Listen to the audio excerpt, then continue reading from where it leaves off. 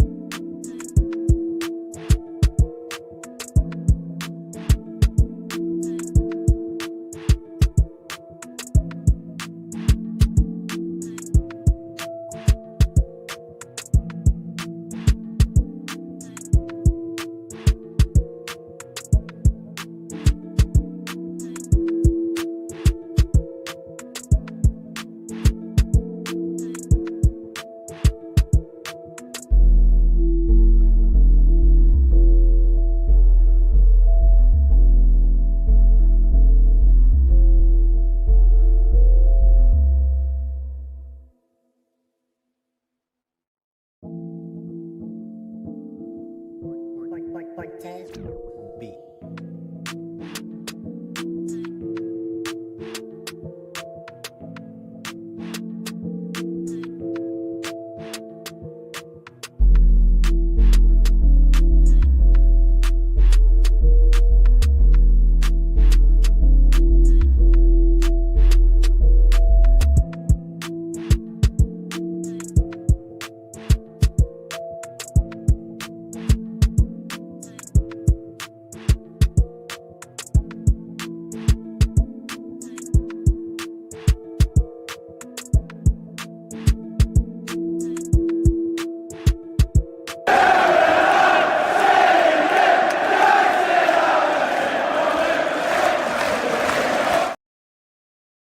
Welcome. Shout out to everyone. We're back for another episode of the Mud Brothers Show. It has been an absolute minute since we've done one of these shows, but we're back.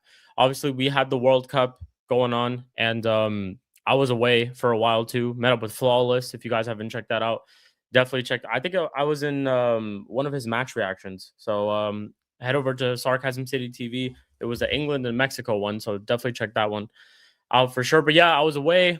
I did a couple of World Cup watch-alongs in between, the ones that I was able to before I went away to meet up with Flawless. But we're back for the Monday Night Mudness, back to our Premier League shenanigans. We have a whole season ahead of us. We've got a lot to discuss too. We're going to pretty much do kind of like a recap of the World Cup. All the panelists, we're going to give our thoughts on the World Cup itself. I just want to say, by the way, I did have Spain winning.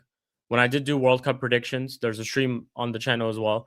I had Spain winning, just saying, But yeah, we're back. My brothers, all of us most of us should be here today. We already have some in the building. I'm going to go ahead and introduce everyone real quick, but make sure you guys do first subscribe, like the video. I did even a stream with Flawless earlier today, the Mandem United with Paul and Daza as well. Make sure you guys go check that out.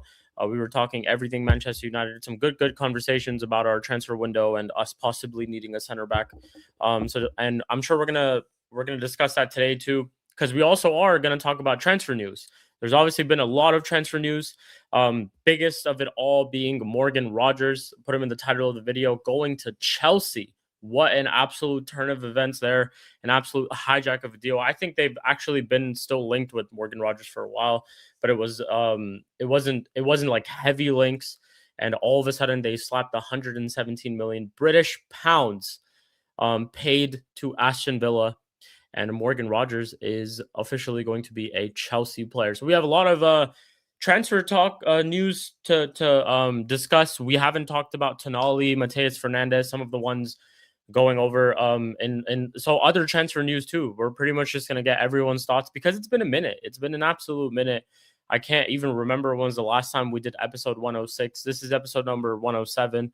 So it's been a minute, but I am absolutely excited to do this episode. I am excited to hear from everybody else, to hear how everyone's been and their thoughts on the World Cup and all the transfer stuff. And we're officially going into the Premier League season. It officially, at least you could say on this channel and for the Mud Brothers show, starts pretty much today. The title defenses, the top 4 races, all of that stuff, it starts and begins today. And I do want to say you guys do not want to miss this. You do not want to miss this because, yeah, Mud Brothers, the rest of the guys, the conversations, the banter, it's just beautiful. You know, it's Maybach music. that's what it is. It's Maybach music. It is Maybach music. But yeah, let me go ahead and introduce our first panelist. He is a Premier League champion going into this season, defending his Premier League title. His club unfortunately did get rejected by Morgan Rogers. He dropped a message in our group chat talking about he was happy that it happened. So we were going to have a good angle to hear from in terms of that because most of the discourse has been Arsenal fans have been pissed that Morgan Rogers chose Chelsea over them. But shout out to my bro. Every single time I want to do welcome. Wait, one second. Let me go ahead and change the background. Here we go. I want to do welcome my brother Eli in the building. Eli, what's up, man? Tell me what's going on, brother. Yo, man, long time, bro. How you Long been? time. I've been good, man. Long time. I've been good. Watching, obviously, that absolutely brilliant World Cup. Fully enjoyed it. Met up with Flawless, of course. There's just been away, yeah, just taking a little bit of a break, enjoying. But we're back, full effect, ready for the season. But I've been good, Indeed. man. I've been blessed. I hope everything's been good with you as well. Family, everything, health. Yeah, man. How's everything been, Yeah, bro? yeah, we good over here, brother. We good over here, man. Just Staying away from doesn't the heat, I hope, over there, man. The heat's bro, like amazing. it feels like shoot, like 106 outside right now. Oh my So goodness. That's yeah, like melting, it's hot bro. over here, but Melting. shit, man. 106 is bad. It's not that bad over here. Holy shit. Yeah, so in for our UK Donnies, that's like 41, 42 degrees 41, Celsius. 42 Yeah. degrees. Yeah, yeah. Yeah. Yeah, so yeah, absolute melt status over here, bro. Yeah. But other than that, yeah, it's been calm, bro. It's been calm. It's good, man. But watching the World Cup, thoughts on Watching a everything? beautiful game, bro. You know, Beautiful game, football man. won. Football won. You know what I'm That's saying? true. That is true. That is true. Football did win. Football did win. But yeah, man, it's been uh good month of to be honest, like if we really get I'll go all the way back to the previous season. We've just been watching endless football. If you really think about Bro, it, it's from the nothing start of but the football, season, bro. Champions League, the Premier League. You've got all the other leagues that we've been watching, and then we just pretty much straight went into the World Cup. Obviously, World Cup for us, the people in the States, was local. So it's like every Hmm. city, most of the big cities. It's something that obviously I never experienced before. Never really got the opportunity to go to any of the previous World Cups, but to have a World Cup in our country, it was In our own absolutely. I think it backyard. just added. I think it just added so much more to the experience. At least for us living in the States, like Eli, where he's at, that's one of the cities where it was hosted. So I'm sure it Hmm. was crazy Bro, traffic, crowded, crowded. like. And they had one of the semifinals over there, yeah. So Yeah, yeah, yeah, yeah.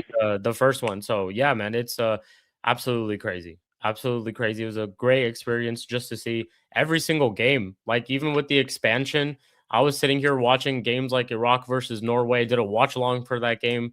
It was just an absolutely amazing World Cup. I definitely put this World Cup really, really high in terms of my list of World Cups that I've seen so far. Definitely put it really, really high because it was absolutely exceptional. 100, Yeah, the 100. only thing was the absolute travesty of them overpricing the tickets, man. Yeah. That Oh was yeah, for sure. Yeah, terrible. for sure. Overpricing the tickets, but people still Outside of seem that, to turn up. It's hmm like I didn't turn up, but people seem to still turn up. Like hey, I tell you what, them bars was crowded, bro. yeah, bro. 100%. And 100%. then We like were the tailgating yeah. was amazing. Like, bro, had so many watch parties and whatnot. Yeah, it was insanity. Like Yeah, one man. hundred percent. It was a lot of fun, man. It was when Flawless was in the States, both were running the whole England gimmick. It was absolutely so fun. It was amazing, man. We're driving around with the England flag, just being absolutely shameless, just what we do best, just what we do best. But yeah, cool. Shout out to everyone. I do see Abdi in the prime, Abdimus Prime in the chat as well. He says everyone like and subscribe to the channel 100%. Everyone else's links are in the description too, whether they make it to the show today or not. Make sure you guys go subscribe and support to them. Don C, Eli's link actually, Prime. Everybody's link is in the description. Mdinero. Make sure you guys go and follow and like and subscribe to them as well.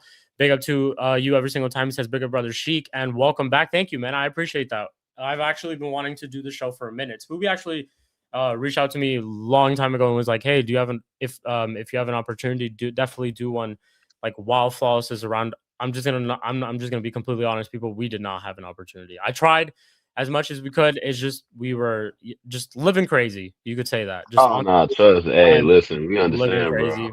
Yeah, man. As much as I wanted to, though, because I genuinely missed it, wanted to speak to everyone and just get back to our normal banter stuff and all that. But yeah, we're back Hmm today. We're back today, episode number 107. We'll be continuing to do it every single week onwards, and we're fully into the Premier League season. But before we do that, we will discuss the World Cup. Anything you were surprised by in this World Cup, Eli? Anything you take from this World Cup in terms of players, in terms of teams that you saw? Anything you were impressed by? Let's just start off by there. In this World Cup specifically. I was Anything in surprised by teams? the amount of upsets, man. There was a Mhm. lot of different upsets. A lot of teams that made it way farther than I thought they would. Um, I mean, other than that, I mean, the last few rounds pretty much went exactly how I thought they were gonna go. I'm gonna be Yeah. real, bro. It went exactly like I thought. I knew they were gonna cheat for Argentina. I knew France was gonna make it as far as they did. I knew Spain was gonna make it as far as they did. I was hoping for Brazil, but seeing how they were playing and the fact that Neymar wasn't fully fit, Yeah. I always knew it was gonna be a long shot. Even though I feel like they should have beat Norway, they beat Mhm. themselves in the end. You know what I'm saying? 100%. Why they And were yeah, giving that Bruno was G a penalty instead of Vinny, who's been taking it this whole time. right. Or just give Um, it to your best penalty taker, yeah, like and not then even I felt when Vinicius. they took off Cunha, they lost such an attacking threat because he's the one who won the That's what I'm penalties for them. saying. Like That's exactly what I'm saying. and then their midfield was Not always taking going to be John an issue, to be Pedro. honest. Yeah, not taking João Pedro, and I felt at the start of the tournament too, their midfield was going to be an issue, man. It was definitely going to be an issue. Hmm Oh yeah, Um, but I'm yeah, with you though on the upsets. Definitely didn't see. Shout out to Cape Verde. Definitely didn't see them having the tournament that they had. Wow, absolutely amazing. facts. Um, and yeah, they reached pretty far from what I expected, at least for them to reach. All the African bottle jobs. Yeah, not a good tournament for AFCON, man. Not a good tournament for AFCON. I mean, I guess you could say Egypt, Egypt went far. Should have probably got a result against Argentina. They absolutely bottled it Hey, at the end. Senegal Senegal too against Belgium. against Belgium. Shout out to Tielemans, our new signing as well. He's the one who got them back in that game as well. Shout out to Tielemans every single time. But yeah, yeah, there were you're right. There were a lot of just crazy games. Like Man, even just like you could forget about third place and teams weren't defending or whatever. Just to see a 10-goal game as a third place with France and England, 6-4, 4-0 at bro, halftime that was for England. Like hilarious. The that's what fact I'm saying. Like that when do you see shit like this in a World Cup? Like I know people are gonna say, oh, both teams weren't really defending, they didn't care, heavily rotated, this and that, whatever, man. It's like you don't just see that though. And the fact that adds to the list of all these different moments and things that we saw in this World Cup is absolutely, absolutely crazy. Just in the final two, like Martinez making the amount of saves that he made in that game, like what he had like 11 saves, if I'm not wrong, something like that, or around 8 to 9 at least. That's what I remember. Something around pretty Yeah, high number. he had quite a few. He had He quite had a quite a few. few. I think by the end of the game they had like 20 something attempts and like 12 or 13 on Yeah, target or something like yeah. that. So he had at least 10, 11 saves Big up to easily. every single time. Easily. Yeah, yeah, and it's like, Like, yeah, man. It was full of moments. This World Cup, I hey, felt just was want to full. shout out, just want to Yeah, shout out Tim Howard. Still, nobody's beating that record for saves in the game. I'm just saying, fair enough. just saying. Shout out Tim Howard. Fair enough. Yeah, yeah. Fair enough. Did he beat the record of like the most saves in a final though? Like in a World Cup final? Oh, I'm pretty sure he did. I'm I pretty mean, sure he it's not did. like I don't Argentina feel played that. football anyway. You know what I'm saying? True. Like True. he kept them in that game. True. Yeah, just Argentina themselves as well. I'm gonna be completely honest. Listen, guys, like being a United fan, of course, like I know Messi is the better player. Like let's just be honest, Messi is the better player. He is the GOAT, whatever, right? But I am a bias, and I'm just not afraid to admit it. Like I am a biased Ronaldo fan. I do like Ronaldo, right? Of course, all the shit that he says, whatever, I don't really support it. But I've always been a Ronaldo fan, and it doesn't change what he's done for my club. Um, but to see Messi up there scoring these goals, and honestly, him being Argentina, because let's just be honest, Argentina without him would not have gotten this far. Definitely would not have Oh gotten this no, far. no, dude. Like Would you already not have gone know this the next far. World Cup, they ain't Yeah. doing jack squat, They bro. ain't doing shit, yeah, because They ain't they doing would nothing. not have gone this far without Messi. I mean, he's popped up and scored a hat trick in the first game, right?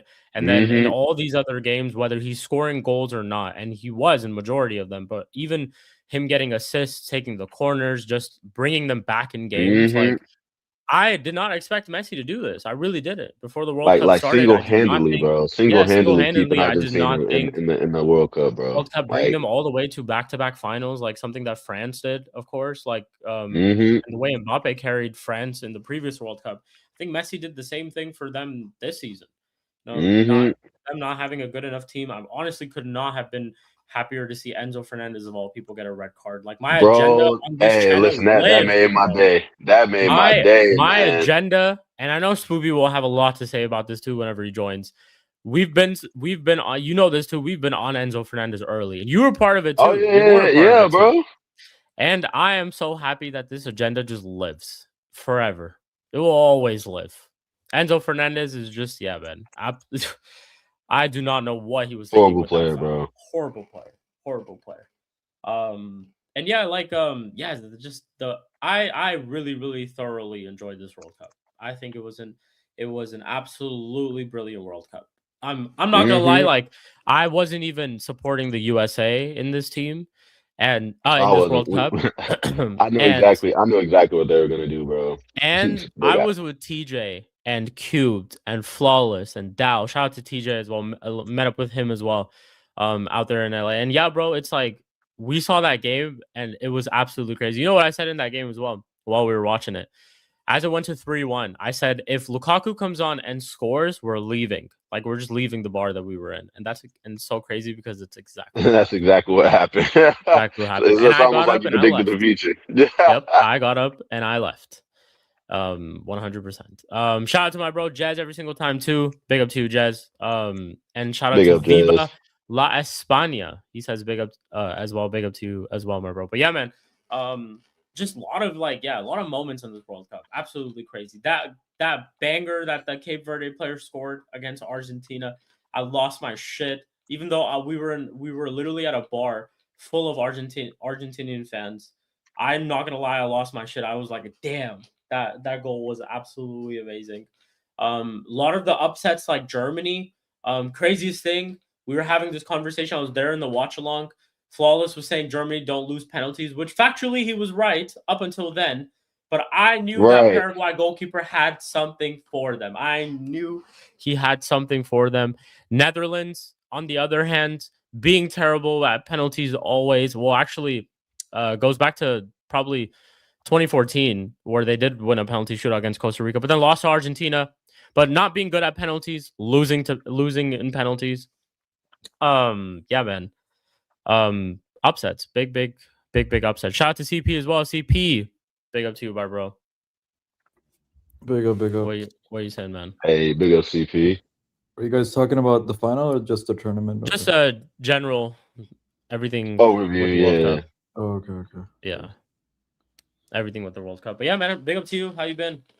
Good. Been a minute. It feels weird now with no more football. Like I know it's club football, but you know when we were in the group stages, we were getting like 3 games a day. That was glorious, bro. Bro, it really was glorious. so You'd wake up and you just have 3 games to look forward to.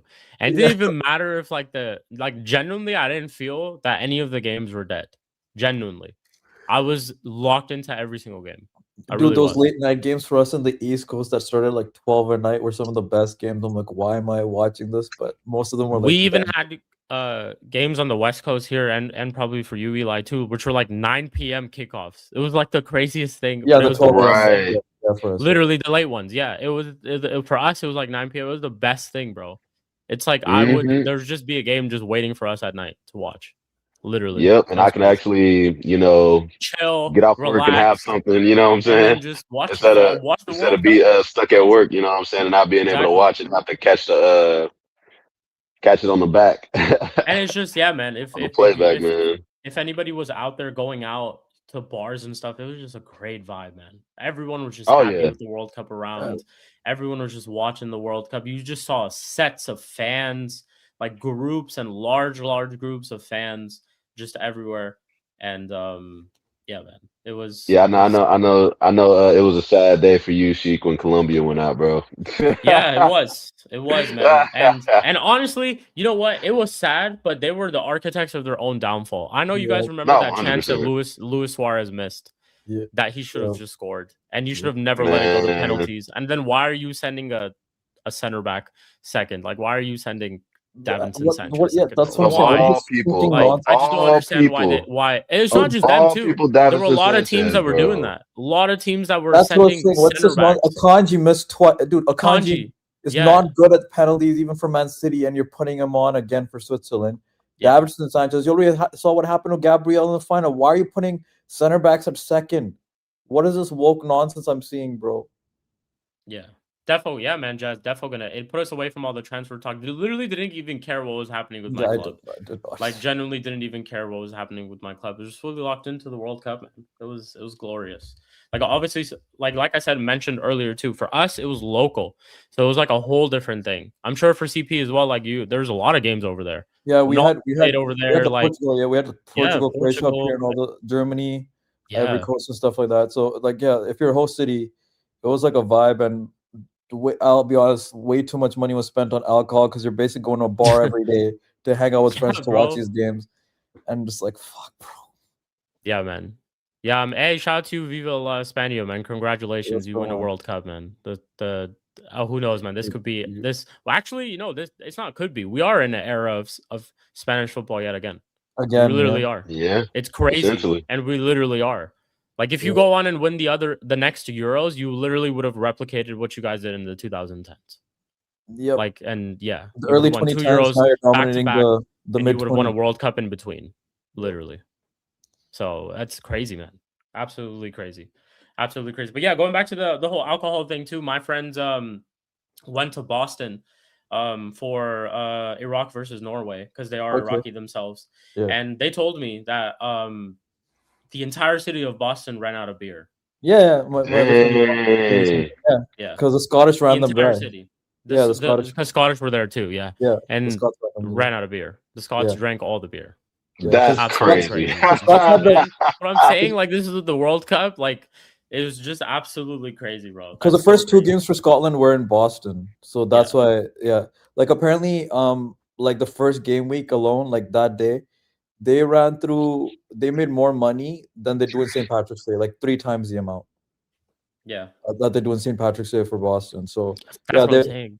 St. Patrick's Day celebrated heavily here as well, people, just to let y'all know. Yeah, like, especially in Boston. Especially in Boston. Yeah, and even the local brewery, like, it was like something Adams, which is like the local beer there. They could not keep up with demand. Like, they ran out, and they're based in Boston.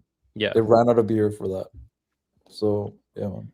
Yeah, I remember we went to someplace in LA, and it was like it was for the Norway England game, and then after that it was the Argentina Switzerland game, and they ran out of beer there. They told us they're out of beer. Like one specific beer. They had other stuff, but like one specific beer they were out of. I was like, that's crazy, man. And that's just it was just like a normal Irish, like a small Irish pub in LA, literally in California. So shout out to Don C as well. Every single time. Smash and likes if you hate Argentina, 100%. Definitely do that. But just smash and likes regardless, also. But yeah, Viva, big up G. Sai, big up to you as well, man. Welcome to another episode of the Mud Brother Show. Obviously, you are a new panelist for the people that don't know. Sai has for the new season. Sai has joined as the Liverpool fan on this, the Liverpool panelist on this show. So Sai, you were also out there, man. Superstar Sai out there for the World Cup. I seen every single day he'd post a story, and I just see different flags. Like I would just see like Brazil. I would see like the French flag one day. I would just see like a different flag one day, and it's like Sai, man, superstar Sai out there in this World Cup too. Crazy. But yeah, Sai, all jokes apart, I hope everything's been good. What are you telling me, bro? Can you hear me? I don't think your mic. Yeah, we can hear you. We can hear you. I can hear you. We can hear you. Yeah. Hello. Don C said big up to Vert, crazy. Can you hear me, Shik? Yeah, we can hear you. We can hear you. Yeah, fine. Sorry for the late, by the way. You're all good, man. You're all good, man. No worries. Big up panel, big up the chat, big up Shik, big up Eli, big up CP. Hope all good. Bro, I'm not a superstar. First of all, we have to do this. And by the way, speaking of donkeys, Don C, come in the chat. And I have to say, bro, I'm telling you, Shik, you and Flawless went to the game. You and Flawless saw, seen that. For me, this is one of the craziest experiences. World Cup, for me, the food. I already came to the US for like 2 to 3 times, but this is the first time where I traveled to Miami. I traveled to Kansas, where I have watched games. It's brilliant. I wanted to stay for another 10 games, but I couldn't due to work. But absolutely balled. For me, this is the best World Cup I have. For me, this is best. I actually think this is the best World Cup too. I was been talking about it for a while. Like I had 2014 up there as one of the good World Cups too. I know people won't agree with me, of course, for obvious reasons. Shout out to Germany 7-1. But yeah, I think 2014 was at least for me one of the best World Cups. 2010, no, I agree. That was a good one. For me was I liked it a lot because just for pure nostalgic reasons, because that was like, I think, that like I was quite young at that time, but also I was like, that was the first time I really fell in love with football a lot with watching the World Cup. And that World Cup to me was like, I was to make it make sense, I was really like living it for the first time. And I just have a lot of memories with that World Cup too. But in terms of like the football itself, I thought 2014 was amazing. And I've liked every World Cup so far, to be honest. It's never like I've ever hated a single World Cup that I've watched. But yeah, I think this World Cup has definitely been my favorite in a very, very long time.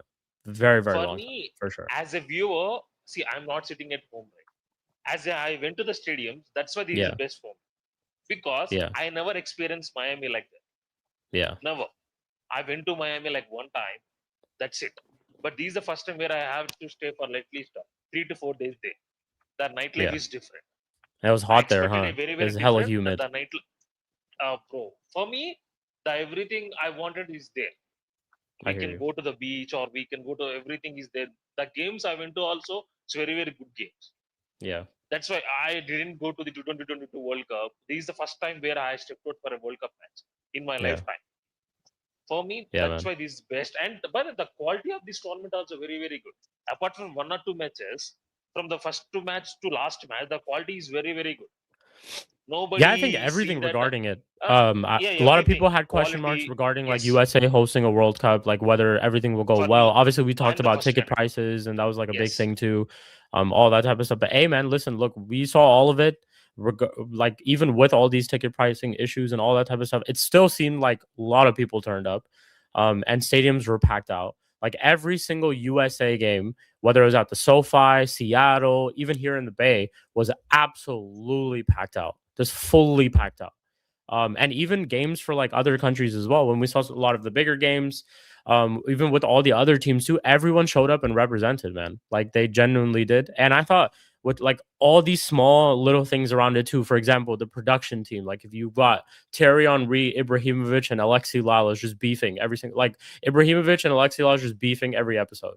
Like every single game, they're just beefing. Yeah, because Little Alexi Lawless is a small prick, digs here bro. and there. Like stuff like that. Like it just made the entire, all of it together just made this entire World Cup very, very memorable for sure. I think we will And by the not way, forget this for a very long time. The surprise.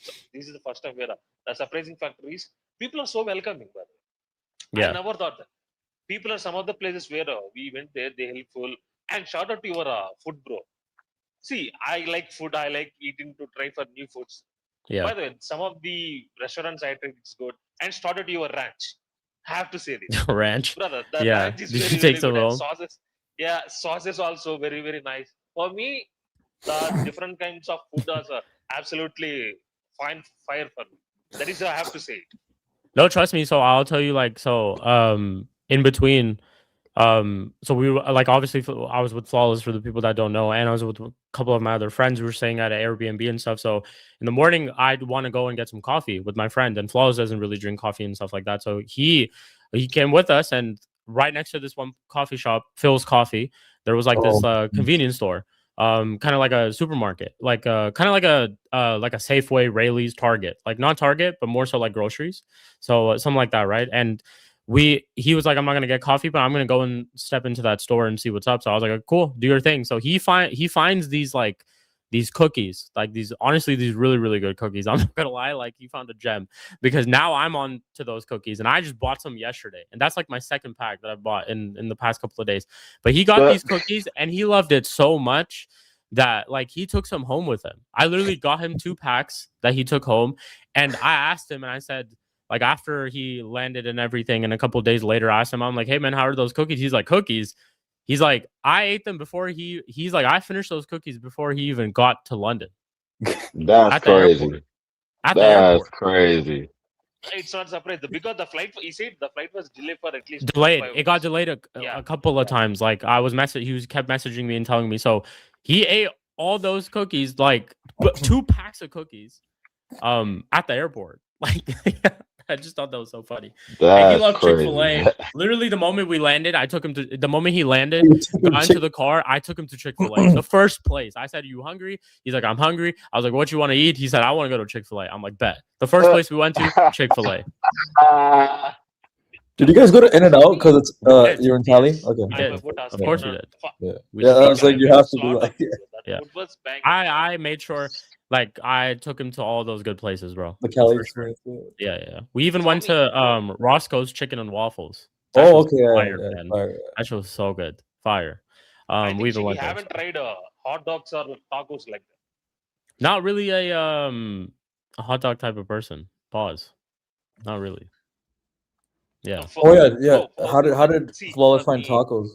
To be fair, you know what? He doesn't like it at all. That's fair. You know what? He doesn't. Bro, no tacos were eaten at all. Damn, bro. In Cali too. Like in SoCal. No Mexican food then. He just doesn't like it. He just doesn't like Mexican food. Street food, by the way. That's street food. And it makes sense because they don't really have a lot of Mexican food out there in the UK. So it's like they just haven't developed that taste. Like, and I guess people just really aren't onto it. But funnily enough, so he just messaged me a couple of days ago and he's like, "Hey man, I found a Chick-fil-A in London." I was like, "What?" That's crazy. So I looked it up and it's so true. The one only Chick-fil-A location in the UK is in London. It's like no. I'm damn sure the taste won't be like. It's not the same. I don't think it'll be the same either. Yeah, I don't think it. But bro, they follow the same thing. Like it's closed on Sundays in the UK as well. It's crazy. Yeah, same in Canada. It's closed on Sundays. Same in Canada too. Yeah, same thing. I'm like, damn, man. Bro, I tested. No. I tried it in Canada. It's different. Yeah. It's different from America, but it's not like vaguely different, but it's different. I've not tried it anywhere else to compare. I've only tried it here in the States. England will spoil it. I even took him to Raising Cane's. I took him to Raising Cane's as well. Yeah. Sonic? Oh yeah, Cane's. Yeah. No, I didn't take him to Sonic. No, we didn't go to Sonic. The rest all places we were just at bars getting drunk, hammered. Mexico in England game was a vibe, man. That shit was a vibe. It could have gone left, but we were cool because we had a lot of people. We even met up with Peter as well. Shout out to Peter. He actually took care of us for a while. We went to Santa Barbara and stuff. He showed us around and shit. So shout out to Peter every single time. And we met up with the fraud TJ and Dal as well out there. But yeah, we were in obviously in California, just in general of all places, has a lot of Mexicans in general. Obviously because you've got places like Los Angeles, you've got places like San Diego. It says it all in the names. So SoCal specifically as well. And we were at a place which was filled with, like, you could say 90% Mexican fans. You would just see nothing but green jerseys. And then you got me and Flawless. I was wearing white. Flawless wearing white too. He was wearing a 16 out of 10. I was wearing the United jersey, and we were just waving our England flags. Yeah. And it could have easily gone left. Could have easily gone left. But we were fine. No injuries were occurred. Nobody was harmed. It probably would have been completely different if it was Argentinian fans, though. Yeah, definitely. We actually did go to a bar full of Argentinian fans as well. And I couldn't believe it. It was like they had drums inside the bar, and they were just like chanting and like crazy. We tried to get into this one England bar too, very famous England bar in Santa Monica, but it was just way too crowded. Some guy outside was like, dude, I've been here since 10 o'clock and the game, or like 11 o'clock, and the game was like at 2. And I'm like, what the hell? Like, you've been here since 11 a.m. and you've been here like 3 hours before. I just don't think we were able to do that. But yeah, overall, just like the fact that it was local for a lot of us, like especially us on the panels, and Sai was also able to experience it by traveling. It was just added to making this World Cup just a memorable World Cup, man. Like I said, I miss it already. It's crazy. I'm so not used to us not watching games every single day. Sometimes multiple. Like even when we went to 3 games to just like 2 games, and we went to obviously down to 1, shit just felt weird. Like it was just weird, man. I was just not used to it at all. But absolutely glorious World Cup. Obviously, Argentina can hold. I think the shit that they did after the World Cup too, embarrassing as fuck. You salty ass losers. You talk the most in all these other games, but when it comes to losing yourself, you just can't handle it. Like absolutely can't handle it. Also, just felt like, yo, Gavi, how are you just allowing another man to just like handle you like that, bro? Like, and you just didn't even fight back. Like, I don't know if you guys know what I'm talking about, and I can pull the clip up real quick too. But I think it was Paredes. Anyway. I think it was Paredes who first started it and originated it, and I think he just absolutely. I don't know who he hit, but I'm gonna pull up the clip real quick. But yeah, just the antics from so Paredes hit Paredes hit Rodri, and then Rodri went up to him. Yeah, that just disgusting, and all the stuff that was happening in the other games too. CB Rodri didn't do nothing, by the way. I know. He was just walking past him to go to the teammates. He just started. He's salty. He hit on the ribs. Yeah. Bro, I don't even want to think about what they would have done if it was a black team. Like we can't do that. That is different. It would have been gross. I better see some suspensions for this bullshit, bro. Yeah, bro, there has to be. Like, how did they just get away with it? Hey, not even, yo, that ref is a criminal as well, because there was a bunch of yellow cards that he should have gave Argentina in the first freaking half. Look at that, dude, bro. Paredes got a yellow and kept on fouling. I'm like, he should be getting a second yellow. Like now, this is like his foul. What is genuinely? What is the reason for this? Like, why? He straight up just kicked him. Like, Scaloni, why are you? Wait, one sec. Like, Scaloni, why are you trying to? You should go and watch your own team. Go and stop your own team. Scaloni, he was pushing players as soon as the game ended. Yeah, bro. Like, I don't know if y'all saw that, but Scaloni, bro, he was pushing the Spanish players as soon as the game ended. I'm like, bro, chill. Yeah, just absolutely disgusting stuff. And him crying after the press conference, I loved him, man. That gave us like that's a generational meme, by the way. Dude, Messi crying too, just injected into my veins. That little bitch trying to tattletale on Cucurella. Shut the fuck up, man.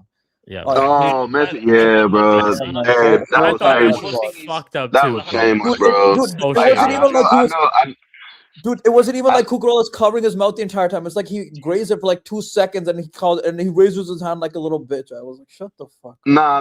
Yeah. See what it was? I'm sure Cucurella was trying to be cheeky. He was like, hey, you're not gonna cover your mouth, right?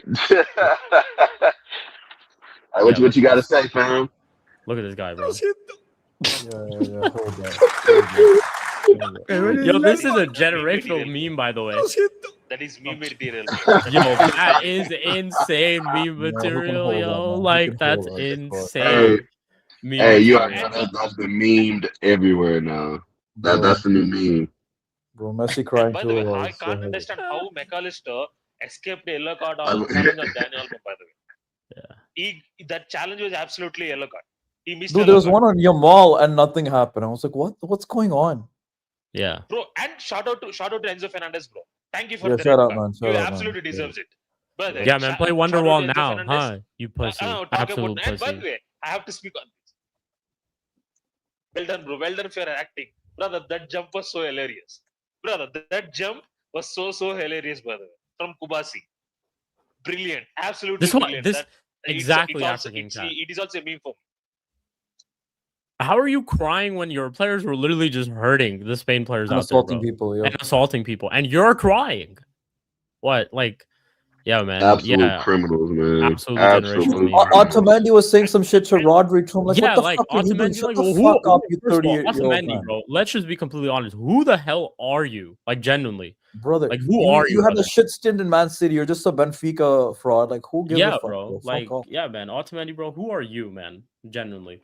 And yeah, like Lisandro Martinez. After watching Lisandro Martinez, I'm blaming Messi because these guys thought because of Messi, they're thinking like these are super elite players.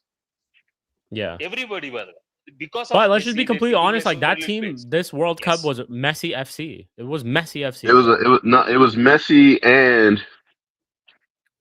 and thugs. Group of thugs. No. Messi and Ref FC. That's what it was. Yeah. Ref FC. For real. And by the way, I think this Messi is better than 2022 Messi. Yeah, I think so too. You know, this Messi did contributed more. I think this time. Yeah. This Messi is better than one, he scored less penalties because in that World Cup he scored a shit ton of penalties, but in this World Cup he missed penalties, which is crazy. That 2022 World Cup is carried off by Angel Di Maria. That is Di Maria World Cup. Yeah, true. And I think Alvarez had a good World Cup as well. That World Cup was crucial to them. Alvarez, Enzo Fernandez, Di Maria. Martinez as well. Martinez too. I think this go round it was definitely Messi and refs, bro. That's the only reason. That's the only reason Argentina made it that far, because a lot of the calls that went their way should have gone the other way, and they probably would have sent them out of the tournament way earlier. Yeah. And thanks to Thomas Tuchel as well. Absolute fraud, Thomas Tuchel. I am about to speak on. Bro, this is why I wanted England, bro. Because I genuinely felt England would do it. I genuinely when they scored when they went 1-0 up. It will be different game, by the way. It will be different game. I'm telling you that if Spain versus England, that won't be different game. Completely different game. But these guys went 90 minutes, 0 shots. 0 shots on target. Absolutely, I fully felt Flawless just fully converted me into this whole England fandom, and I was running with it the entire time he was here. And I was watching all these games too. You know what I saw out there? I literally saw a Mexican guy wearing an England jersey. No, interesting. To me. Shik is wearing England jersey. He's moving like mad. He said to me. It's crazy. I seen that, bro. For me, that I just felt, bro. I really just that game just pisses me off. It really does. I don't want to speak on this, but for that 45 minutes, I'm vexed, bro. What are you doing? You can't be like this. What the fuck are you doing, Thomas Tuchel, man? And then in the next game, you go ahead and you score 6 goals in a game. And by the way, and Bukayo Saka scores a hat trick, and you didn't even give him a single minute. No. Hey, let's keep it a buck. The only reason they scored that is because France let them score. True. And by the way, they let them score. I haven't watched the game. I can't speak on that 6-4. I didn't watch. But for me, the England performance against Argentina, brother, that last 45 minutes was absolutely one of the most dreadful tactics from any manager. I never seen that, by the way. There is I think up signs. until that goal, up until England went 1-0 up, everything was going the way it needed to go. I think they were matching up. Messi was quiet. He did fuck all in the first half. And everyone was quiet. There was just a bunch of tackles and fouls flying around and all that type of stuff. And the ref was taking a minute to show a yellow card to anybody. But after it was just from that moment onwards, it just felt like, okay, you go 1-0 up and go and get that second goal because you've been on top of them the entire game, bro. Like you've literally just been just keep going at them instead of just sitting back like a bunch of pussies and just giving Argentina the ball. You gave Messi, of all people, the ball the entire half. Take off Messi, Shik. Take off. What is our England strength? Yo, PNP, this is crazy too. That's what I'm saying. England's strength is PNP, pace and power. They got pace and power. What Argentina's strength is, they got a technical quality midfield and little bit of physicality. What they did, they did reverse. Given the ball to Argentina for no reason. No, the Messi, McAllister, and Enzo Fernandez can pick a pass, can shoot from outside of the box. You just saw them score 10 goals in the last 10, in the last 12 minutes against Egypt. They scored 3 goals in the last 12 minutes against Egypt. And then you decide to do that. Not even bring on one. You could have just brought on one difference maker. That's it. Just one outlet. It would have still been a lot better than whatever the fuck we saw, bro. Honestly, bro, he should have brought in Tony. He should have brought in Tony a lot sooner because you got Rashford, that's the you one got player. So many options, bro. Like you see Kane not being able to hold up the ball. Put in Ivan Tony. He's literally the master of doing that for England. You know what I'm saying? Like he's the best person to do that. You want to outball? Throw it up, hoof it up to Ivan Tony. He will bring it down. Slow it down, bring the other players into play. You know what I'm saying? Because his hold-up play is actually good. But no, he wanted to be a freaking terrorist. So, at the end of the day, he got what he deserved. I'm still waiting on Thomas Tuchel to explain to us United fans on why you took Manu. Why'd you even take him? Waste of time, bro. Literally, why did you take him? And shout out to Manu for faking that injury in the third place match as Bro, well. I called that as soon as I seen that Manu was injured. I was like, nah. Yeah, I knew he's done with him, bro. He basically I'm pretty sure what happened was Tuchel said, "Hey, Manu, you're starting." He was like, "Haha, I'm injured." Yeah. I've seen it, bro. I've seen clips where at times like Manu wasn't even singing Wonderwall with the team. Like he just couldn't give a fuck. Because bro, like what the hell? Like why? Generally, why did you take him? Makes no sense. But yeah, man. England's Tuchel, holy shit. Like, yeah, bro, Tuchel even doubled down. Shout out to Chinlu for the comment. Tuchel even doubled down on his fucker. He said he stood by his decision. What a fraud. Absolutely. Absolutely what a fraud. But let's just be honest, like when Tuchel got appointed as England manager, what did we even say? Did we really think he was going to go out there and reach a World Cup final and win a World Cup? Genuinely. Seriously. When he got appointed as England manager, I don't think any of us thought he was going to do that. And if you really do look back at this World Cup, the only thing that you can give him credit for is some of the substitutions he's made in certain games. But the rest, it's been carried out by the players. It really has. Well, not even. He left most of the ballers at home. So from the moment we saw the team that he brought, we already knew he wasn't there to play actual football. He was just there to play bully ball. Yeah. Yeah, Sai, what were you saying? Keeping 100%, it's carried from Kane and Jude. Yeah, it really has. From Kane and Jude. And I think Jet Spence had a good World Cup. Like, he had a phenomenal World Cup. It's at a point where I'm like, yo, United, go fucking sign him. Like, genuinely, go fucking sign him. Like, we need him at the club. He's leaving. No. Just said to me they want at least 35 to 40 million. 35 to 40 million for Jet Spence? Run it. What? Run it. Absolutely run it. Absolutely run it. By the way, he can play Arsenal. Lewis Hall is the one, and I know we're gonna get into. We're gonna talk about transfer stuff and very, very soon as well. Once we're done with the World Cup, but like Lewis Hall is the one for me. But I am very much okay with Jet Spence, 100%. After watching him this World Cup, he's so hell versatile. yeah. He can play left back and right back. He can play both. Yeah. He's versatile. Yeah, absolutely. For me, I think Inter wants him or trying to sign him. For me, if I am Spurs, I will keep him, bro. I will keep him. Yeah. If you're Spurs, you definitely have to keep him, especially after that World Cup. And by the way, I just said in the chat also, De Zerbi won't trust Spence. Yeah. Fair enough. By the way, we had a brilliant World Cup. Jet Spence, Jude, Kane, these three stand out for me. Yeah, man. Genuinely. So yeah, just Tuchel was a recipe for disaster in the first place. Always. And by the way, I have to speak on this. I don't think you speak on this better. Rodri, well played, bro. Well fucking played, bro. Yeah. From you got ACL injury. You came back. You absolutely dominated this World Cup. Bro. You and Fabian Ruiz. For me, Fabian Ruiz, Jude, and Rodri. These three best midfield. Bro. In this World Cup, they three are best midfield. I just think know it's Dani Olmo absolutely also played crazy. well. For me, how Jude, Rodri, and Fabian Ruiz. I think it's absolutely crazy how a team like I rate still, and I regardless of whatever happened to him at the World Cup, him not being selected, I still think Pedri is one of the best midfielders in the world. He just is, right? Like he's very, Same. very good. But the fact that they didn't even have him play in some of the crucial games and still ended up winning a World Cup is fucking insane, bro. That just speaks volumes about their team. Testament to that system.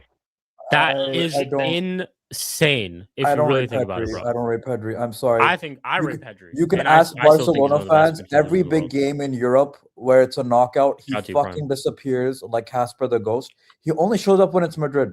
When it's Real Madrid El Clasico, he's there. He looks like the best player. When it's not, he gets out muscled and outdone and looks like a little bee every time. Look at all the times Barcelona's got knocked out recently De also in same European complaint. football. They have same complaint with De also.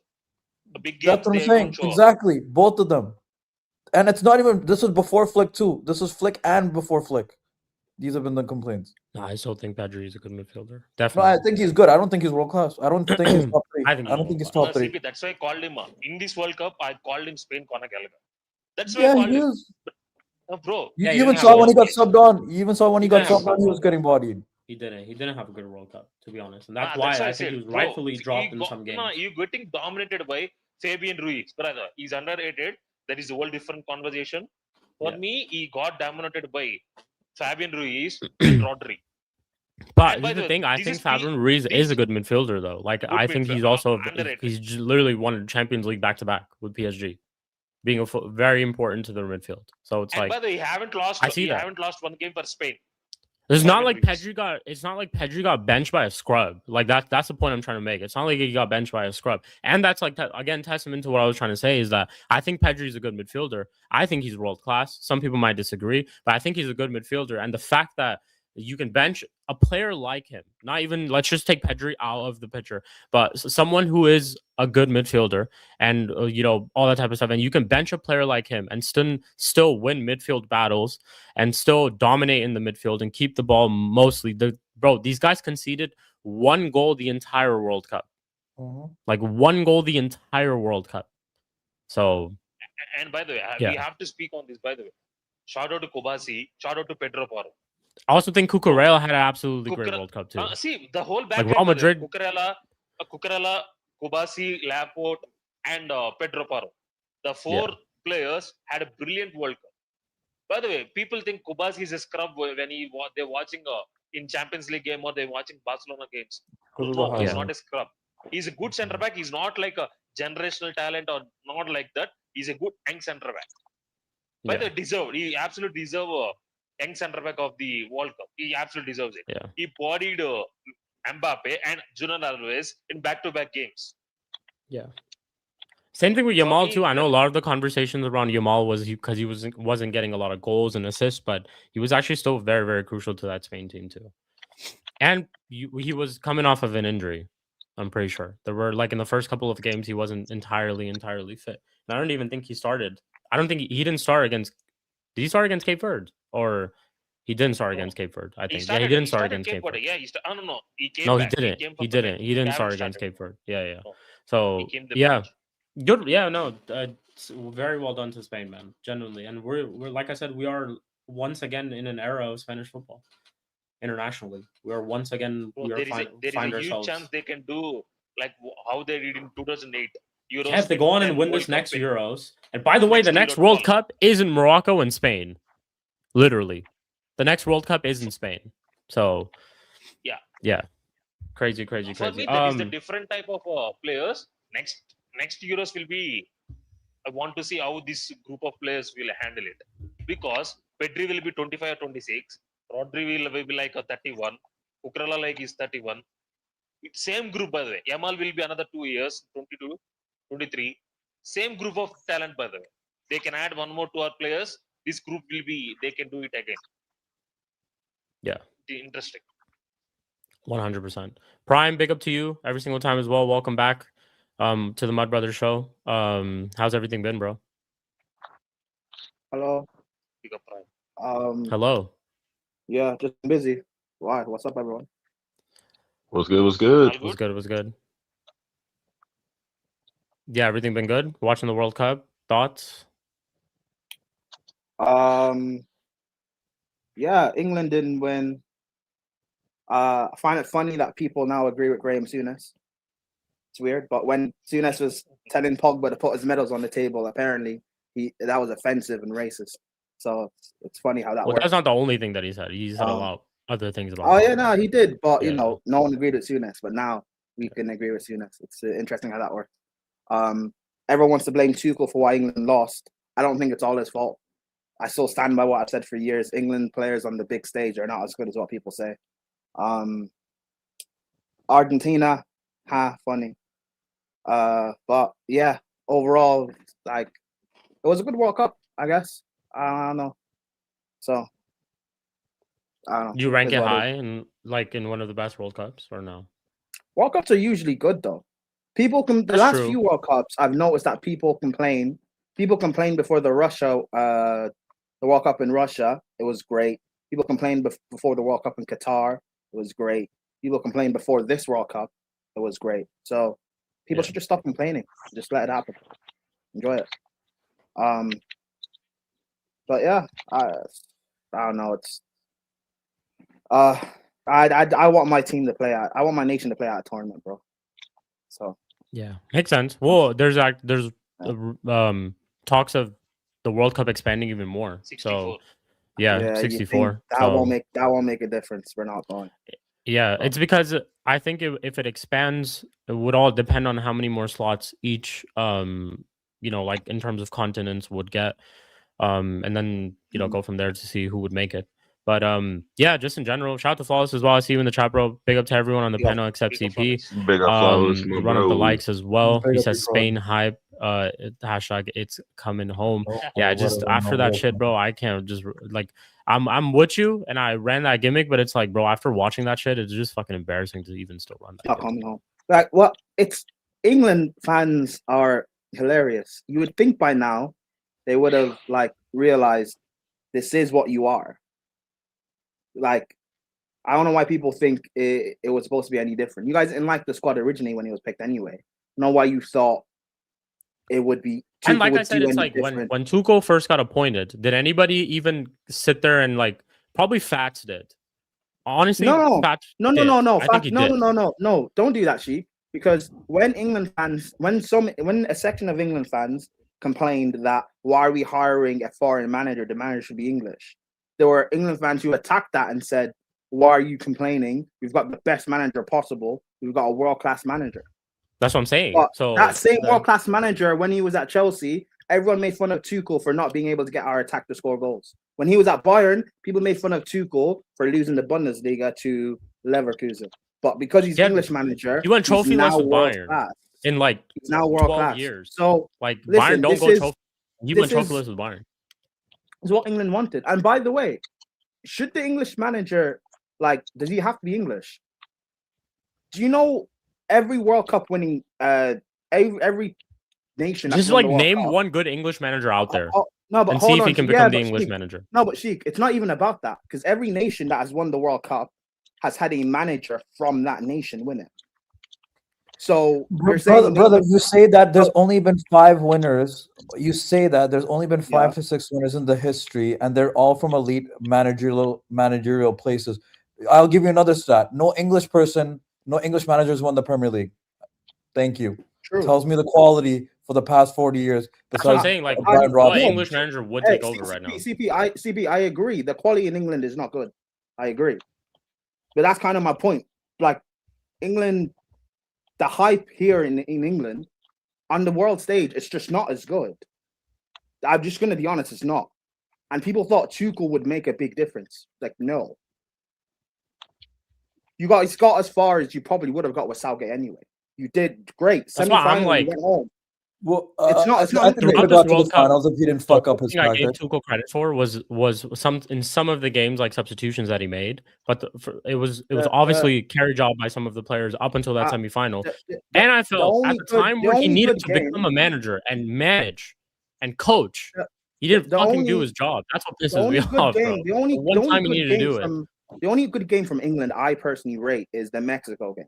Aside from that, I don't. By the way, I think that was a game of the tournament. I think that was. Yeah, I don't think England were really that good overall in all the Argentina one. And I agree with Tuchel fucking up at the end with Argentina. I agree with that, but I also agree that the big players should also step up and make a difference. Argentina were not good at this tournament. They weren't. But what helped is their big players stepping up. Sometimes you need that, bro. You need that in tournaments. You need that to win things. We see it at club level all the time. Sometimes you have bad games during the season, but your players step up. Your big players step up. England, where was that against Argentina? I wasn't there. I hear that 100%. And we've seen that happen for years. The same thing happened 4 years ago when he got knocked out to France at the World Cup. The same thing happened against Spain when they lost the Euros. A penalty. The same thing happened against in 21 when they lost that Euros final. This happens with England. Their big players just don't turn up. So yes, I understand Tuchel, fine, but not everything is Tuchel's fault. Just like I also agree not everything was Southgate's fault. People are like not looking at the players at all. They just want to blame the manager. The same manager you guys hyped up 3 months ago. Now he's the problem. No, maybe some of your players are just not it. You know? Yeah. Definitely. But yeah, anyway, people are telling me the next generation, Max Dowman and Rio and Gamoa in 2 years as the future. Maybe that's it. People are telling me. But this was meant to be your future. Yeah, it doesn't fucking matter if Tuchel's not even gonna play them in some of the games, bro. Like again, you could we'll one is his team selection, like one is the squad selection. Two, it's like you took some people you didn't even play. Like you literally just let them do a 30-day holiday in the USA. It wasn't even really a holiday. Not some people. Only one person didn't play, Mainey. Yeah, which is hey, Shik. I'll be honest, right? Mainey was never supposed to make that squad. He was never supposed to make that squad. If Mason Mount played more games, he would have made the squad over Mainey. I want to be. Honest. I still think he's better than Elliot Anderson. I've said this for. But it's not about who's better. I'm not arguing who's better. Of course, he's clear. But who was supposed to make that? Mainey was never supposed to be in the England squad. It should have been Mason Mount. It was supposed to be Mason Mount. All I'm saying is, just give me an explanation of why you took him. That's all. That's it. He took him because he needed another midfielder. That's why he didn't need a midfielder if he didn't even play him. That's not need. No, but he needed a body. You needed to bring someone else. You had to. Oh, so you just needed So you just needed a body. And for some reason he doesn't like. For some reason he doesn't like White. You could have picked fucking anybody. Because you're like, stay at home. Yeah, but you needed like a deeper midfielder, and for some reason he doesn't like Wharton, so that's why he brought Mainey. Exactly, Wharton. You could have taken Wharton to the World Cup. Bro, I saw United fans. I saw United fans after the group stages trying to do copium and saying Tuchel's saving him for the final to play. Like, no, Tuchel's just not going to play Mainey. He wasn't going to play him. Yeah. Which is, by the way, it's weird to me because the way Tuchel built this England team, I was thinking, all right, that's fine. It makes sense you're trying to do the P&P, but eventually you're going to have to play Mainoo with Declan Rice in midfield, just like how you use Kante, Jorginho, just like how you at Dortmund you had Weigl in midfield. You're going to need a tempo controller, but he just said no. So, hey, listen, Tuchel, ever since he started, doing allegedly coke, he's been that's your manager though, England. That's your manager. He won me a Champions League, so I'm good. I'm not with the whole thing that like I hear it and the stats say it that most managers from their respective countries are the ones that have won trophies and the World Cups and stuff. But it's like, bro, tomorrow if Pep is available for England, are England just supposed to sit there and be like, no, he's Spanish, so we shouldn't get him? True. What? No, yeah, Shik, I agree with you, but it's not most. It's all of them. Yeah, it's all of them. All the That's what teams I'm that won saying. the So I World just Cup, think they're the all argument taking is, I just think like it's factual, of course, but it's also like I just don't like it. It also at the same time just doesn't make sense to me because if Pep's out there, and this is not also guaranteeing that if they get Pep, they win the World Cup or they win the Euros. But I'm just saying, as a manager, there are managers of different nations out there that are also good enough away from Tuchel. Like you have to make the right I hirings. agree. Like I that. agree, That's the but thing that I'm trying to say. it also makes it. It's also quite like maybe to be fair, I need to do a bit more research on this even into the. Maybe don't get a German guy to be the England manager. Maybe start from there. Like you maybe try a different nation, Spanish. You know, like I don't know, good managers out there from different nations. Maybe just not German because Germany and England clearly have a history in international football. Maybe just start there. So that's just. By the way, did you see Ornstein said in 2014? England tried for Pep. They almost had an agreement. Who said it? David Ornstein said. Ornstein? Yeah, tried, man. Tried hype. Yo. And by the way, he's linked with Italian job right now. Pep? Yeah, yes. Pep is. Yeah. Fairs. He wants to turn Italy around. If Pep goes to Italy, that means Pep Guardiola, Italy manager, Klopp, Germany. Wait, there is another manager. Yeah, Tuchel, England. Tuchel, England, yeah. Wow. The international football management standards will go up. And then Ancelotti's Brazil manager for next World Cup. I'm saying Euros, by the way. I'm saying in terms of Euros. Oh, okay. Yeah. But even the World Cup, like they will be by that time too. So it's like, yeah, they will be definitely. I don't. That would be crazy, actually. That would be insane. So for me, Klopp. The appointment of Pep won't change the history of Italy. The group of players they have rubbish right now. The system has to change. From my point of view, Italy football has to change. Then we can see that. The only appointment from Pep won't change anything. They don't have players right now. The quality of players is absolutely rubbish. So, yeah. Even though and by the way, there is no English managers though, and I agree with the CP and Prime Point. There is no English managers. The only two English managers who are ready right now is Eddie Howe and Liam Rossini.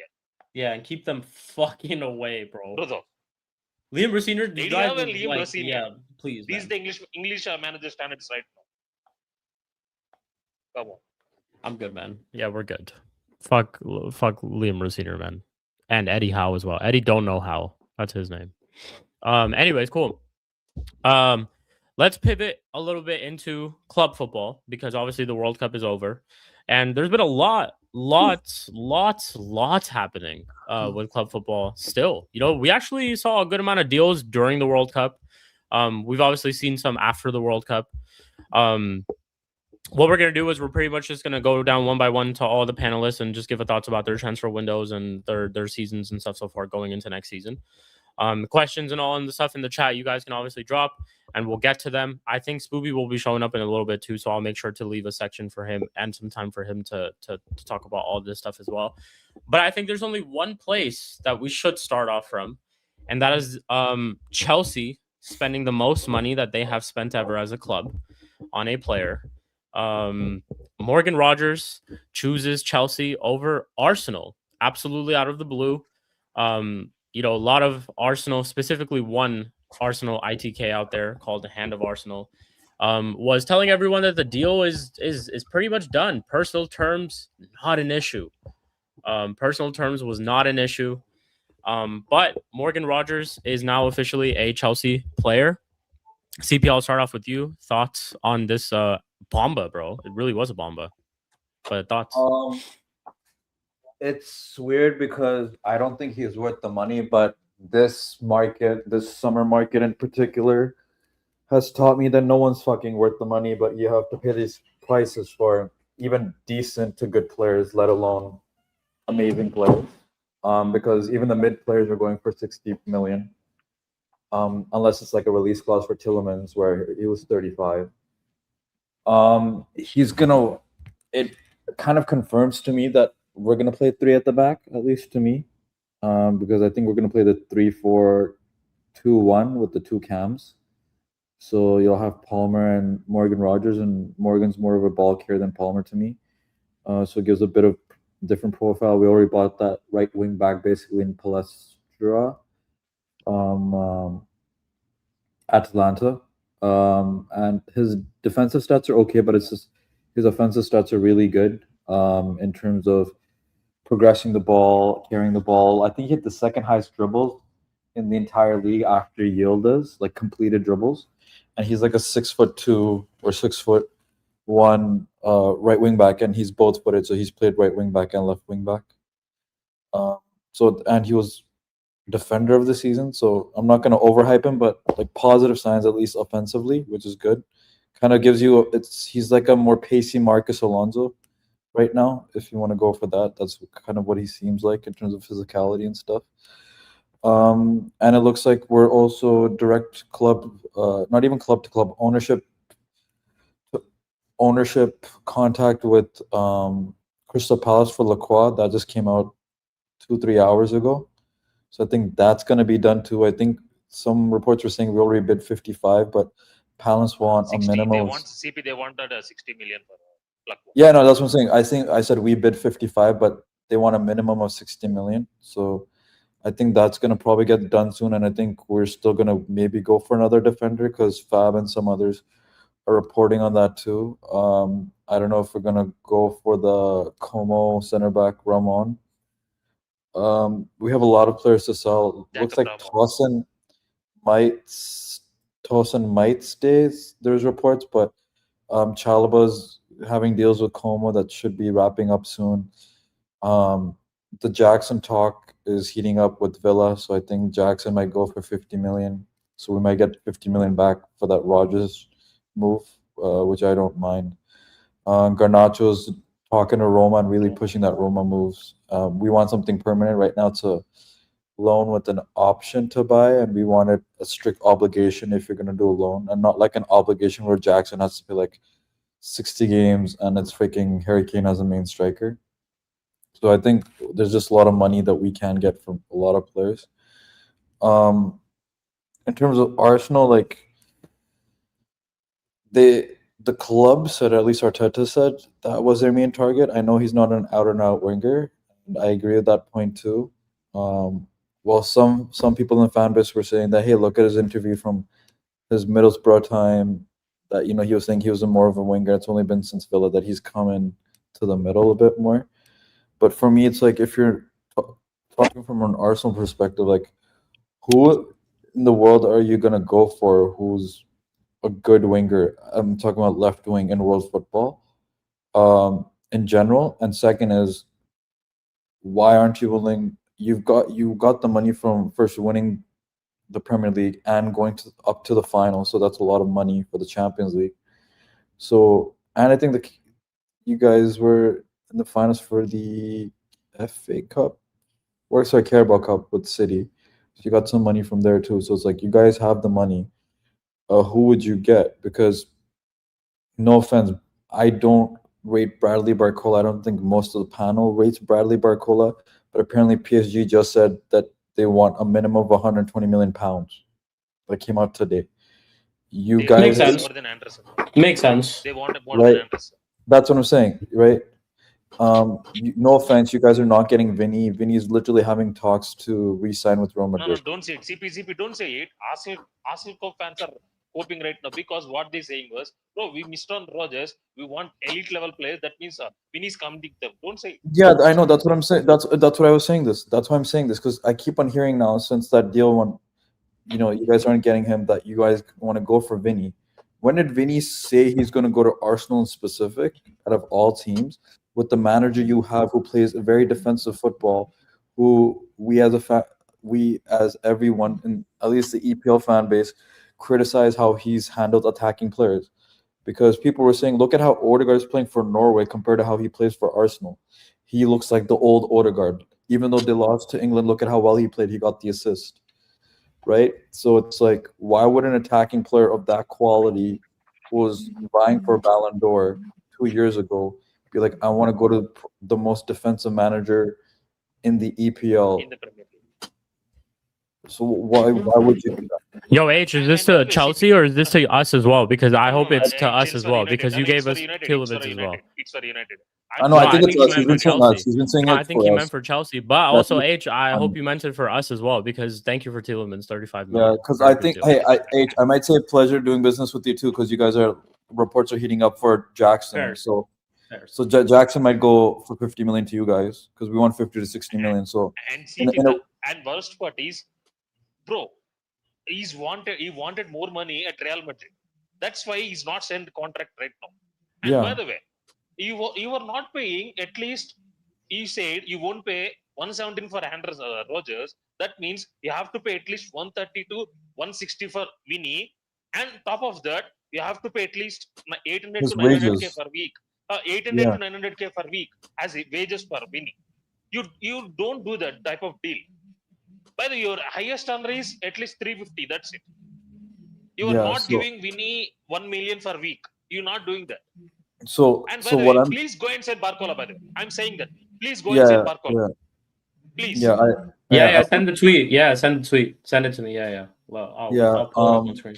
But yeah, I'll talk about Chelsea because we can talk more about Arsenal when Eli speaks too. Yeah. But yeah, decent signings for now. I think once again the money is overrated, but this window's just fucking wild. Everyone is. No one is really worth the. But I hope we get. I hope we get Lacroix. I'm not saying he's a god tier defender, but he's a better defender and he works for the back three. So at least besides the goalkeeper, I think we're working on all the positions that we need to fill up for Xabi Alonso's squad. Let's see what we do. Let me ask you this. Yeah. Obviously, I'm sure because majority of you guys are happy about this signing. I'm sure. Like, I'm not even majority. I think most everyone. I'll hear what Prime has to say, but at least for UCP, you're happy about this signing, the Morgan Rogers one. Do you think this is Blue Code trying to do better, or this is because Xabi Alonso's here and he's the influence when it comes to deals like this? It's a bit of both. It's both. Why I'm saying this is because first of all, he's ex-Man City. Yeah. Right. And we have Joe Shields. Still technically 23, turning 24 in like 6 days. Okay. So still under 25. Right. So he would still, in Blue Code's mind, hold book value. He still has the freaking connection with City, with Joe Shields. And I do think it's better in terms of we have been asking for a ball carrier in our team in general after Jackson. And, Jackson's a striker. We don't want him to carry the ball that much. And, that's Jackson's deficiency in terms of finishing. So, yeah, we want a ball carrier. I think he's, fit for the league. He's averaging about 18 GA in the Prem for the past 2 seasons for Villa. So that's what I need. I need GA for my forward line. Right. That also means that if Enzo's staying, then Enzo can be at the back and be more of the deep line playmaker, and we don't have to do late runs in the box gimmick as much. So, he's going to be there, and we're going to see how he plays. So, and Xabi Alonso, this is the second signing because we've only signed 2, but both signings we've quote-unquote hijacked because we also hijacked that Palestra guy from Inter Milan, where apparently Xabi Alonso did talk to the player in terms of a phone call and had some influence there. And I heard that Reece James also talked to Morgan Rogers, so I think it was definitely a team effort for this. So, yeah, these are positive signings. I can't say no to the best defender in the Serie A, who's an amazing wing back for left or right, and a pretty good 10 in the EPL. Like, the price is stupid, but when Mateus Nunes, who's been part of 2 relegation teams, is getting charged 85 million, right? Like, what are we gonna do? Like, last thing I would say is one of my friends, I think Prime knows Chris from Casually FC, sent me this post. Like, if you told me that Morgan Rogers went for 17 more million than Tonali, that would make sense, right? If he went for 30 million more than Matias Fernandez, that would make sense. It's just that Matias Fernandez went for 85 million, right? Because just the prices are stupid. So that's just the last thing I would say. I'm not saying I'm ecstatic, but it's a good signing. Just for the price, he's a bit too much. And obviously, we can only just speak on what's been concrete so far. It looks like you guys are pretty much going to sign LaCroix soon. LaCroix soon as well. And the last thing is like people saying he's inconsistent. I think I said this in Sarcasm City. Tell me a player right now who's consistent in the EPL alone, who's an attacker, or in world football for left wing. Even Vinny is getting thrashed for being an inconsistent left winger. The only one is Kvaratskhelia, but he only plays Champions League games. So he's being rested for the league because Barcola gets league games. Rafinha, that's it. Rafinha, and he wants to mostly play right wing, but because Jamal's there, he can't. That's it. Yeah. That's it. The only decent left winger is probably Kvaratskhelia and Rafinha. And CP, and we have to say, Kvaratskhelia is not also. He's not playing many games. That's what I just said. He plays 20 games. He plays 20 games because Barcola's getting all the league games, so he's rested every time for Champions League. Of course, he's going to look amazing. And Kvaratskhelia is better. Yes, Kvaratskhelia is better. So and then name me any tens. Like Nico Paz is amazing, but it's been great one season with Como. Yeah, we one don't season with Madrid, and there's no other 10. Wirtz just looked like a fraud a year ago, coming from the German league. At least we got someone in the league who knows how to play in the league. Like there's no other 10s I can think of. Yeah.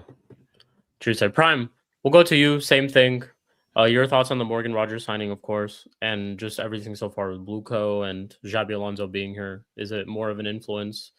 Is this all happening because Xabi Alonso's here and he's the one who's kind of, pulling the strings a little bit? Because I think I did hear that he'd have a little bit more control. I could be wrong, but I heard about it when he did sign, like when he became the manager. Well, he got the title of manager technically instead of head coach. We haven't had that since Mourinho the first time with Roman. So that's exactly. So, same thing to you as well, Prime. I don't know. Shout out to Kanal as well in the chat. I go to you, Kanal. Yeah. I don't know. We spoke about Rogers, I think, before the World Cup started or when the season ended. Because I think my stance on hasn't Rogers been linked for a while actually. Like he's been linked for like about a year. He's been linked about a year or two. No, not soft links. We've been heavily linked to him for a year or two. I remember you guys used to say it all the time. You guys used to say, I literally remember you guys used to say, it's like, okay, in the summer, we're going to sign Morgan Rogers. He's going to join next year. The second half of last season, I kept saying. No, Prime, it's been 2 years. We've been linked to him since you from Middlesbrough days. Joe Shields. Sorry, go ahead. Remember the second half of last season, I kept saying, we're going to sign him in the summer. So, I don't know. My opinion on Rogers still stands. Like, I don't think he's this world-class player or world-class talent. I think he gets overrated and he's inconsistent. There's other players I personally sign. However, I'm also of the opinion of you back your manager. So if this is what Alonso wants, then fine. I'll be for it. In terms of system-wise, I think he will be a better fit for us than Arsenal, because at Arsenal he's not I don't see him standing out on that touchline on the left. He's not really a left winger. He's someone who wants to drift and play infield, and Arsenal don't play with a fullback that's going to stretch and overlap him. So I think if he was at Arsenal, he'd probably have a similar season to what Eze had last year. But I don't know. I don't like the price, but we're in a day and age now where everything's just crazy. Mateus Fernandes has had 2 back-to-back relegations and he's 85 mil. You have Elliot Anderson, who's 117. I think he's flop of the season already. I think he's going to stink. Thank you, man. Someone agrees with me. I think Elliot Anderson is literally so fucking overrated. I think he's one of the most overrated players ever, bro. He's not good at all. All the things he's that really not good. All the things people criticize Declan Rice for not being able to do, that's literally Elliot Anderson. He stinks. Tonali, to be fair, I rate Tonali. I think he's cold. Me too. So I would. Even though I don't think he's worth 100 mil, but I think he's cold. But yeah, listen, we're in a crazy day and age for players. So however, you gotta play to the market. It's a seller's market. So I guess you gotta just adhere to it. Unfortunately, if this is what the manager wants, then I'm for it. However, I don't know, because we've been linked to Rogers for years. So there's a reason why midway last season I kept saying we're gonna sign Rogers. This is before Xabi Alonso even became a possibility for us to get. This is when it was possible that what's his name, or senior, could still be our manager. So I don't know. I'm not. Listen, all this talk about Alonso spoke to him personally on the phone and he changed his mind. It's great PR. It's great PR. And Chelsea fans are falling for the PR. But I don't care. I don't.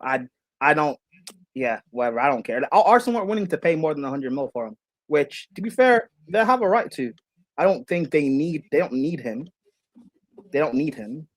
There's other left wingers they probably should be trying to get. No, we don't need him. Marcus Rashford. We don't need yeah. him. Yeah. I was so happy when we didn't get him. But I don't know. I don't know. Whatever. We'll see. For me, there's other we still need center backs. There's other areas I want to fix. So yeah. But listen, I'm not gassed because ROGERS is not. He's not my guy, so I'm not gassed. But fair enough. There's other areas we need to fix. This whole thing that we're backing Alonso, we'll see. But like I said to Sai when we had that argument when the season ended about who's finishing higher, Liverpool or Chelsea. We'll see how serious this whole blue coat supposed switch is next summer. Next season, when we're back in the Champions League and everyone expects us to push forward and potentially challenge for the league, let's see how serious we are in actually backing this manager and backing this supposed process. But as of now, I'm not gassed. I don't care. I'll be honest, I don't. I really don't. Obviously, it's so early. We're still in July. Palestra looks good. I've not watched anything about him but from what people say, he looks like a good player. Can play on both flanks, both footed, so that's fine. Lacroix coming in will make a difference to our defense with Colwell. But I don't know. Listen, I just don't trust Blueco. And I'm seeing people who are criticizing Blueco because we were losing. All of a sudden, because we signed 2 players now, people want to get gassed again and be happy and not, maybe take pressure away from Blueco. So that's fine. Let's see how long that lasts. The supposed happiness. The people who are praising these signings and these transfers, if they don't work out, who do we blame? Are people going to say, well, Alonso wanted him, so we blame Alonso? Or do we blame Blueco? I don't know. Or maybe this is just me being pessimistic, but I just don't care. Yeah. Fair enough. Sai, we'll go to you. Your thoughts on Chelsea so far? And then I'll go to Eli as well. Bro, that is a brilliant signing from Chelsea point of view. It's very, very good. Regardless of price, by in this market, I'm not talking about price. Everybody is going for 100 million, 85 million, 90 million. They don't deserve it. It's sellers market. These bonkers market. We have to pay. If you want a player, you have to pay. That's it. For me, as a player, he's inconsistent. I agree with CP. He's inconsistent. He's mad, inconsistent. But in terms of talent, in terms of what profile they need, Chelsea need that profile. They need a ball carrier next to Palmer. They need. And by the way, if you are playing back 3, he suits it. Yeah. I don't think he's going there for playing left wing. I think he's playing for middle. Even so, if play left wing also, he's better than Gittins, better than Garnacho. That is upgrade for Chelsea. Yeah, I think this confirms that we're playing a back 3. Back 3. Leicester signing, us trying to sign Pep, Chevrolet, or whatever that left back's name is from Rafa Alcano, signing ROGERS. This confirms we're playing a back 3. So yeah. And by the way, Prime, I have to ask you. See, I seen Jackson leaving, right? I seen Delap as to he will leave. Do you think you will getting another backup striker? We have to. I'm still of the opinion of keep Delap as a backup because the other strikers we have, I don't trust either of them. I don't trust Delap. I don't know anything about Omega, so I have no trust in him. I'd keep Jackson as backup, or I can't even say sign a striker because the talent ID of these guys signing strikers, and even just Chelsea in general, our history of signing strikers, how many of them actually bang? So I don't know. I'm skeptical on certain things, but I don't know. Listen, we'll see. Let's see how the window actually ends with us and stuff, and then I guess I'll properly judge things. But I don't know. See, for me, I don't know. Listen, this whole thing about Chelsea and how we always need to adhere to PSR or FFP or whatever. This ownership have paid over 100 million on 3 separate players. in 3 separate windows. So I don't know where they keep doing this. I don't know how they keep doing this, but whatever. Well, apparently we're gonna do 300 million in sales. Apparently we already did 140 million in sales. Yeah. I don't know where the extra 40 came in from. I know the 100 is from Cuckoo and Santos. Maybe it's from, I don't know what's gone through. We also got 17 million from the Maresca deal, basically given from City. So I think those three things cover the Morgan Rogers signing for us. And we're still dealing with Como for Chalobah. If And by the way, CP, what I don't like. What is that sound? What sound? Okay, it's gone. What I don't like, by the way, what pissed me off? What pissed me off so much is Santos going to United. That pissed me off so much. Really? Really? Yeah, because Lavia is still at Chelsea. Oh, you don't say. That annoyed me so much. Well, That yeah. annoyed me Well, so you know what? much. I'm glad it pissed you off. How about Dude, that? You know, I'm glad. Okay, you say that. How are we gonna sell a player that's injured all the time? Who the fuck are we like? So then, why sell Santos if Lavia's injured all the time? Because they're gonna believe that Osugo's not gonna have the injury he did last season because he's not injury prone. That was just You know what? Actually, real quick, yeah. What do you guys think about that transfer? I get why they've picked, like, have more faith in Lavia. Like, one, I guess, staying fit, and 2, being the better player. Which I don't agree he'll be the better player, but I just don't like it. I'd rather have kept Santos personally, but whatever. Santos would be good for United. He's quality. Yes, I'd rather he had played. I'd rather he had actually played more. I'd rather he had played more last season, especially when. What do you think, CP? You think he's a good player? I actually don't know. I haven't watched him too much for you guys, to be honest. I think there's this weird thing now happening. And he's our third option. So I'll be honest. This is weird thing. He's decent. I don't think he's good enough for you guys to be your objective of winning the league. Yeah. No, he's not. He's our third option. It's Mainu, Tielemans, and then him. But wait, the objective of winning the league, are you not going for the league next year? I'm not even saying next year. I'm saying in the next 2 to 3 years. I don't think he's that quality for them to be a starting player and win the league. And if your midfield is that, if your midfield is Mainu, Tielemans, and Santos, that's a fucking slow ass midfield. You need a runner, brother. You need a runner. I'm not saying Gallagher, but you need someone who can cover ground. Hey, to be fair, hold on. One more. You can dead that CP because we just saw what Spain did this whole tournament. You don't necessarily need runners. Spain showed we can't do international. We can't do international play into EPL because the fucking pace and the power thing works. I don't know, man. I don't know. People are saying that, but we haven't really truly seen that. We haven't truly seen that. Yeah, I hear what you're saying. The last time we saw that, was with who was with that? Louis Van Gaal. We're gonna sign a third. If United just keep even the Man City teams had people like Yaya Toure and Fernand. They covered ground. Even if they were to Kone, he is low. That's what I'm saying. We've been linked to Kone. That's what I'm saying. So but CP, if they keep the ball, which I think they're just gonna do. But what I think is interesting though is they'll still need one runner. That's what I'm saying. That makes sense. You have Santos, Mainu, and also Tielemans. Yeah. It's Bruno staying. Yeah, Bruno's saying yeah. And you're also gonna get Manu Kone. A third. That's who we've been linked with, but we're gonna get a 6. Yeah. I think Chelsea are also linked to Kone. Yeah, we are linked with Kone too recently. That'll be what 5 midfielders you'll have. Interesting.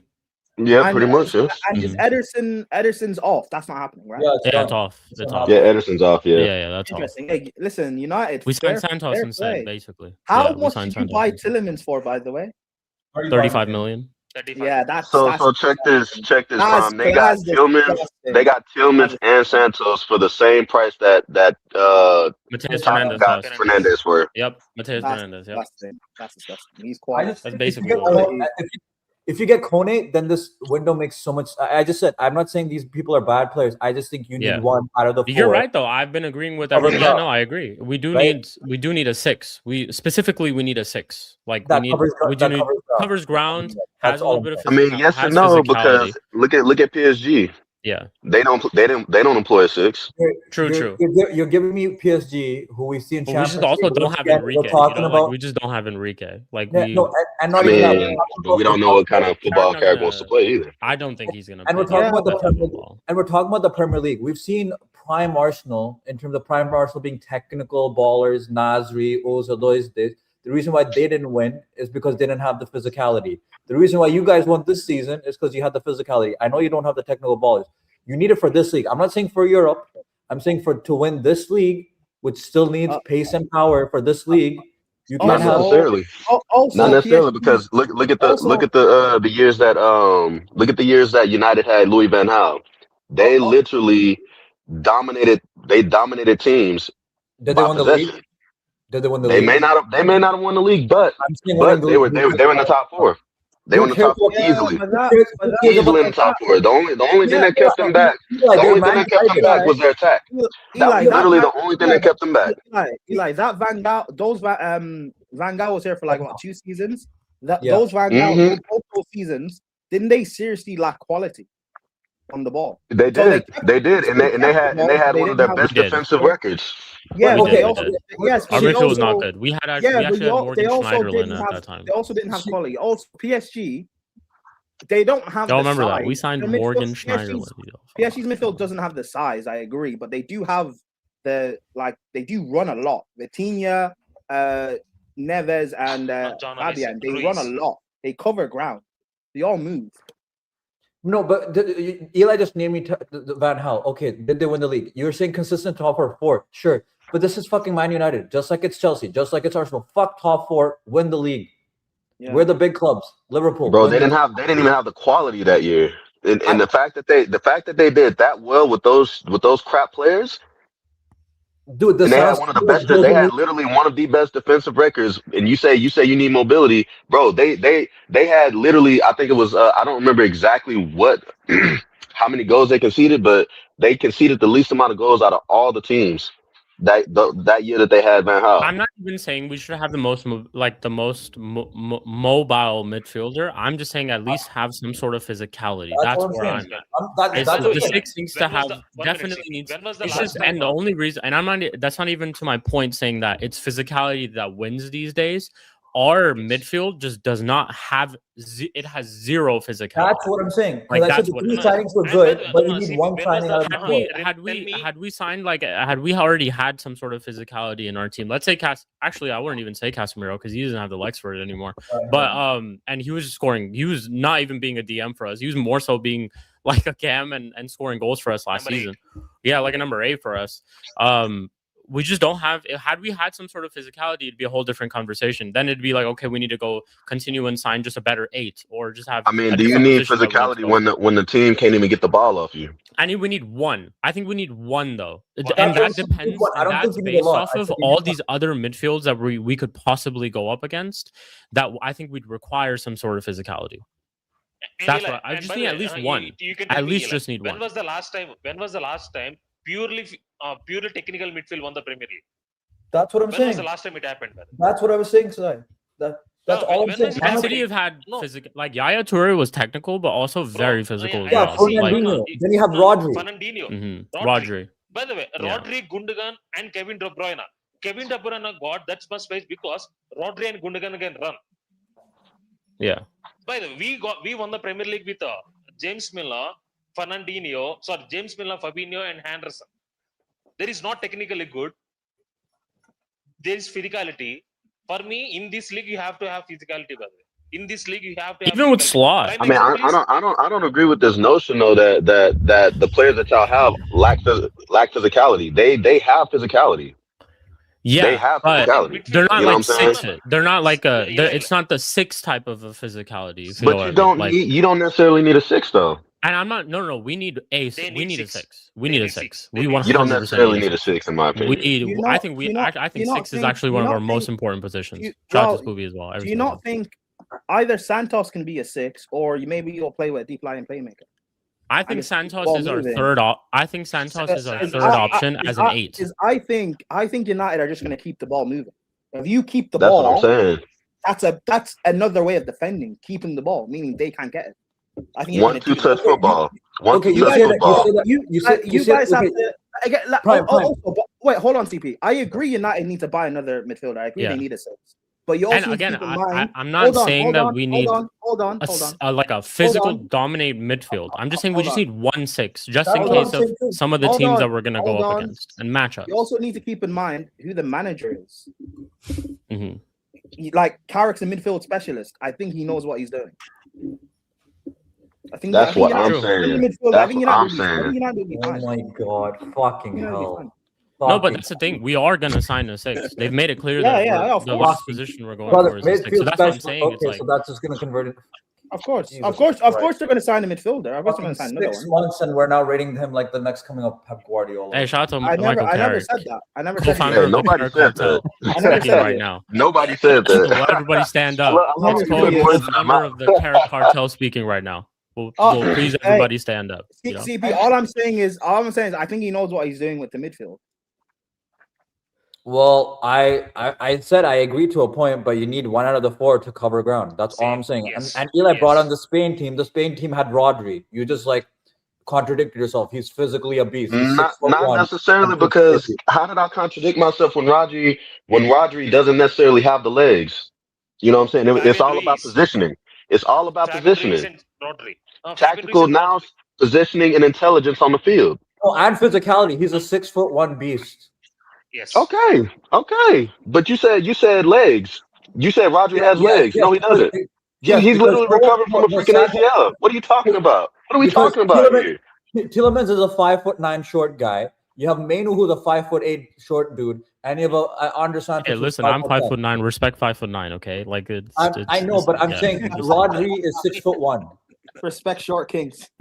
Yeah, respect short kings, man. And Santos is 5'10". What are we talking about? Like, and Santos is 5'10", and it's not he was bullying anyone coming into the Premier League when he was making appearances. All I'm saying, like I said, is I agree with I'm not saying that physical midfields win you stuff. I'm not even saying technical midfields win you stuff. I'm not even getting into those conversations. All I'm saying is I'm just looking at us and I'm looking at profiles that we have, and I just think we need 1 6. That's it. 1 6. I know we're not going to go out there and get 2 or 3, but we just need 1. And it looks like that's what the club's doing. They've made it very clear that the next position that we're going for, clearly because we've been linked with Kone, is we're going for a 6. That's the position we want. Shik, right now your midfield will be Mainu at 6, Tielemans at 8, Bruno at 10. Right now, as of this moment, yes, that's what it will be. We will start Mainu and Tielemans as of this moment.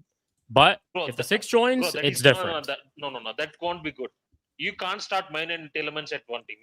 As a pairing, it can't. Yeah, it can't work.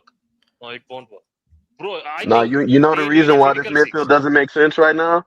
Because Bruno's still there, and Bruno can't keep the football to save his life. Ball will be bouncing off his shin pads. You get an actual midfielder in there with a midfield 3. They'll be able to keep the ball better. So I think the reason why everybody's tripping out is because you got a Bruno in there that can't keep the football, whereas everybody else on that team is actually technically sound. But this is the thing, Tielemans. This is at least what I'm hoping for. I know this is not even the United section, but we'll just speak a little bit about it. But this is what I'm hoping for, is that since Tielemans is in the team now, Bruno is just asked to just stay high up the pitch, dog. Like, you don't even need to drop back. Because Tielemans is there, and Tielemans is a very good distributor of the ball, and he can keep things ticking. He's just a quality midfielder. We don't need you to come and drop back and start to create and play all these long balls from behind, bro. Tielemans is there for that. Tielemans done that plenty of times to Watkins. I've seen it at Villa all the time. He would do it to He would play the long ball over to Watkins a lot of the times, and H will tell you he scored so many goals doing that. To be fair, Tielemans is your cruise. I just hope. That's why I think the 6 is so important too. Whether it's Mainu or whether it's Tielemans, the 6 needs to be there to add that balance. And Bruno just needs to stay high up, because Bruno will play, but Bruno just needs to stay high up. You don't need to drop for the ball. Do all your shit up there. Because if you lose the ball there, that's fine. But don't drop in the midfield and lose the ball there. Because then that's why I'm hoping for is that Tielemans will be more on the ball when we're in that transition of phase, not Bruno, because we've seen Bruno have that transition. Eli, Nobody what else you said, was good right? enough to do that. So. That's why I asked is what's happening with Bruno, because with all these players you're bringing in, it makes more sense to play with a 4-3-3, not a 4-2-3-1. Makes more sense to play with 2 8s as opposed to playing with a 10.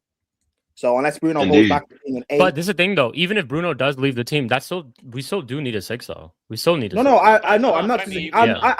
I'm not disagreed with the 6 point. I'm asking about Bruno. Does he become an 8, or are you going to stick with playing with a 10 and double? I think he's going to play. He's still going to play in the 10. Okay. I think so. Prime, yeah. Are you telling By me the way, Bruno, fuck you, shit World Cup. Don't think I forgot. Don't think I forgot. Assist leader of the Premier League had a shit World Cup. How many fucking assists did you have this World Cup? Don't think I forgot. Don't think. Hey, we're talking about systems. You see Bruno with 2 of the best midfielders on the planet. Literally.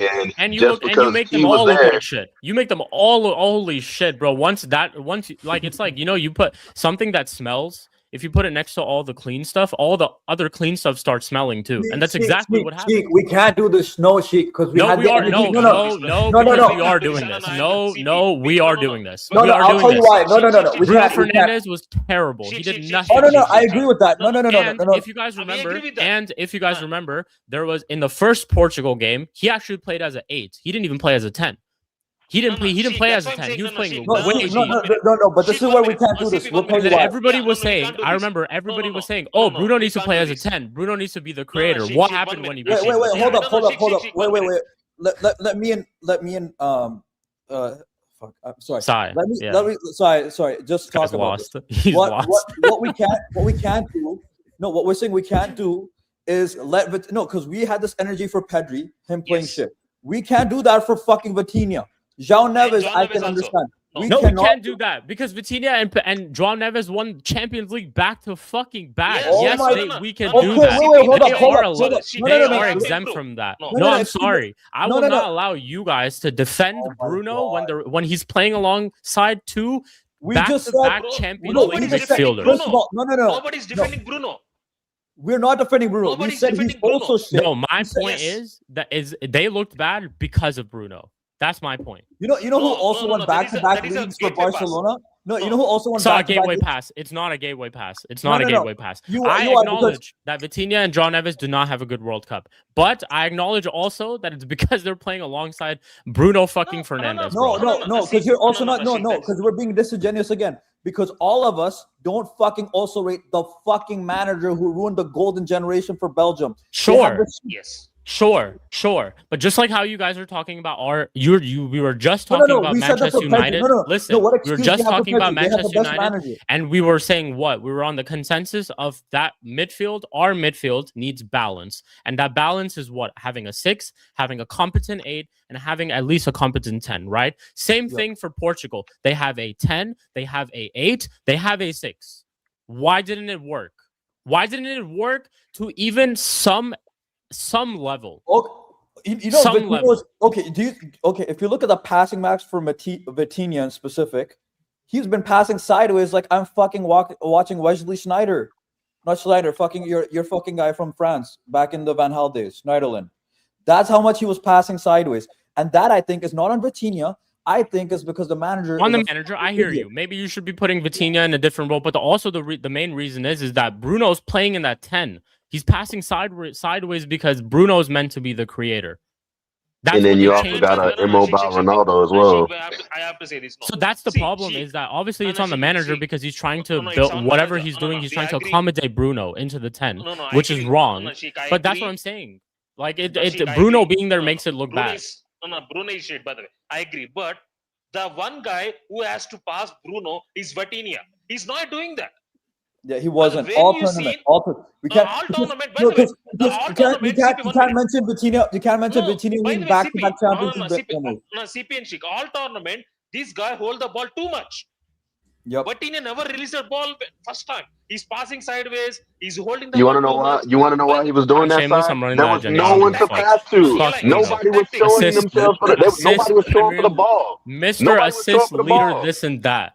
I'm sorry. You didn't do shit, bro. You didn't do shit. That's just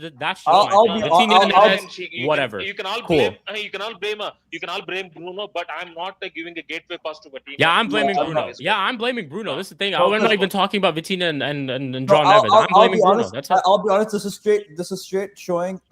There's no objectivity. You're just doing a straight up agenda. Yes.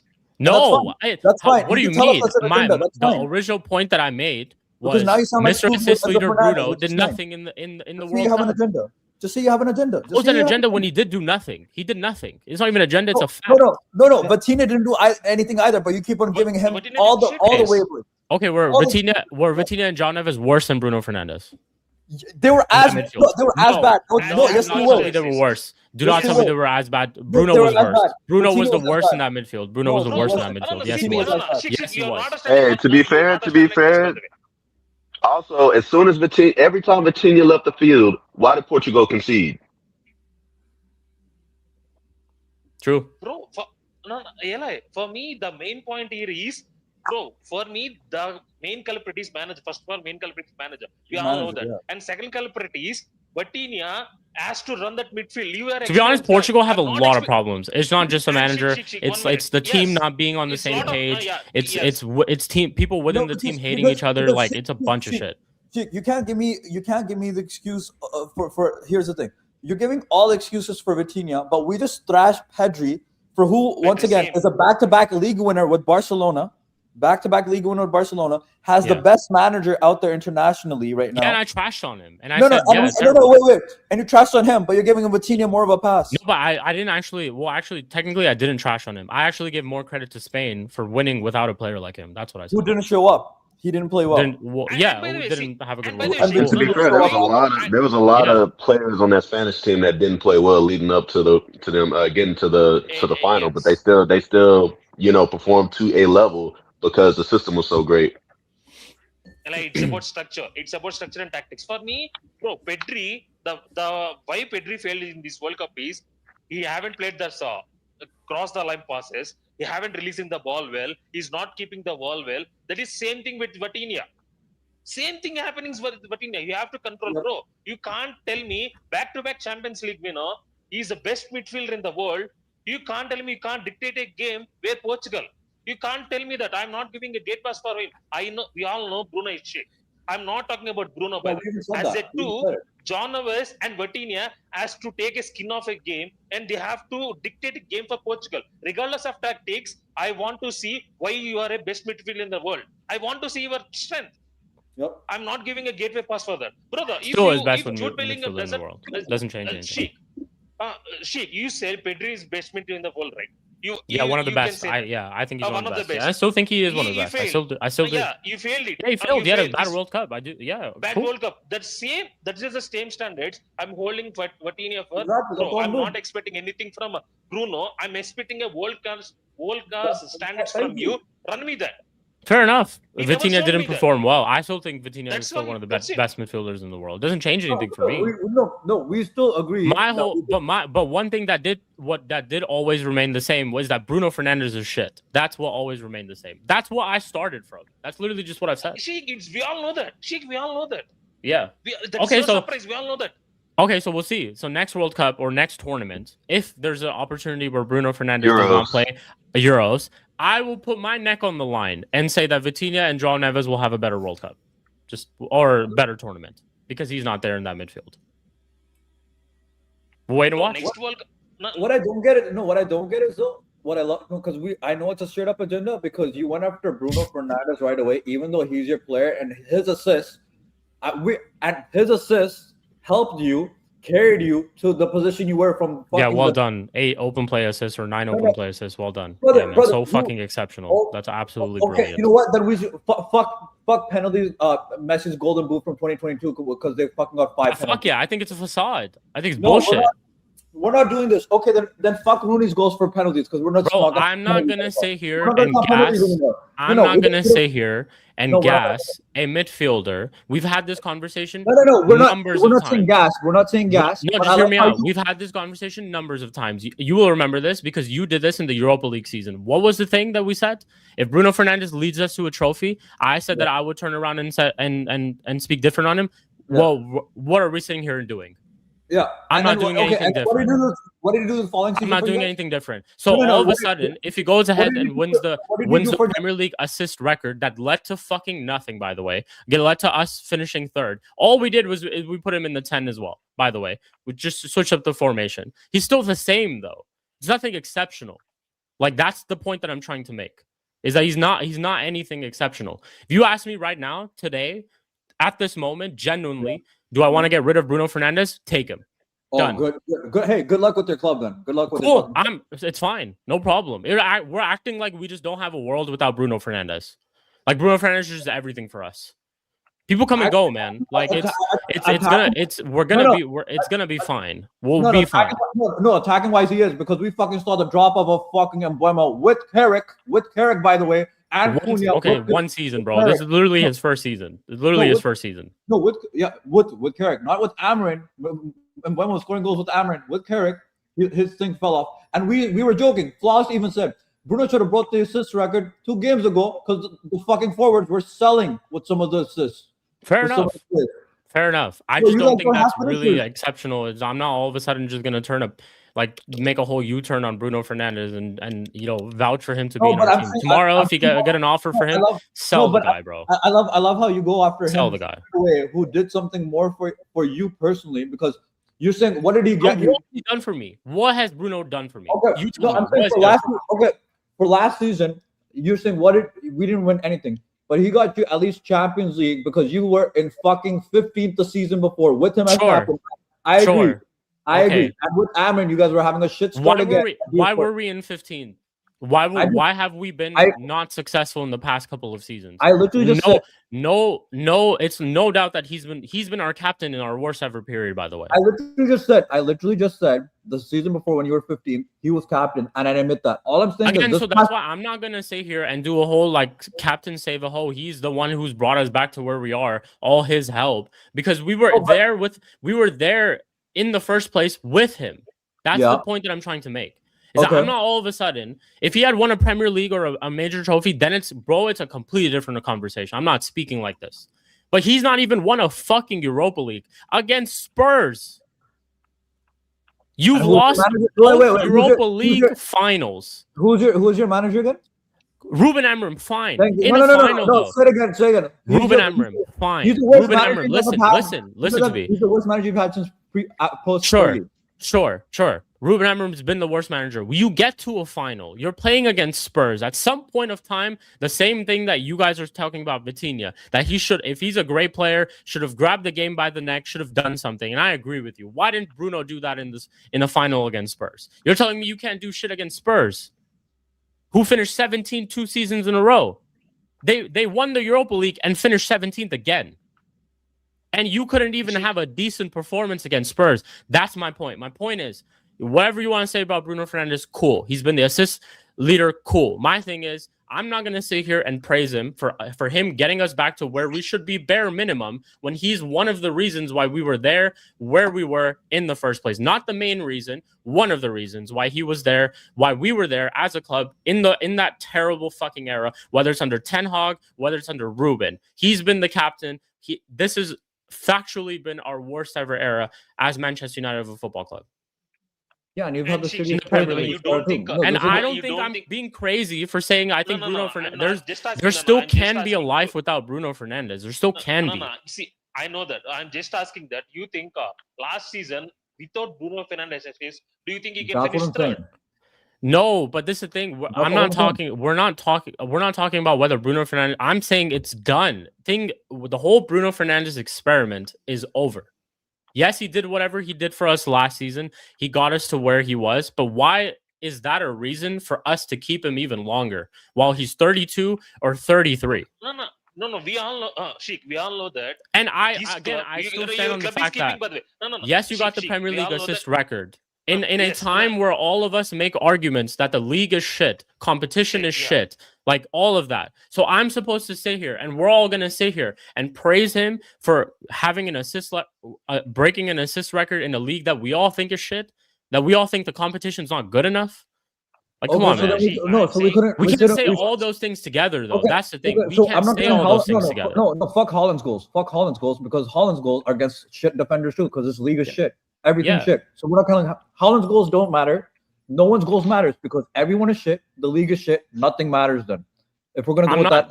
I'm just saying, bro, you guys all make consensus of this is shit, that is shit. If you win the Premier League, it doesn't matter because you won against the shittiest. Yeah, but Holland right? scores goals. Yes, he didn't win the league last season, but he scored goals and they win them trophies.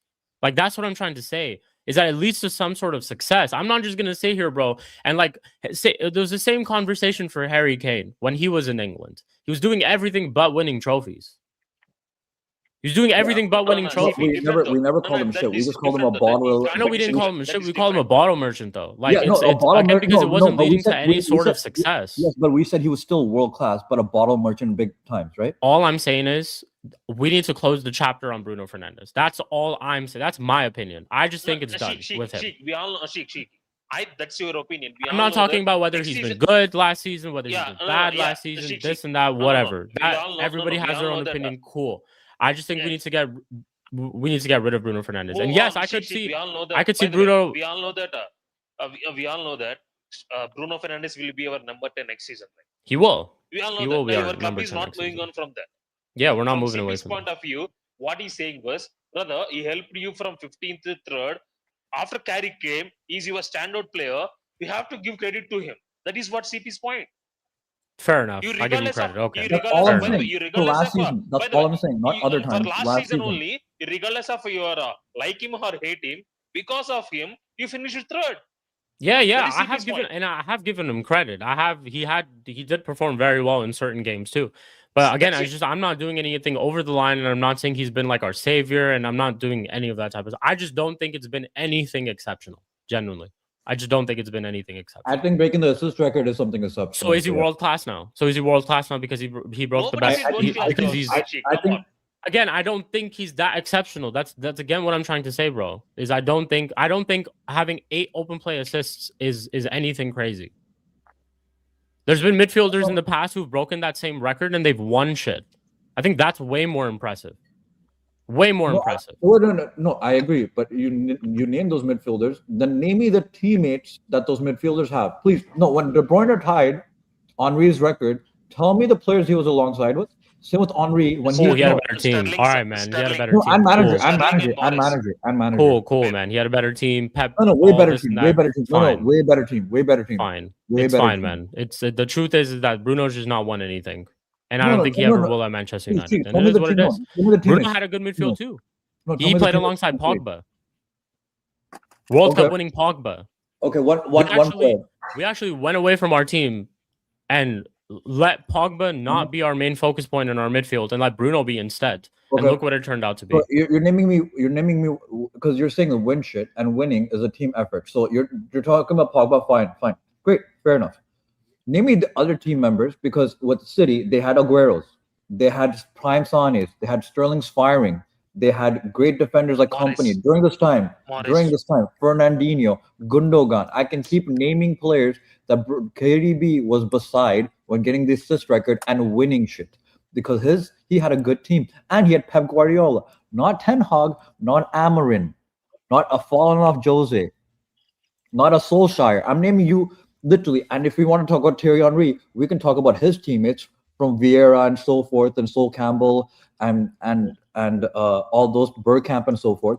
Tell me who Bruno has had beside him this entire time. You can name me Paul Pogba as the only world-class player you guys have had beside Bruno Fernandes, who's world-class in his position during the time. And maybe De Gea at the end of it. That's it. And Christian Eriksen as well, maybe to a certain extent. No, he wasn't. He wasn't world-class when he joined you guys. He wasn't world-class, but it was that's still a good midfield. He still had... Brother, that season was Casemiro, Bruno, and Christian Eriksen. Yeah. Thank you. A guy who had a heart condition, not even prime Christian Eriksen in Spurs. You're talking about a heart condition Christian Eriksen and a Casemiro that Madrid wanted to get rid of. Not even prime Casemiro. While KDB had prime Yaya Torres or Fernandinho's and Rodri. If you guys think that's impressive, that's your opinion. I think it is. It's impressive. I don't think you can say the league is shit and then also be like that's impressive. And he got 8 open play assists, bro. Rest of them were all to Casemiro and spam. It was literally spam to Casemiro. That's all his assists were last season. spam to Casemiro. No. You have see from CP's point of view, regardless of assist, CP's point is if you break assist record, that is special. Regardless of it came from what the shit players he has, with the players that he had in front of him. It came from set pieces. Yeah. Regardless of he done it. That is special. KDB had Aguero. No, cool, he's done it. Cool, yeah, you've done it. KDB had Aguero in front of him. KDB had Aguero in front of him. KDB had a Sterling that was averaging 20 goals in all comps. Who the fuck do you guys have? That's what I'm saying. That's impressive to me. To break the assist record with the scrubs you have in front of him compared to when KDB had, or even Thierry Henry with his teammates in the attack especially. That I think last season is very impressive. I think it's a world-class performance by him last season. Not a world-class player, but a world-class performance. And world-class for me is top 3 in that position, so as a 10. Not as a CM or an 8, as a 10. Because name me other 10s. Verts was it. Nico Paz was only the best one. You can't name me anyone in La Liga who was a better 10 than him. Because Madrid, maybe Jude Bellingham, that's about it. But Jude didn't perform well in La Liga. He's amazing for the World Cup. So name me a top 3 10. It's him. He's one of the top 3 at least last season. Okay, name me. Name me 10. Okay, name me 10. The only thing, hey, by the law of averages, yeah, he's gonna get that from spamming, and most of those spamming was from free kick. Like he literally took all of United's free kicks last season. So yeah, by the law of averages, yeah, he's gonna get assists. He's gonna get assists. What during his time? No, not necessarily, because he actually had open play assists. Most of those were from open play. I also actually think he had 2 red cards last season, but that's Ruben Amorim tax. I guess you could say it's Ruben. Yeah, and you're saying of course he's gonna also have more open play assists when his forwards are Kun Aguero and Erling Haaland, and this guy has a fucking Matheus Cunha who's good, not amazing like Aguero is, who's a legend, or fucking Mbeumo who fell off in the second half. These guys had prime Sterlings and Sanias and everything, and look at who Thierry Henry had in front of him. I don't care how he got the assist. I don't care if he spammed them 500 times. The forward quality to break the assist record with what he has dealing with compared to what the other 2 people did in Henry, who had literally world-class players beside them or in front of them. Yeah, I mean, I can call it world-class. Like I said, if you find it impressive, you find it impressive. That's fine. I just don't find it impressive. That's all I'm trying to say. By the way, one of the first few points that I made was you guys were talking about where Bruno was going to play, and I said I'm okay with having Bruno in the 10 as long as he just stays high up the pitch. So I'm okay with that. I'm not saying that Bruno should leave or whatever, but if an offer comes and we're looking to sell Bruno, I wouldn't think twice, though. There's nothing wrong for me saying that. I still think he needs to be moved on. And again, I still stand on the fact that we should stop thinking that there's no life without Bruno Fernandes at this club. We need to stop thinking like that, because we shouldn't do that for any player.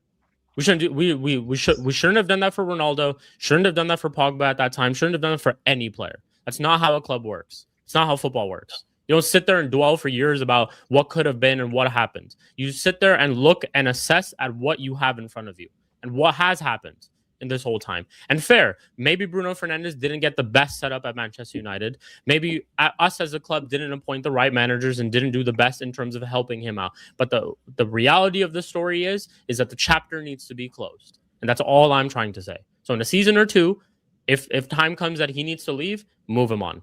No problem. Has he been detrimental to us and helped us out last season? Yes. Did he get us to 3rd place? Yes. Did he perform really well? Yes. But I'm not going to sit here and overly gas him and say it's something very exceptional when I just don't think it is. Like, simple as that.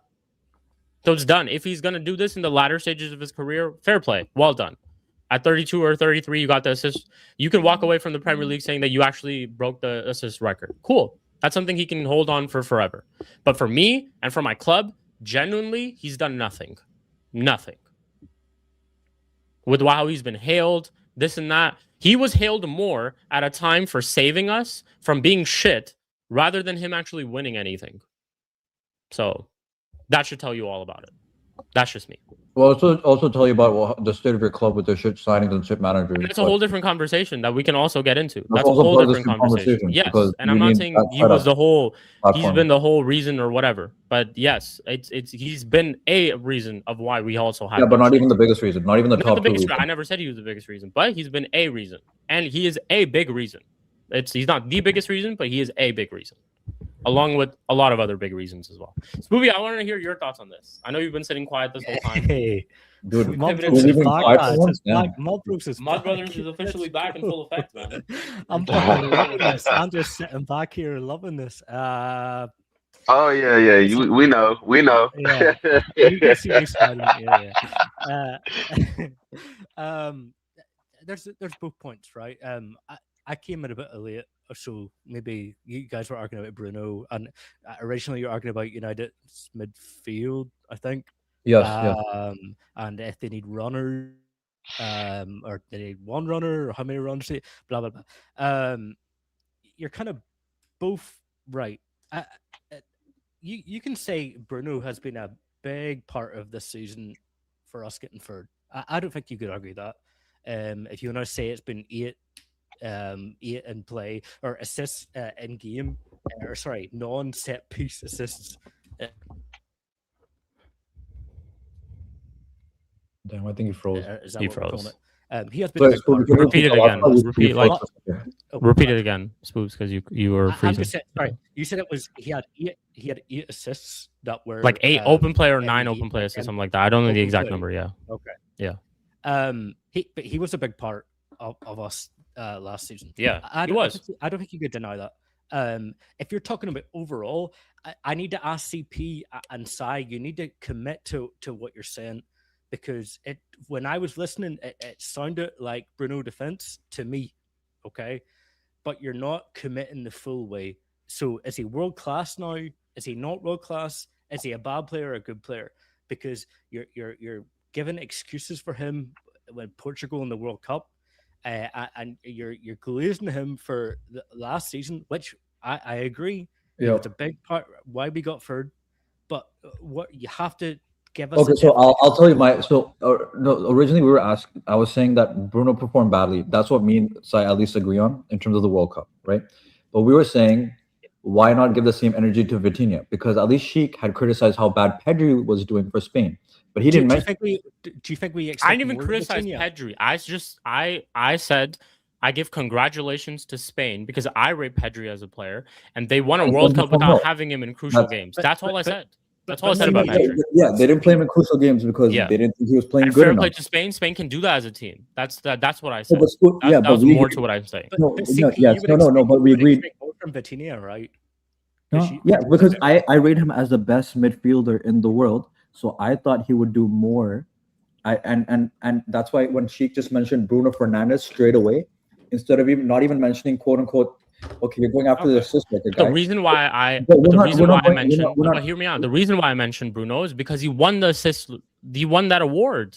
Why didn't I see any of that not even you just said right now too that he's formed in a lot of teams that are not good, right?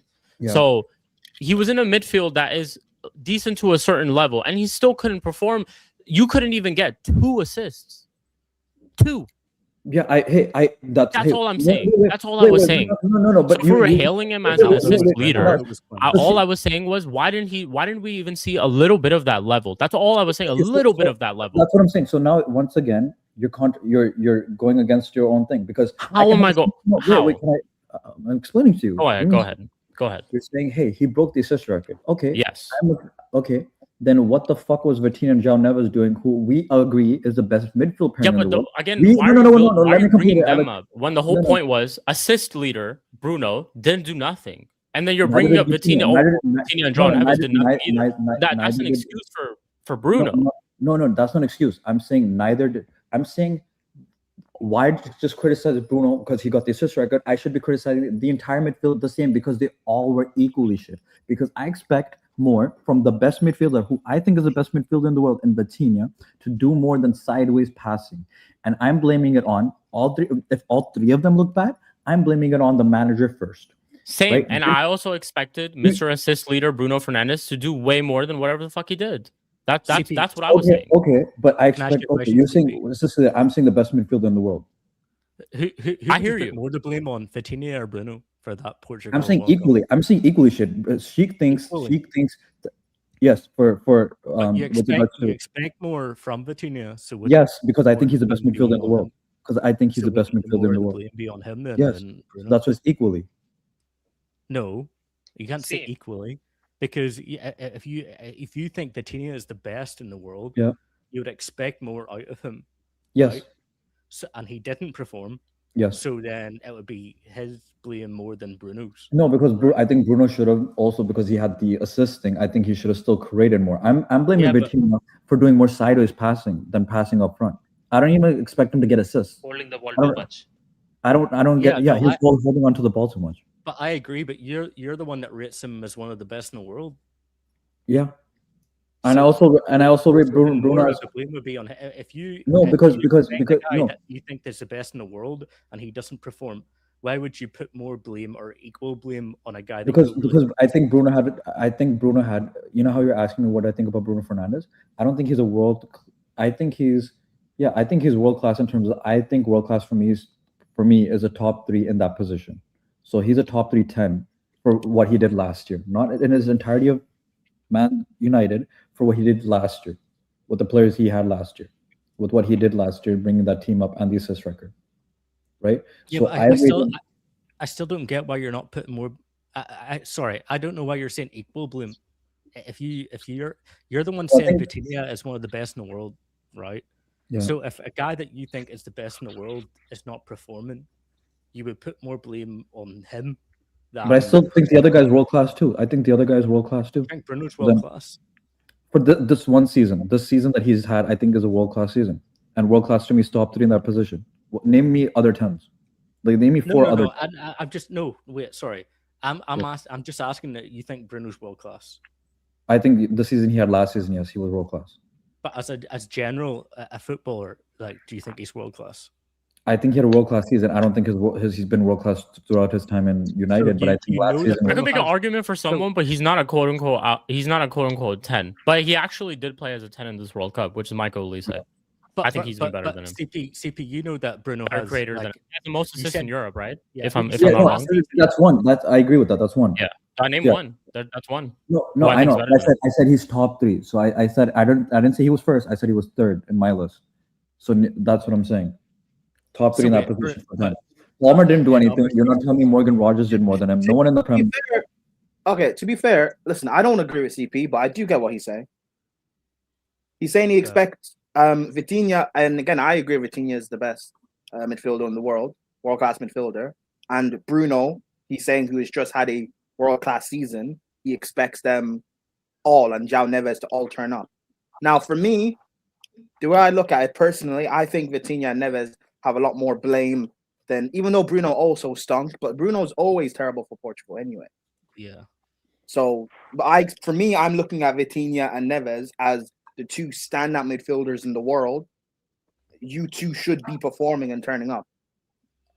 You 2 have to be running the midfield, particularly when we all, regardless of the season Bruno's just had, we all agree about Bruno's deficiencies.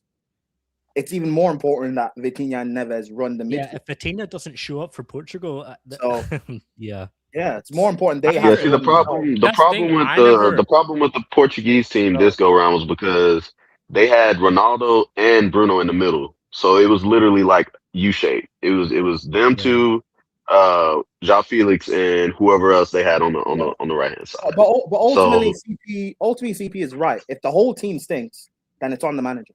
We've seen it at Chelsea. We've seen it at Chelsea with problems too. We've seen it at Chelsea with a senior. You've seen it with Amorim. If everybody stinks, then you can't just blame players now. It's the manager. Yeah, true. 100%. Because as bad as Bruno is, considering the season he's just had, the manager should have got more out of him. The manager should have got more out of the 2 standout midfielders in the world who have won back-to-back Champions League. You see, the manager should be getting more out of that. Yeah. So, the best way to use Bruno, in my opinion, is how you use Jude Bellingham. Run him as a second striker, crash in the box. That's the best way to use Bruno. That's when he had his best seasons for Man United, in my opinion. Yep. So I feel like that's the best way to utilize Bruno. I don't think he's That's why I said keep him high up the pitch next season. Don't let him drop because we don't need to have him drop because now we have Tielemans in the team. So it's like that's the first thing I said when we Flawless did a show, and that was the first comment that I made. I'm like, I hope this leads to our team not having Bruno drop so deep to pick up the ball because as much as he does create like he did for us last season, I'm not denying that. He does also lose the ball a lot. And I would just not want him to lose the ball in those positions. He can lose the ball up high up the pitch. No problem. That's fine. Hey, Shik, right, you know what it is, is? but it's a less of a problem losing it to where he was losing it previously. That, you know what Tillman's is for you? I have a question about Bruno. You know that thing he loses the ball because he's always doing the you know how people say about the hero thing he does, hero ball. Yeah. Do you not think this is a thought? Do you not it's think not that's actually not the only time that he loses the ball. No, he loses the ball because he sometimes takes a shit touch. No, I know. Obviously the technical stuff, but part of why he loses it is the hero ball thing that he spams certain passes. That most of him losing the ball is him just spamming the ball and getting it out of play. Do you not think that's part of why he does that is because it's this complex of there's no one else that can. I have to be the guy. Because when Pogba was there, he wasn't doing that. The creative burden wasn't on him. So now that you have Tielemans and stuff, and Maino's going to be playing a lot more, do you not think he won't have the creative burden? So it'll be better. I don't know. Maybe that's just a point. Regardless, it'll be better though. I don't know if it'll be better. I mean, it'll be different for sure. Maybe we see him score more goals rather than get more assists. No, but maybe by better I mean he won't force the hero ball stuff, and he can probably go back to like you said, scoring more goals and just being, I guess, maybe a better player in terms of he won't lose the ball as much. Honestly, I think once a spammer, always a spammer. I just think that's his game, bro. But he wasn't genuinely, I just think that 18 months he had with Pogba, he wasn't spamming. Yeah. So here's my theory. I believe that Tillman's is going to be y'all's Cruz. He was at times. He still was kind of at times because we had Ronaldo. That season when we had Ronaldo and he was playing alongside Pogba, he was spamming. I'm not talking about Ronaldo. I'm talking about Bruno's first 18 months at United, where he was just scoring goals. Yeah, he was scoring goals. He wasn't like losing. He wasn't really losing the ball as much. He wasn't creating as much because it was Pogba doing that. Mm-hmm. So I don't know. I mean, listen. I think it was a mix of both. I think it was a mix of both. Regardless, you're right. You do need to eventually like move on from him, but I don't know. Sheik, would you sell him this summer, or do you think you can keep him for another year? I think we should keep him for another year. To be honest, just in terms, I just don't think, and that's because I don't realistically see us going out there and. When I say replacement, like getting a 10, I just don't see us going out there and getting a 10, any type of 10. So I'd probably keep him for this season. Are you talking about an actual 10 or a creator? A creator. Because he doesn't need to play in the number 10. Creator. Okay, that's fine. I think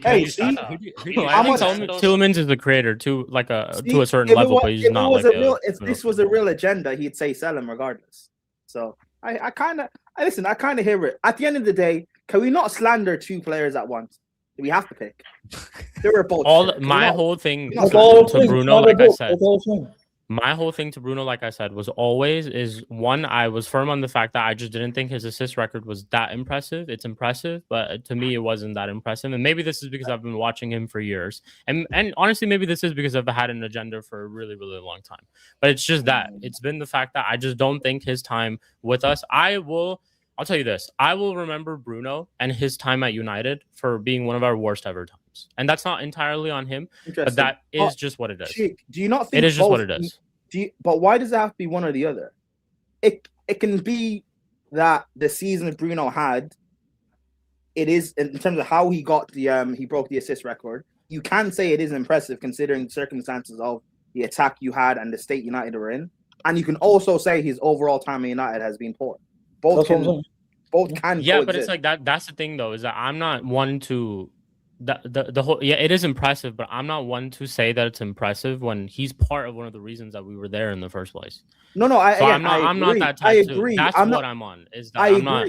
Yeah, I agree. And I gave him a lot of credit last season. I gave him a lot of credit. I'm not saying you have to say it's impressive. Yeah. But when you look at the circumstances of not even just United finishing 15th the year before, but you guys up until December, where were you guys in the table? You guys were like dead in the water, no hope of ending up in the top 4. Yeah, no hope of ending up in the top 4. No one expected Carrick to do anything like this, and then he still manages to break the record. And like you said, he should, or like CP said, He probably should have broke it 2 games before. Weeks ago, yeah, like so weeks before the season ended. I think. Listen, I still don't rate. We were sixth. I still don't rate Bruno. But it is impressive. Breaking the assist record in the Premier League, it is impressive. Regardless of what you think of the player, I think you do have to say it's impressive. Come on, he broke. He didn't even equal it. He broke the record, bro. And you said he should have broke it weeks ago with the shit players.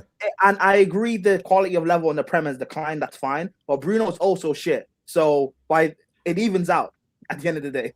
This is not like Terry Henry going up against like Terry and Rio playing center back. This is a shit league across the board. So I don't know. I guess it kind of equals out. Like I respect it. I don't respect Bruno, but I respect the achievement. You know. Yeah, fair enough. Like I said, you cannot walk away. Well, you can walk away being an assist leader of the Premier League. A lot of people don't have that. Bro, that's a big thing on your career. Do you know how damning what that says to this league? That Bruno is the assist record holder.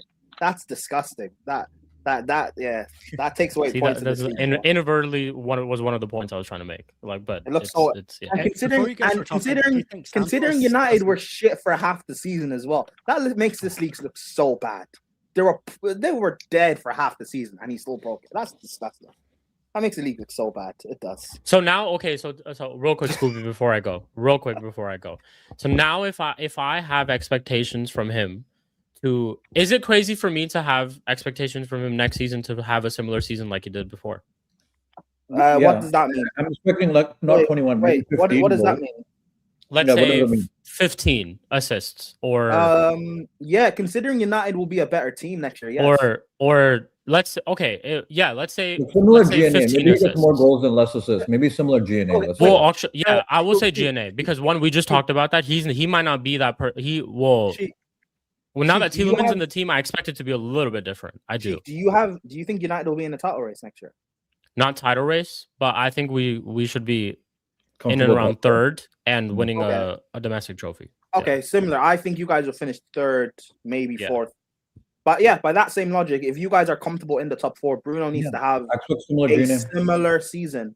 Maybe not in terms of like the same amount of assists because he might have a different role, but he needs to have a similar impact in the team. Yes, I agree.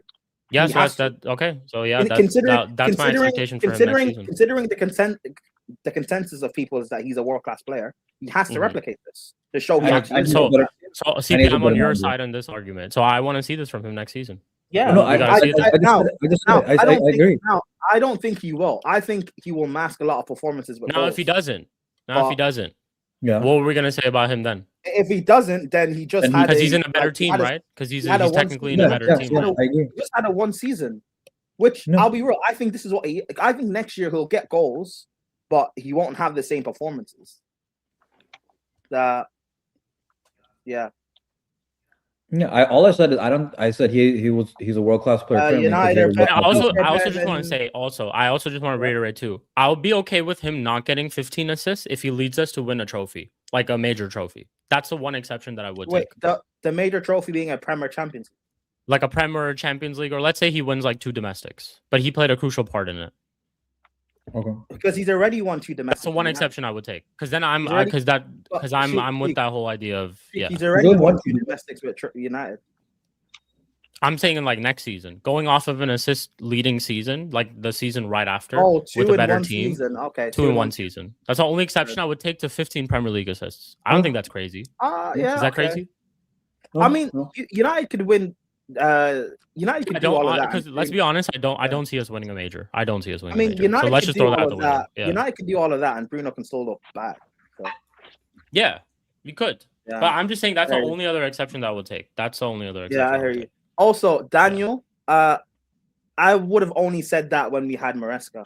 There's no way I said that with Liam Ross Senior. No way I said that with a senior in charge. I think what he means is you were arguing with me and you were asking me, do you think United finish above Chelsea? And I said yes, and you were kind of grilling me at that. But when we had Rosenior. No. When was this? Back. It was a long while back. Oh, because so if this is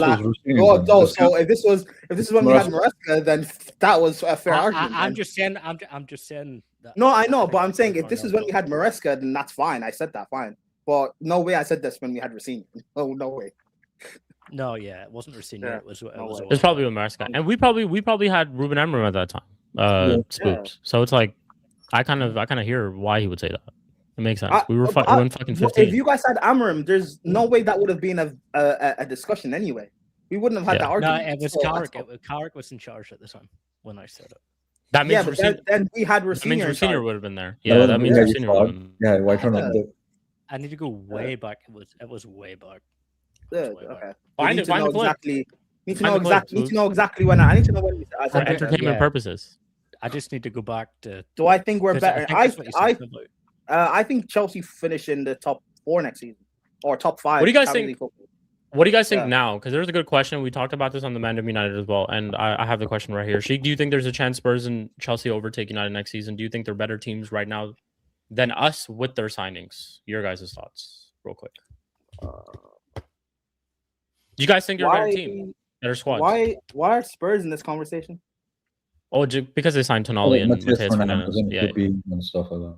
Yeah. Have they signed Mateus Fernandes as well? Okay, this is what I would say. They signed Tonali and Mateus Fernandes, dude.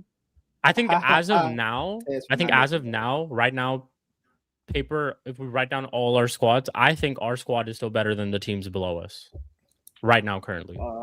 Yeah. That's just me. Now, can Chelsea and Spurs overtake us? Can very much be possible. You don't know how a season is going to go. You don't know who the rest of the signings that they're going to make. I think, and I say the same thing for you guys too. Like I think it's the same for you guys too. A factor in this is you guys are going to be playing in the Champions League, and Chelsea and Spurs won't be in Europe.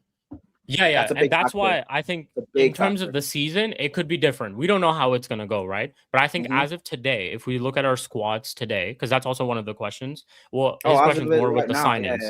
Yeah, questions more of the signings. And signings we still have to see. Like Chelsea could sign a center back tomorrow. If we're going as of right now, Chelsea's defense is still horrible. So yes. Yeah, I think it will be as it stands, sure. But if like going into next, that's why United having like if you want to include Bruno in this, Tielemans, Santos, Menu, and then getting another midfielder, you having those midfield options is that looks good. Looks very good. I rate that. I will also say, and I've said this for you guys before too, is like because Dornell's asking, so you're gonna get 70 points like United did Prime. To be honest, the one game a week will help you guys a lot. And as speaking from experience, it will help you guys a lot. It will. And that the fact that you do have, whether you rate Xabi Alonso or not, I think he's a pretty decent manager and he's a good manager. So I think that will help you guys a lot. And I think the whole one game a week can help you guys finish top 5 Champions League next season. I mean, I disagree because that not getting Champions League actually hurt them money wise. Like it really hurt them. But I mean, also we're saying players. We're still saying players. Yeah, they just slapped 117. But I'm speaking more of like Eli. I'm speaking more of in terms of like them progressing as a team next season. In terms of like getting objectives of let's say finishing in the top 4 or top 5. Like I don't think they'll just fall apart or have like a bad season, quote unquote. I think one game a week, and I see that. So you're saying this under Poch. Again, you're in the same sentence you put Poch. Like for the first half of the season, we were literally the worst team in the league. That's what I'm saying. So it's like with Xabi Alonso and with some of the signings that you're so far looking to make, I think one game a week could help you guys out. 100. I said this even before. I expect us to get Champions League football. Financially, it could hurt you for sure. But I think in terms of like still reaching top 4 or top 5. Minimum get Champions League football and reach a domestic final. Minimum. I want to win a trophy. I want to win a domestic trophy, but we haven't done that since 2018. So I'm saying minimum get to the final. I think, I'll be honest, if we sign Lacroix and stuff, I think we finish above you. Sign who? I think if we sign Lacroix and the other center back that we're linked with, I think we finish above United. Just because that's a strong take. I still think that's a strong take right there. I'll explain why. First of all, I think we have the second best manager in the league. If we want to put Arteta's first, I don't think he is Arteta's, but if you want to, because he won the league, sure. I think we're the second best manager in the league. I think our attack, if it's going to be João Pedro, Cole Palmer, and Morgan Rogers as a start, is better than United, easily. easily better than yours. I think the midfield, I agree, yours is slightly better in depth-wise because I can't rely on Lavia or Osugo. If they're healthy, then I think it's equal because we have Caicedo and Enzo at least gets GNA. We'll see how he is, right? Like if you want to, I don't think he's worth the money we paid for, but I think he's if he's still there. Maybe Tielemans quality, all right, and I think Caicedo's better than every midfielder you guys have, right? So and Lavia is still good. I think he's Menu level, but Lavia needs to stay healthy. I think Reece James is still better than you guys in your right back position. Like whatever you think of Mazraoui, and it's just who we have to get at left back. It's not like you guys have a world class left back in Dorgu or anything. Like he's good, not amazing. I think Lamens is the same quality as level as Robert Sanchez because we saw Robert Sanchez with the structure have them going band for the most clean sheets when he had Maresca, right? That's when we had Maresca where Cole looked amazing, and Cole was gone for the entire season until the last few games, and we said, why does Cole look like he's looked when we got 4th place with Maresca? So if I get a healthy Caldwell and a Lacroix and another center back, why can't we with one game a week when I don't think you guys will have the depth to be in all 4 competitions? Well, we just have to be in 2 or 3. CP, where do you think we'll finish? Stay. I think we finish higher than United. Yeah, but what does that mean? I think we get top 4. I think we get 3rd and they get 4th. Yeah, but that's if your attackers stay fit, right?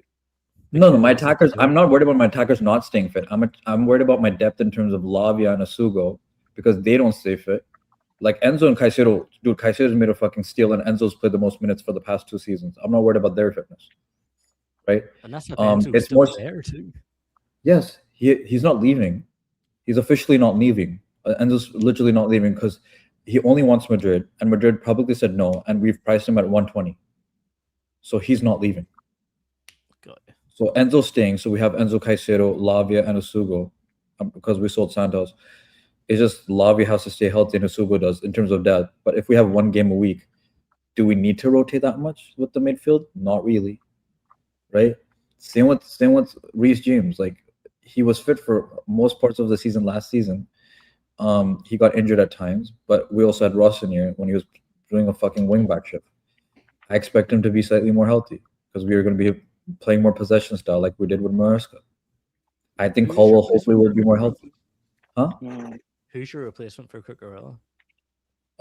We haven't signed him yet. We've signed this Palestra guy who was like rated the best. He got the best defender award for Serie A, but I think he's playing right wing back. We're going for a left wing back right now, but I don't rate him like it's some Chet Shavaria guy, but it's a wing back. So I don't think he's great defensively, but apparently he ball carries well. So it could be like when we had Alonso as left back, like that kind of thing. Marcos Alonso, right? Like these are attacking wing backs. I'm not expecting them to be. So if we get Lacroix and Ramon from Como, Jacob Ramon from Jacob Como. Como. Yeah, Como, then I think that's a good starting lineup. And I don't think we have to rotate much because we're playing 1 game a week. So I'm expecting. No, CP, wait. You think you can get Jacob Ramon from Como? Yeah, we're linked with them. Yeah. I think us getting Jacob that might mean we have to give them like Achingdong or something. We'll see. Chalaba's going. Chalaba's going. Chalaba's going. Does he not want to go to Inter?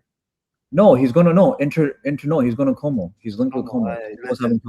Fabregas, you're high. I don't know why you want Chalaba. Okay. Yeah, it's Como. That's yeah.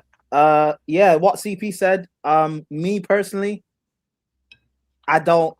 So long as you get back in that Champions League, I really don't care where we finish. I personally just don't want another like top 4 race. We're playing 1 game a week. Don't be having us make it on the last day again. Just like be somewhat comfortable, please. Okay. The only reason I'm saying we finish above you guys is I just don't think you have the depth like we didn't last season for being that's fine. It's just like for me, I just like aside from the little bragging rights for the show and stuff, I really don't care. Yeah, I don't care. I have like you guys don't know how much I have no emotion for this season. I really don't care. Unless we miraculously get in a title race, I really don't care about anything. I really don't. This ownership has like destroyed everything for me. Prima, that means you're not expecting any trophy or anything from this season next season. I want us to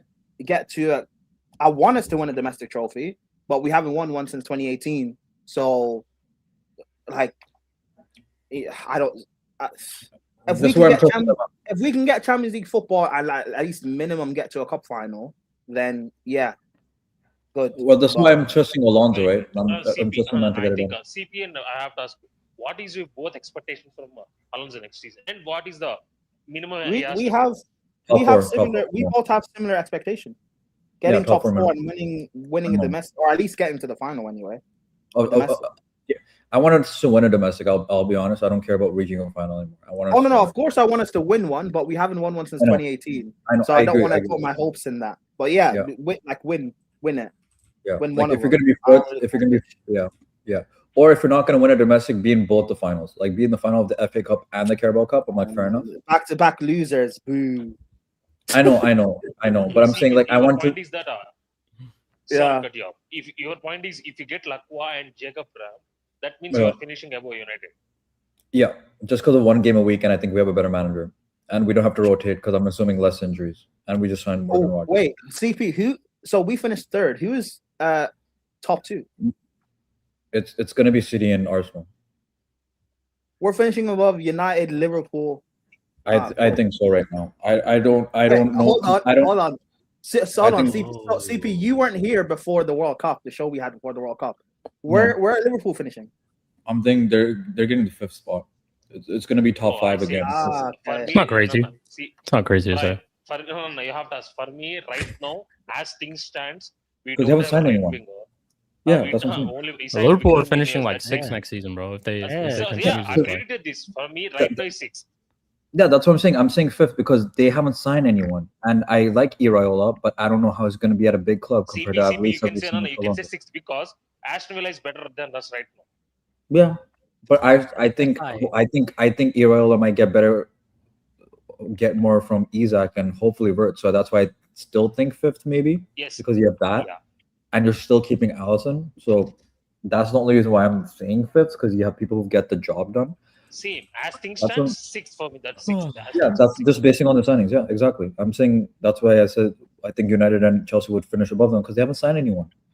They don't have any winger depth. They don't have anything. Right if I have to speak Liverpool, there is so many holes we have to get in. We can't. There is no signings. One signing or 2 signings can change our position. We need at least 4 to 5 signings. So you argue with me to the death about Konate being replaced by that 20-year-old you signed, and it wasn't going to be the main replacement. You are worried about Konate. I'm worried more than Konate. What? So what? You want who's your centre back this season then?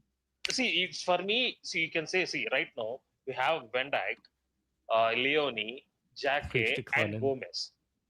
4. Yeah, but 4 centre backs. Didn't I tell you that Jackie is Konate's replacement, and you told me no, he's not. He's just Spooby. You see, you are worried. That's why my point. I'm worried about more than 2 to 3 positions. I'm worried about centre back because I don't know Van Dijk can stay fit or not. I don't know Gomez can stay fit or not. We need a right back. We need a right winger, and we need a backup striker because Ekatike is fucking injured. And a DM. For me, people say 1 midfielder. I said 2 midfielders from last season. Yeah. I think we need 2 midfielders. Brother, McAllister having a grand monies right now.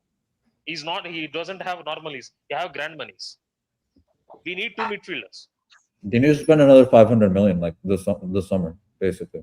Bro, as I said, right now we are 6th. Nobody can say me that we can finish top 4 or top 3. And by the way, for me, next season is a write-off. Bro, for me, next season is a write-off.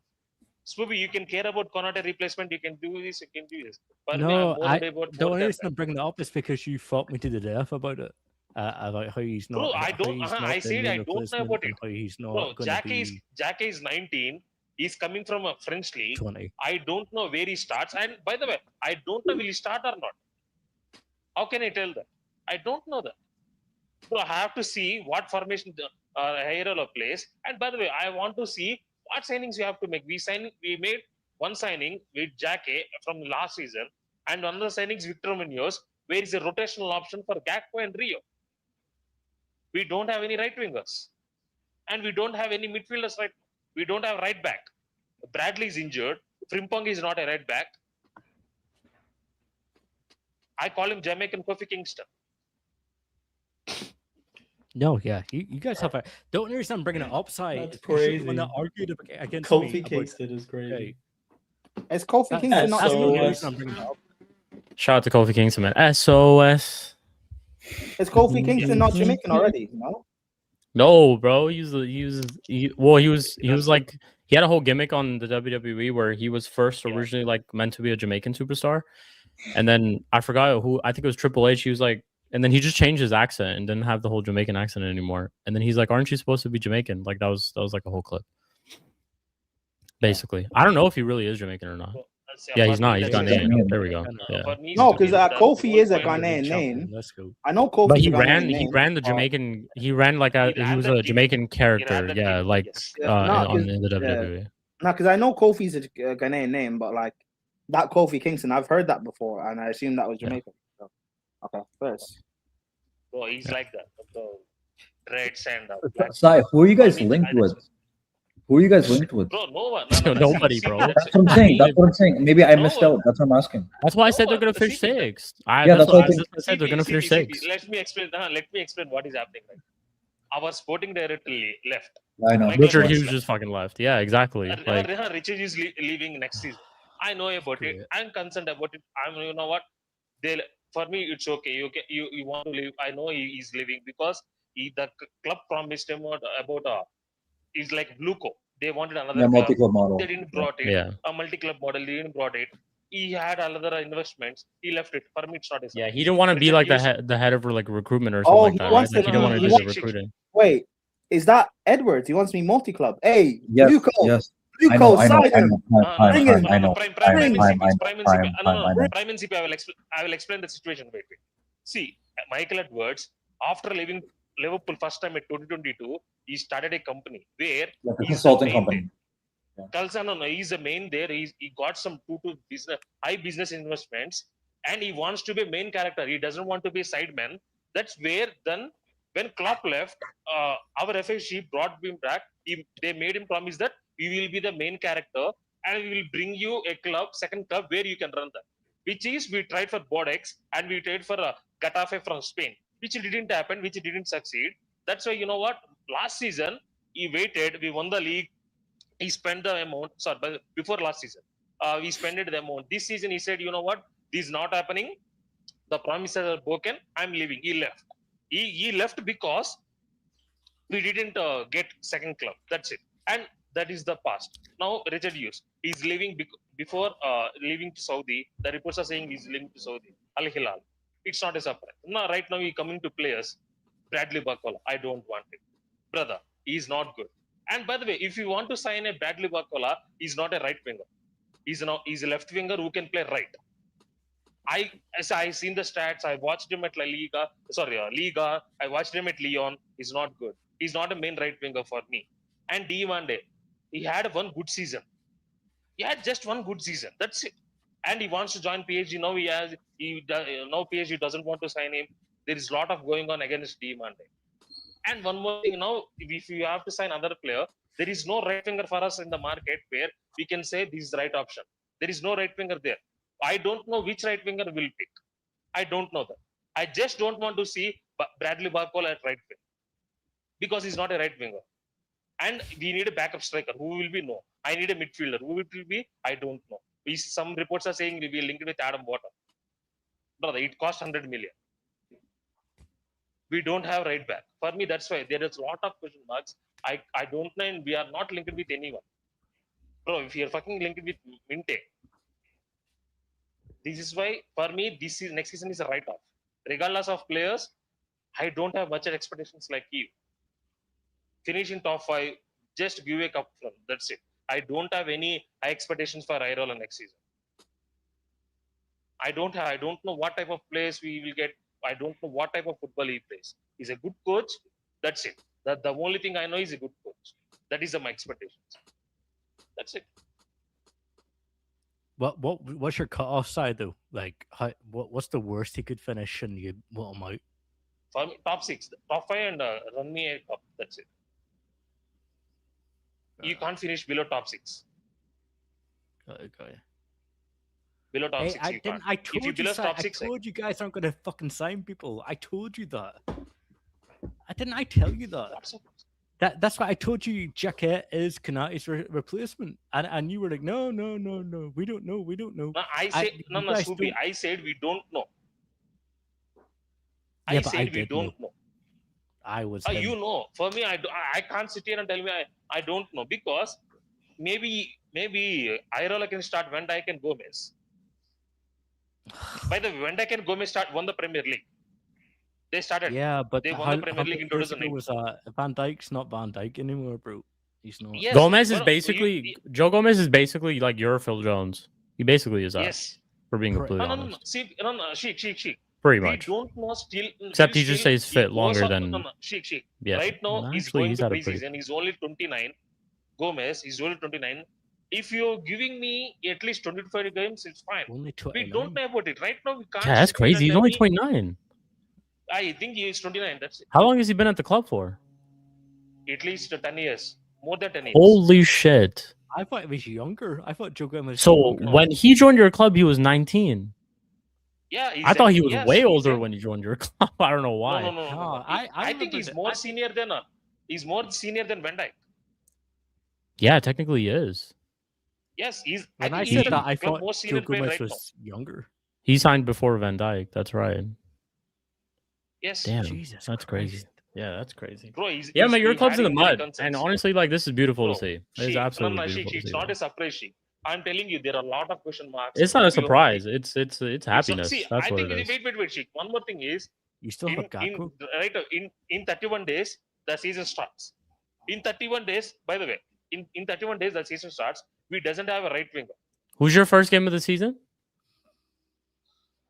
I think I can't remember. I have to check.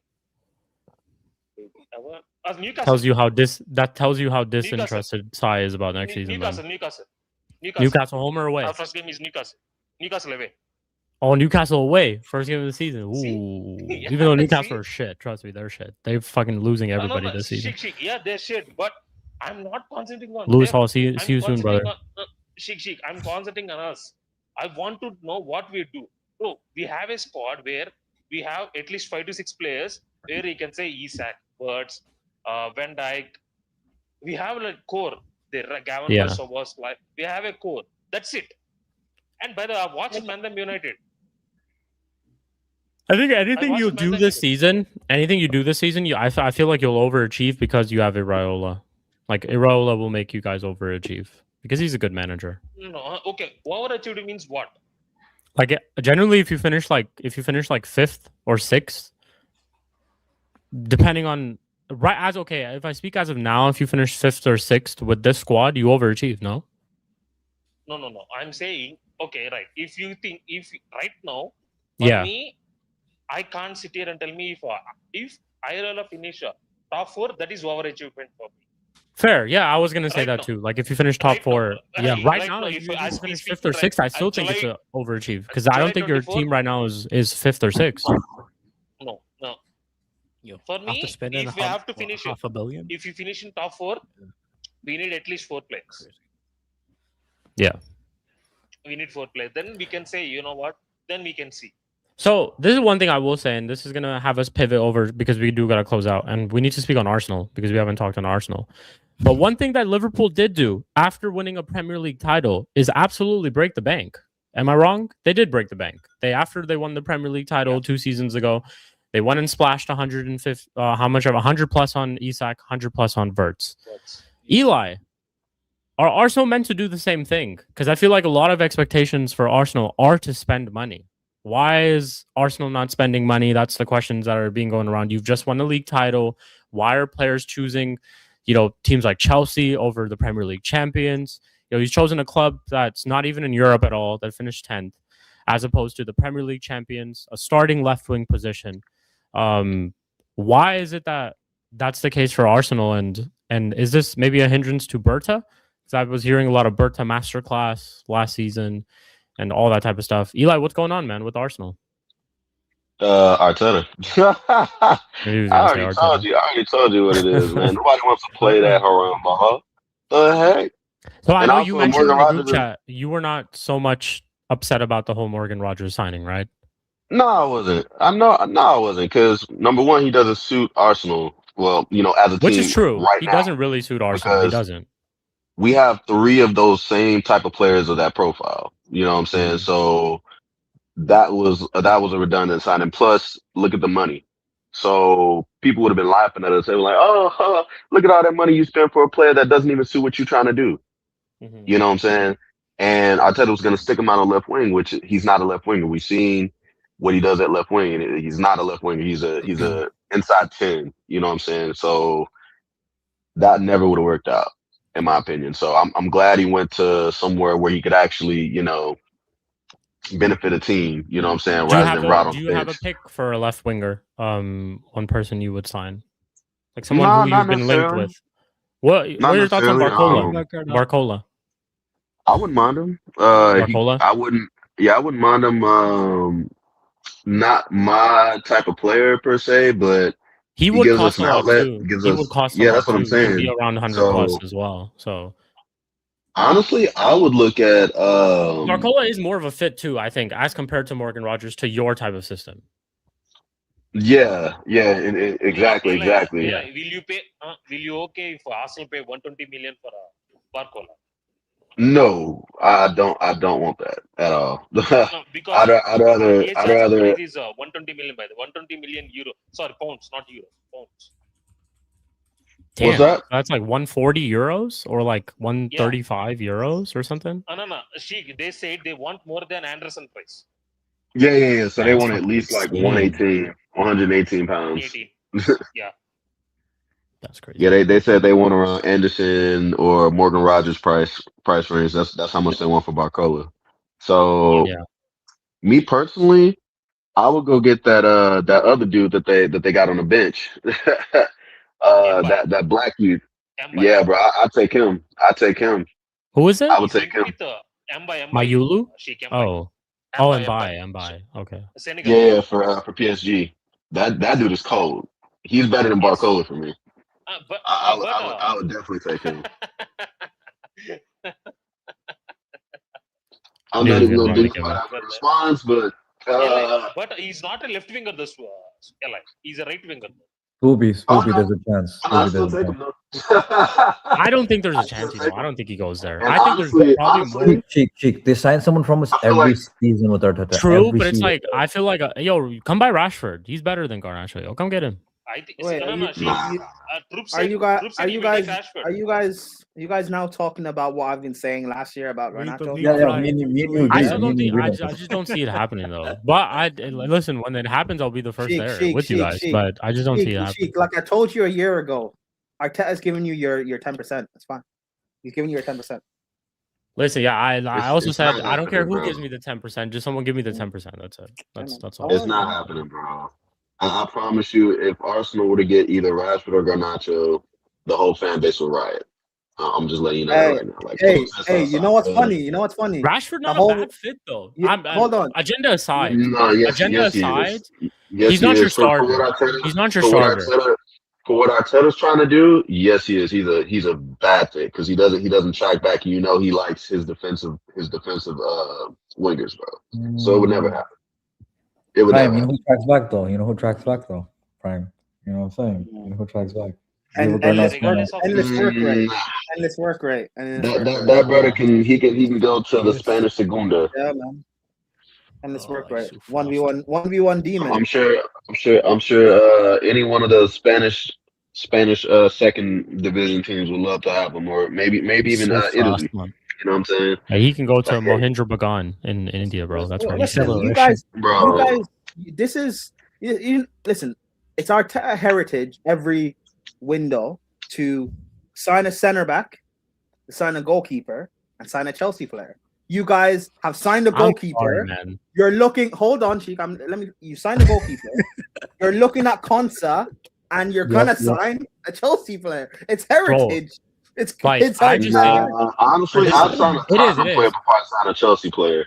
It is. I will say this though. That Tottenham player I would love to sign is Jed Spence. Jed Spence. I'm just literally imagining this. Like, if you guys actually, like, in a world sign Garnacho, do you know how fucking bad? Like, just forget about the fact that he's Garnacho. It's the fact that Morgan Rogers rejected you, and then you signed Garnacho instead. Hey, that's a good deal, man. It's the fact that you were going for Morgan Rogers, Barcola, and then settled for Garnacho. That's what. Martinelli, Garnacho, one team. Bro, I will not believe it if I see it. Bro, I'd have to, I'll believe it when I see it. Martinelli and Garnacho, the two people that we fucking compared for the last 3 seasons playing in the same fucking team. And don't forget Madueke on right side. And oh my goodness, and Madueke on the right side. Yo, fuck off. Though you guys will generally have the worst wingers ever. Generational. You'll have the worst wingers ever. There'll be a game. Man. Sheik, there'll be a game next season where it's Bukayo Saka and then it's Madueke, Garnacho, and Martinelli. Hey, listen, man. Honestly, check this. Holy shit. I wouldn't be mad if Arteta decided to play Saka at left back or left wing. I think Saka needs to give up the whole right wing gimmick, the cut inside. Now we gotta hear it. From Madueke, yeah, no. Nwaneri or I was saying Nwaneri for right now. Nwaneri or Dauman. Either one of those two can deputize at right wing. Have Saka going at left wing, left back. You know what I'm saying? Because he could play both of those positions. And Arteta loves his left backs that can cut into the midfield, which Saka could do to a high degree. You know what I'm saying? So I feel like that would save his legs, and you'd probably get a better player out of him. You know what I'm saying? Because that's where he started anyway. He's a left back. I just think lineup wise and team sheet wise, if I look at a team sheet with Garnacho, Martinelli, Madueke in the same fucking don't even put that in the universe, man. Brother, that's what do you think of Saliba though? The reports are saying he need at least 4 to 6 months. I heard he doesn't need back surgery though, which is a good sign. If he doesn't need a back surgery, that means Arteta will play him and he will fuck it up. He'll fuck off his whole career. That's the thing though, is who's saying he doesn't need back surgery? Arteta or a doctor? That's what I want to find out. Arteta is saying that. Arteta is saying, reports are saying that he will shake off this injury and he will take some time off. Oh yeah, it's finished. I mean, either way, he's going to be out for at least 2 to 3 months. GG to your career, man. If that's that means Mascara as a center back, right? Probably, Mascara, right? Yeah, probably, Mascara. Yeah. Either that, Are or you concerned about probably, any of the fitness? There's been a lot of fitness things going on with Arsenal, of course, because Arsenal players. And who's to blame for that? Have played the most football this season because you played in the Champions League up until the Champions League finals. No, Sheik. It's not even that. It's the fact that this sucker doesn't know how to rotate a team properly. Yeah, I do think that's on him. I do think that's on him. He's run these players into the ground, bro. Declan, he's been playing this whole season injured. He's what's his name? Saliba, he's been playing injured. Timber, he's been playing injured. Ben White, he was forced to come back early and injured himself again. You know what I'm saying? This is the first time he's actually had an extended period off. We all know what happened to Saka. He ran that boy into the ground until he tore his flipping hamstring and it's hanging out the bone. You know what I'm saying? And Tuchel didn't do him no favors by playing him in the flipping World Cup instead of leaving him at home to rest and recuperate. And Arsenal didn't do their due diligence in saying that, no, you cannot go. You need to rest and recuperate because we're literally paying you. England are not paying you. They're not the one paying your bills. You know what I'm saying? You need to stay a little bit at home and mend. To be fair, you know what I'm saying? So you can be ready for the season. To be fair to Tuchel, he did manage Saka in the World Cup. Yeah, he managed him way better than Arteta, but still, the point still stands. He still should have stayed at home. Argentina. He managed him so well that he didn't play. He played well. Yeah, in the bronze game. Bro, nobody was playing that game. Nobody was really playing. That was a glorified exhibition. No, honestly, nobody was playing that game. I don't know if you guys watched it. They were playing a long ball from from France. No, England were playing a long ball from their D all the way to Rashford, and he just threw on goal. And Saka was through on goal 90% of the time. They just couldn't be arsed to chase it. I saw Arsenal fans saying that no one can ever chat shit on Saka again because he has a World Cup hat-trick. Who said that? Man, against the France team that let him score, they literally sat back and let him score. Nobody defended in the box. Get out of here. Whoever said that, they need their football They need their footballing license revoked. Like honestly, they shouldn't talk about football ever again. That's egregious, man. Like we seen what happened as soon as France even went into second gear, they start slapping England up. And the only reason England won that game was because LaCroix had a dumb bozo moment and let Jude score. You guys have seen the whole Sunes stuff about Rice, right? Arsenal. Yeah. Yeah, he's a center back. Hey, there you go. We can play Rice at center back once he comes back. There we go. Have you ever? He can play right next to. He can play right next to Gabriel. There you go. With Paz, Arsenal fan. No, but I watch his content a lot because I watch Alawa. He's a regular now. I tweeted out one of his TikToks and how he was. How he was talking about why do we rate Kante as a world class midfielder, but we can't rate Rice as a world class midfielder and comparing him to Rodri and stuff. Holy shit! Hey, I just wanted to be known that I remember years ago when we first started this show, I said Declan Rice is a center back. Bro, everyone keeps claiming to be known. Listen, Kaneki started the Rice center back thing, okay? Everyone wants to claim it. Kaneki started it. Bro, I've been saying this ever since he played for West Ham. Before he even came to Arsenal, I was like, this brother's a center back. I don't agree he's a center back. I don't. I'll put him at a fullback. That's what I'll put him at a fullback before I put him at centre back. Gary Neville. You wouldn't put him at fullback. I still think he's a. I still think he's a world class defensive midfielder. In terms of like winning the ball, breaking up play, yeah. But the thing with Arsenal is you have him so further forward that he has to get involved in your attack. I don't think you guys should be really having him do that. Do you know what? I agree with Eli. Like, I don't think Arsenal need ROGERS, but the way you guys were tickling his balls for like how many months and trying to get him to join your club for Chelsea to do that to you. Do you guys think it's bad? I mean, low key, I feel like it could be a situation where nobody knows what Arsenal's doing because, it could be a whole United thing where we get a whole nother signing just out of nowhere.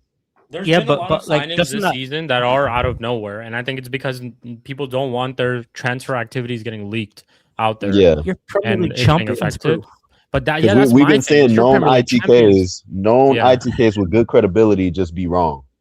This whole offseason. Liverpool. Despite Liverpool having the season that they had a sign of intent. And we were all saying at the time when they were making the signings that they were going to win the league. Now, what happened with Slot and what happened with Liverpool was a whole different thing, right? But it's like at that time, when they had just won the Premier League, that was a sign of intent. Getting Isak and Wirtz is a sign of intent.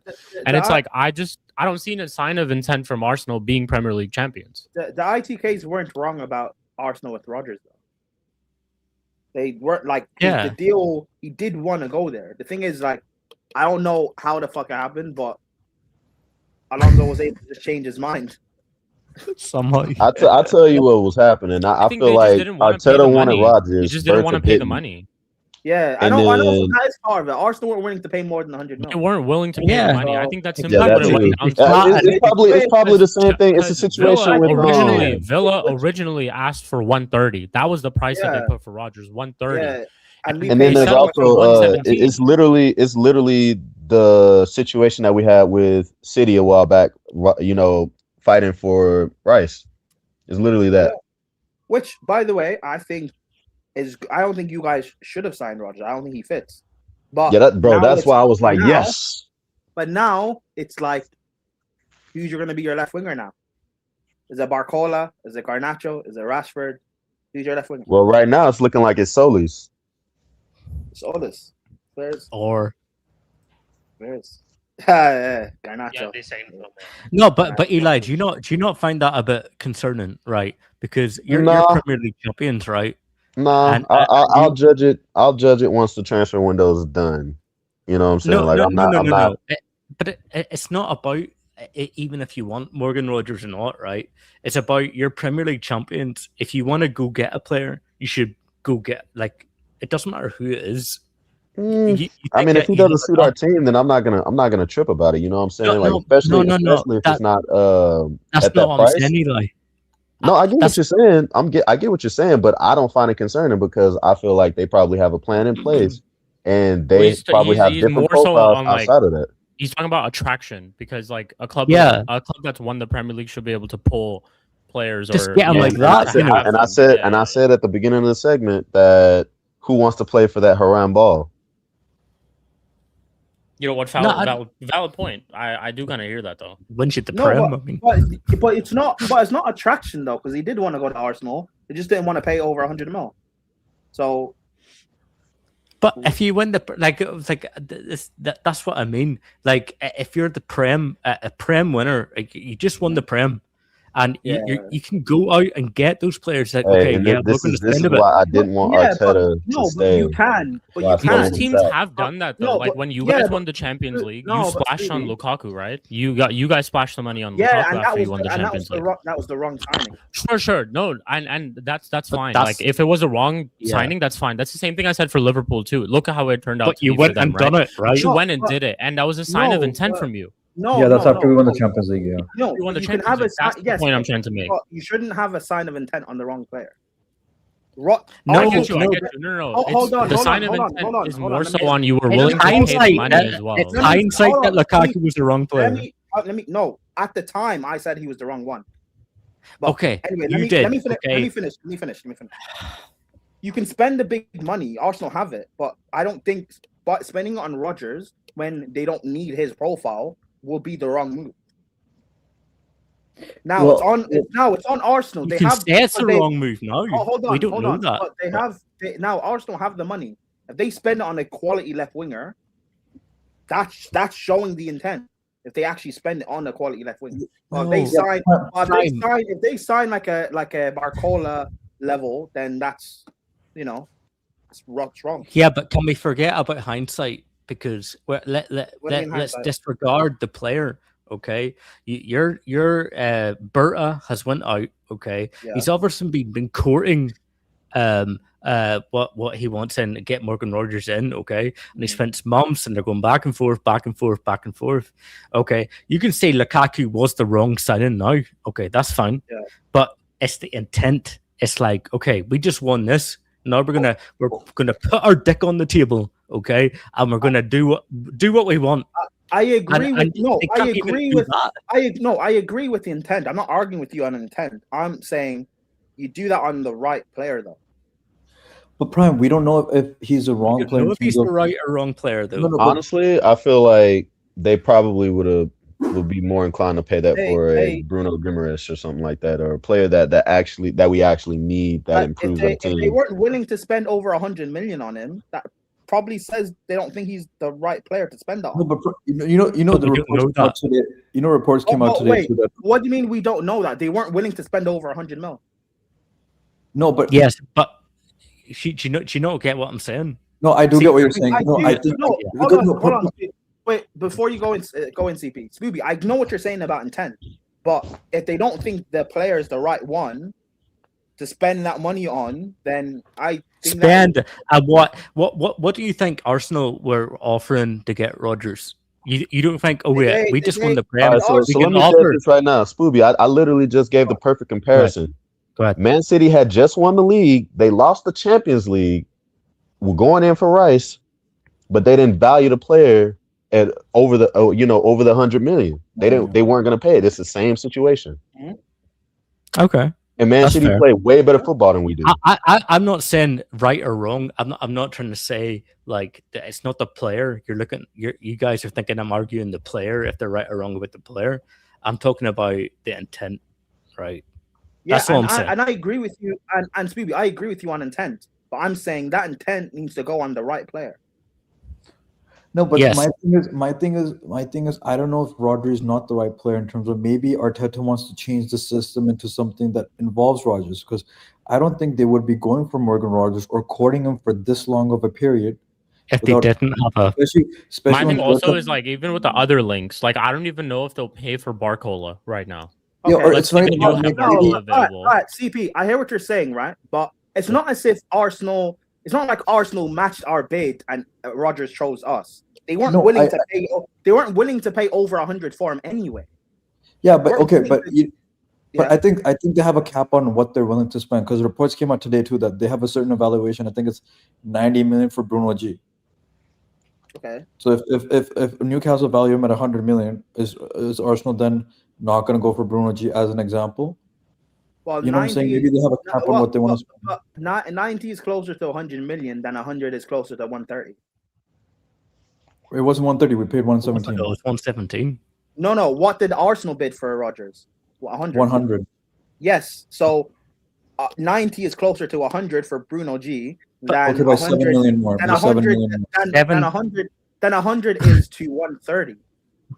Yeah, but wait, sorry, Prime. Do you think these guys they're courting Morgan Rodgers to come to their team with thinking that he might not be a good fit, or do you think they have a better plan than that?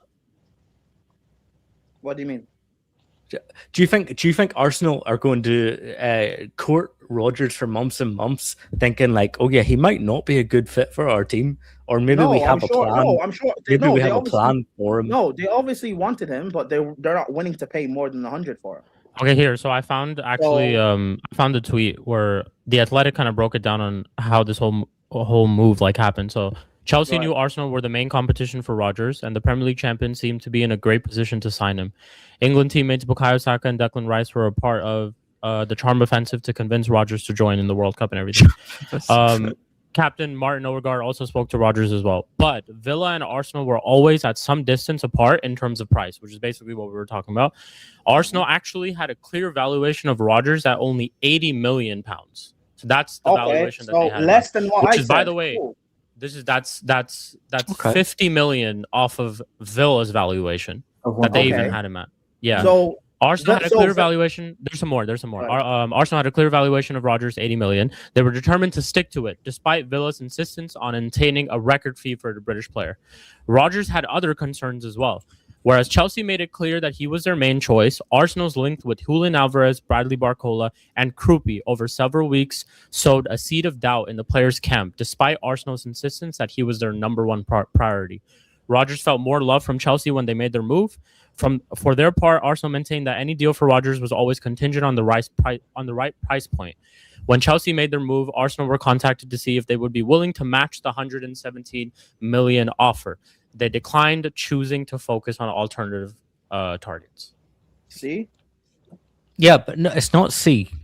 It's not C because listen, unless you think these guys know nothing about football, okay. And they're going after Rodgers with no plan on how he fits in their team. Like I think what CP said, they know you because you're saying that okay, well it's hindsight. He wasn't going to fit in Arsenal anyway. We don't know. I personally don't think he's going to fit. However, even if they did want him, they clearly don't think he's worth more than 100 million. Enough for that price point. Yeah. CP. I hear what you're saying. Hold on. They don't have that. Hold on. Shik just said they bid what, 80 mil pounds? They valued him at 80 mil, and it seems like they never actually bid. They never actually bid for him. So what are we doing? Well, you would need to okay. So it's hindsight now. So you what was it? 117. 117. Yeah. If Arsenal came in with 98 or 99, listen, they valued him at 150.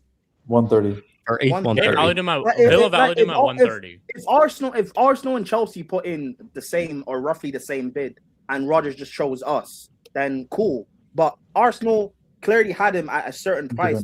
That's why they were arguing over price. Arsenal and Villa. Arsenal had a certain price. Villa had a certain price. Yeah, literally at the last part of the quote too, it says that Arsenal were contacted to see if they would be willing to match that 117 million offer, and they chose not to. But what doesn't make sense to me, in an Arsenal perspective, is Bournemouth have just told everyone, because Spurs were interested in Krupi, that he's valued at 100 million. Right? Yeah. So even if you value him at 70 or 60, I don't know where you're getting your valuations from. Yeah, but the problem with Berta and Arsenal is that you're dwelling yourself into too many deals at one time. Yeah. You need to just focus on one player. I agree with that. Sheik, I agree with that. They do too many deals at once. I agree with that. However, they're looking at so many different. They're doing so. They've got other options that they're looking at. So it's not just. But my thing is that the reason why are they penny pinching? No, this is the thing. They are low key penny pinching because I think what they're doing is the reason why they're having all these other deals around them is low key to see which one would cost the least and which one would be most attainable. And that's the best way to go. We don't need, but like maybe three players. We don't necessarily need to do like a whole That's what's wrong though. Makes sense. If going for months and months, they come out with one player. Like tomorrow, let's say we hear another player, and who's just gonna get added to this list of players that they're supposedly looking after. Also, but they might not sign any of them. What CP said about what if Arteta is gonna change the system for Rodgers? Yeah. The likelihood of that happening when they how much was Gyökeres? How much was Gyökeres? 50 mil. 60, and Arteta did 60. It was a release clause. Arteta didn't change the system for him. 60 or something. They're a big money striker that people had said they needed for years. And he didn't change the system for him. So I doubt. That's a good argument. What you're saying is right, Your argument is more on the pull, and in terms of winning team should be able to spend the money. I think it's more on the penny pinching because all these other left wingers that they're linked with are going to cost the same amount. No, like they're going to cost the same thing. You can talk about penny pinching if you want, yes, but I don't think it's pull. Pull would have been if Arsenal and Chelsea had the same amount roughly, and he just chose Chelsea over Arsenal. Then you could say Arsenal they're lacking the pull, but I don't think they lack the pull. Wasn't there a report that saying Xavi was like one of the main reasons why he joined? Yes. Yeah, he spoke to him on the. Well, you guys made it very, very clear to Morgan Rogers, like in terms of the project itself, that he'd be starting right away, and Arsenal haven't done that. But also, Spooby, that thing of Xavi spoke to him, like you can, like I'm assuming that did happen, but like regardless, Chelsea have wanted Morgan Rogers for like 2 years now. And so what other left winger have you been linked to? The whole thing of Morgan that Xavi spoke to Rogers, I don't care. You wanted this guy for 2 years now. We weren't when he was at Villa, or not Villa, at Middlesbrough. We looked at him. So that's another thing too, though. You've not been linked to any other left winger, so Rogers would definitely think that you're the one that he's the one that you guys for sure wanted. And what player would not want that? A club that wants to go all out for them. My thing is not even specifically Rogers, but I'm like, even if you want a Vinny, that's probably 150 at this point. Barcola's at 120. Krupi just got valued at 100 by 100. Yeah. Everyone's around the 100 to 120 range. So you're gonna have to spend on someone. Like it's gonna have to be someone. Like wait, I've got a question. Do we know for certain Arsenal will even sign another left wing? That's another thing I'm saying. That was another thing I was saying. It might end up with nobody. Hold on, let me land. Let me land. Not even just they'll end up with like getting nobody. I mean, they won't go for another because Trossard left. They still have Martinelli. They just brought in this to show his kid. Yeah. Are they? And by the way, so they still crucial to them last season. Very crucial to them. Hold on. So they still have 2 left wingers. Are they gonna? Why would they call him for months and months though? Why? Are they gonna sign 3 left wingers? I think they will sign a left winger because they were looking for they still were looking for left wingers even when Trossard and all these guys were still at the club. Like even last season, they would have still wanted to get a left winger. Yeah, but they were. I assume they would have sold one of them anyway. Then I think what they'll end up doing, which is most likely to happen, is they'll panic buy. They'll panic buy one of them. Who knows? Maybe they'll spend the cash and they'll spend the money, but they'll panic buy one of them, and that's a result of them just being dwelled in a bunch of different deals at one time, rather than just getting one. Just looking at him. If we're Arteta known as a manager who doesn't really rotate much, so having 3 left wingers don't make sense to me. Again, you might be right, Shik, but I don't know. I just don't think having 3 makes sense. I just think this is panic buy settings. This is literally panic buy written all over it. This whole left wing thing. Yeah, it's just panic. No, they were looking at Solus since last year. Solus? Yeah. But you still are looking for left wingers. That's the thing. Like you're still looking for a starting left winger. Yeah, that's because they're thinking about bidding off Martinelli as well. So Martinelli is being linked away. So then that would make sense if you're selling Martinelli too. And that makes sense you signing a left winger, but I don't think it makes sense keeping all 3. This is the thing though, BX Gunner. It's not a trait of Berta doing panic buys. It's just because of the situation that Berta's put himself in the club in by doing all these different deals at one time. that it'll just result there's also a thing of he's just trying to make sure to get the best price, the best player for the best price. That's the thing. Like, you look at all the business he's done so far, everything's been at a very, very, very good price. Yeah. Very good player, very good price. So I'm gonna sit back and I'm gonna chill for now. If you do the groundwork for a player, like if you do a groundwork for a player for so long, I feel like there shouldn't be looking into that position, like into issues like that. It's the fact that you've been linked to so many left wingers for time, and you've not been able to get, like, just forget ROGERS, not been able to get any one of them in, and it just seems it's valuation, which I get, because you want to try to save your money, especially in a world and a market today where everyone's going for crazy prices. So I get it, the whole penny pinching thing, but it's like, man, it's like at some point in time you need to have some. I just feel like the whole doing different deals thing is just not, in my opinion, it's just not good. I've seen our club spend a whole entire month trying to get one person, but we ended up getting him through. And we didn't have an issue with it at all. And the deals worked out well. We spent a lot of time on Cunha. We spent a lot of time on Mbeumo too. We spent an entire month on Mbeumo. And for Cunha, it was a release clause. Like, it was just a release clause that we paid. Arsenal have already signed 2 players, by the way. I just think it's a waste. It's also just a waste of time if you do so much groundwork for a player and you just don't even end up signing him or even making an attempt. You didn't even bid for ROGERS. Yeah, but Shik, again, they didn't want to pay more than what they wanted for him. I don't like, or are we like? I don't see what the problem is. Arsenal had a price point on ROGERS. Yeah, but the problem. No, this is the problem. I'll tell you what the problem is. So if they don't evaluate Morgan ROGERS at whatever they evaluate him as, what do you evaluate Barcola and Krupi and Julian Alvarez at? And also Prime. Yeah. They knew the price that Aston Villa wanted at the start when they started quoting him. But that's why we were trying to get that price down. Isn't that why? Yeah, Arsenal, I know that. But you obviously knew where they were kind of coming. Yeah, Spooby. Isn't that why Arsenal and Villa were at heads with each other? They were trying to. Arsenal wanted to argue the price down. Villa wanted to stand firm, or at least get, because Chelsea got him for 117, so we didn't pay 130. We at least had some sort of a middle ground with what they wanted. Arsenal weren't even willing to get up to 100 mil for him. I'm sure if Arsenal, because they were trying to rely on Arsenal. I'm sure if Arsenal bid 100 mil, they would have got ROGERS.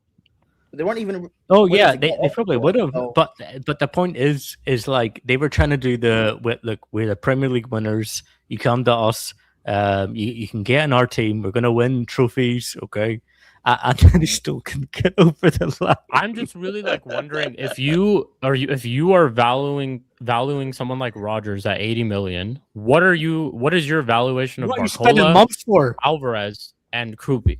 Because if you think those are going to be cheap deals too, then I don't know what the fuck to say. What, you spend a month on a guy that you're not going to get? Then I don't get it. I'll be real, Shik. Unless Arsenal have already reported it, I don't know what they value Barcola, Krupi, and Alvarez on. Well, actually, no. It's like Alvarez, you know that. Actually, okay, but we know that. Alvarez. Apparently, Alvarez is some sort of like a money cash swap deal thing with Atletico Madrid. Or is that wrong, Eli? I don't know. That's what they've been trying to do. Okay, first. So yeah, the fact that I'm like defending Arsenal in this is weird, man. But, yeah, it's just more so like that. That's the thing, is that I know they didn't want to pay the money. And that's true. That's fair. Okay, if you don't want to pay if you don't value a player at a certain amount, you don't want to pay for him. Cool. But I'm just like, if ROGERS, by the way, Barcola and like Krupi and Alvarez, like some of those players you could say are better than ROGERS, right? Even though they're not the same position or whatever. But I'm like, if you are valuing ROGERS so low, then what are you valuing the rest of these guys at? And because you're 50 million off of evaluation for ROGERS. They were going to bid. Would you pay that money for ROGERS? 80 for him. So are you going to try to go 50 million off of Barcola's price and Krupi's price and Alvarez's price too? Because that's just not going to work. Like these clubs are going to laugh at you. Like, they are, but Shik, the Arsenal tried to use. We just won the Premier League. Wait, why do you keep saying that? Did they say that? Because of course they did. What you don't think Berta came to Rogers' agents and be like, look, we just won the Premier League, and we can kind of haggle the price down a bit more. If you can try and force it out a bit more, and we'll sit and penny pinch because we're the Premier League winners. Rogers clearly wanted to go Arsenal though. But I'll tell you another thing, another side of this, Spoops. I think your point is correct. I think as a player, if you also look at a club, one that's not willing to spend money on you as compared to another club that is willing to spend money on you and that fully believe in you, because I think if they're willing to spend the money, that means they fully are buying into what you have and what you look can at offer to the Mateus team. Fernandez, Right? Mateus Fernandez situation, the Tonali situation, same flipping thing. Yeah, they went to teams. They went to teams. Nobody else was Premier League winners. But they went to teams that they both went to a club that was willing to pay them the money. United weren't willing to pay West Ham and Mateus Fernandez the wages that he wanted. Did you guys? They are Premier League winners. Oh, I'm saying you try to look at it from this side as well, where as a player perspective, you'd rather want to go to a team that is willing to pay the money for you and are fully buying into you. And maybe Rogers felt that with that 80 million offer, they're not about it. They're not serious about getting me. And they don't really care about getting me. And maybe he felt that, okay, I'm not a guaranteed starter there because they're not willing to go out and just break the bank for me. You know? Shik, did you bid for Rogers? Or not Rogers, did you bid for Fernandez? We didn't bid for him, but we had different valuations for him again. What was your valuation for him? Our valuations, I think, were 70 and 15 in add-ons, whereas Spurs paid him 85 straight. 85 straight. They paid West Ham 85 straight. So and he's on a 200K plus contract, which we weren't willing to offer him. Okay, see, so it's not because we weren't Premier League winners. No, but that's my point. That's my point. That the player rather went to a place where he was being guaranteed more money, and he felt that the team wanted him there because they were willing to break the bank for him. That's what I was trying to say. You're Premier League CP as well every single time, and Sai as well. CP. So does that show United lack pull? Because you weren't willing to even match the bid or anything. But we weren't Premier League winners. So what? It don't matter. Man United is still the biggest team in the Premier League. If it's a different scenario. No, it's not. No, it's not because Man United is the biggest team in the Premier League. They're the Real Madrid of the Prem. So you can't say that. How are we the Real Madrid of the Prem? When's the last time we won the Prem? It don't matter. You still have the most trophies. Come on. What are we talking about here? Come on. What are we talking? Yeah, exactly. What are we talking about here? Man United has the most out of all of us. I get what Spooby's saying. I do get what he's saying. Like in terms of being Premier League champions, you should have like some sort of pull. But also at the same time, they are right as well. Eli and Prime are right. Spoobs, we signed Pogba without playing any. We signed him when we were in the Europa League. That. But we gave Pogba money. We did. We did give Pogba money. Yeah, we spent a lot on him. We did.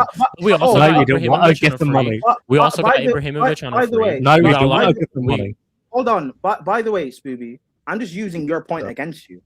I don't agree with your point. I'm just using it against you. And the whole money thing, Spoobs, also is to the point that I was saying, is look at it from a player's perspective. I think a player would rather want to go to a place where he's guaranteed things rather than not guaranteed things. And I think that's what happened in this Rogers case. The reason that the scenario is different is because we're not. Think of yourself as Rogers, though. Think of yourself as Rogers. Yes, they've been warning you for a very long time, right? They've been talking to you for months and months, but you still don't feel that there's certainty that they really do want you. Because if there is certainty, it's different. That's wrong. Because how's that wrong? Because they're not willing to pay the money for it. No, hold on. No, but Shik, you know why you're wrong there? Because he did want you to go to Arsenal. Arsenal and Rogers agreed terms. Yeah, he but agreed personal terms. Yeah, true. Personal terms say he will be. Hold on. The problem was Arsenal and Villa on the price tag.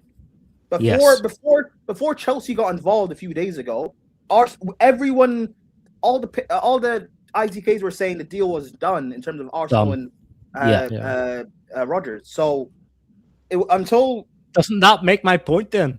What make your point? The Arsenal or penny. Okay. The penny pinching stuff, yeah, but your point of Arsenal of getting their chain popped and stuff is wrong. Yeah, no. Back to the price thing. This is what I was saying. And the tweet said it as well. Look, the tweet said it right here as well. It says when Chelsea had made it clear that he was their main choice when they went to offer for him, But Arsenal's links with Alvarez, Barcola, and Krupi over several weeks sowed a seed of doubt in Rodgers' camp, despite Arsenal's insistence that he was their number one priority.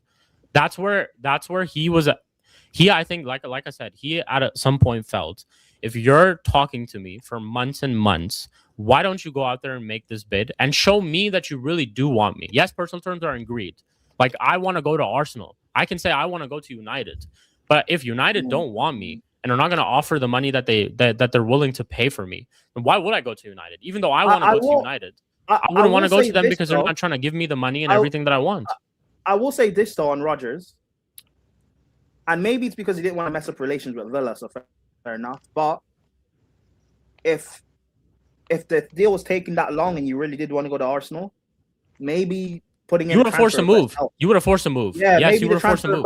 Yeah. But again, it is what it is. Listen, Arsenal will probably sign someone else. That's where I'm trying to tell you guys. Listen, all of this, by the way, I don't think is that deep. I'll be so honest, it's not. I don't think it's that deep. It's really just Arsenal being penny pinchers. That's really what it is. They just didn't want to pay the money for him. And they didn't value him at whatever they valued him at whatever they valued him, and that's fine. That's cool. That's them. I don't think I'll be curious to see who Arsenal, if they even sign another left winger, depending on if they sell Martinelli. But I'll be like, again, Rodgers. I don't know. I'm just looking at this.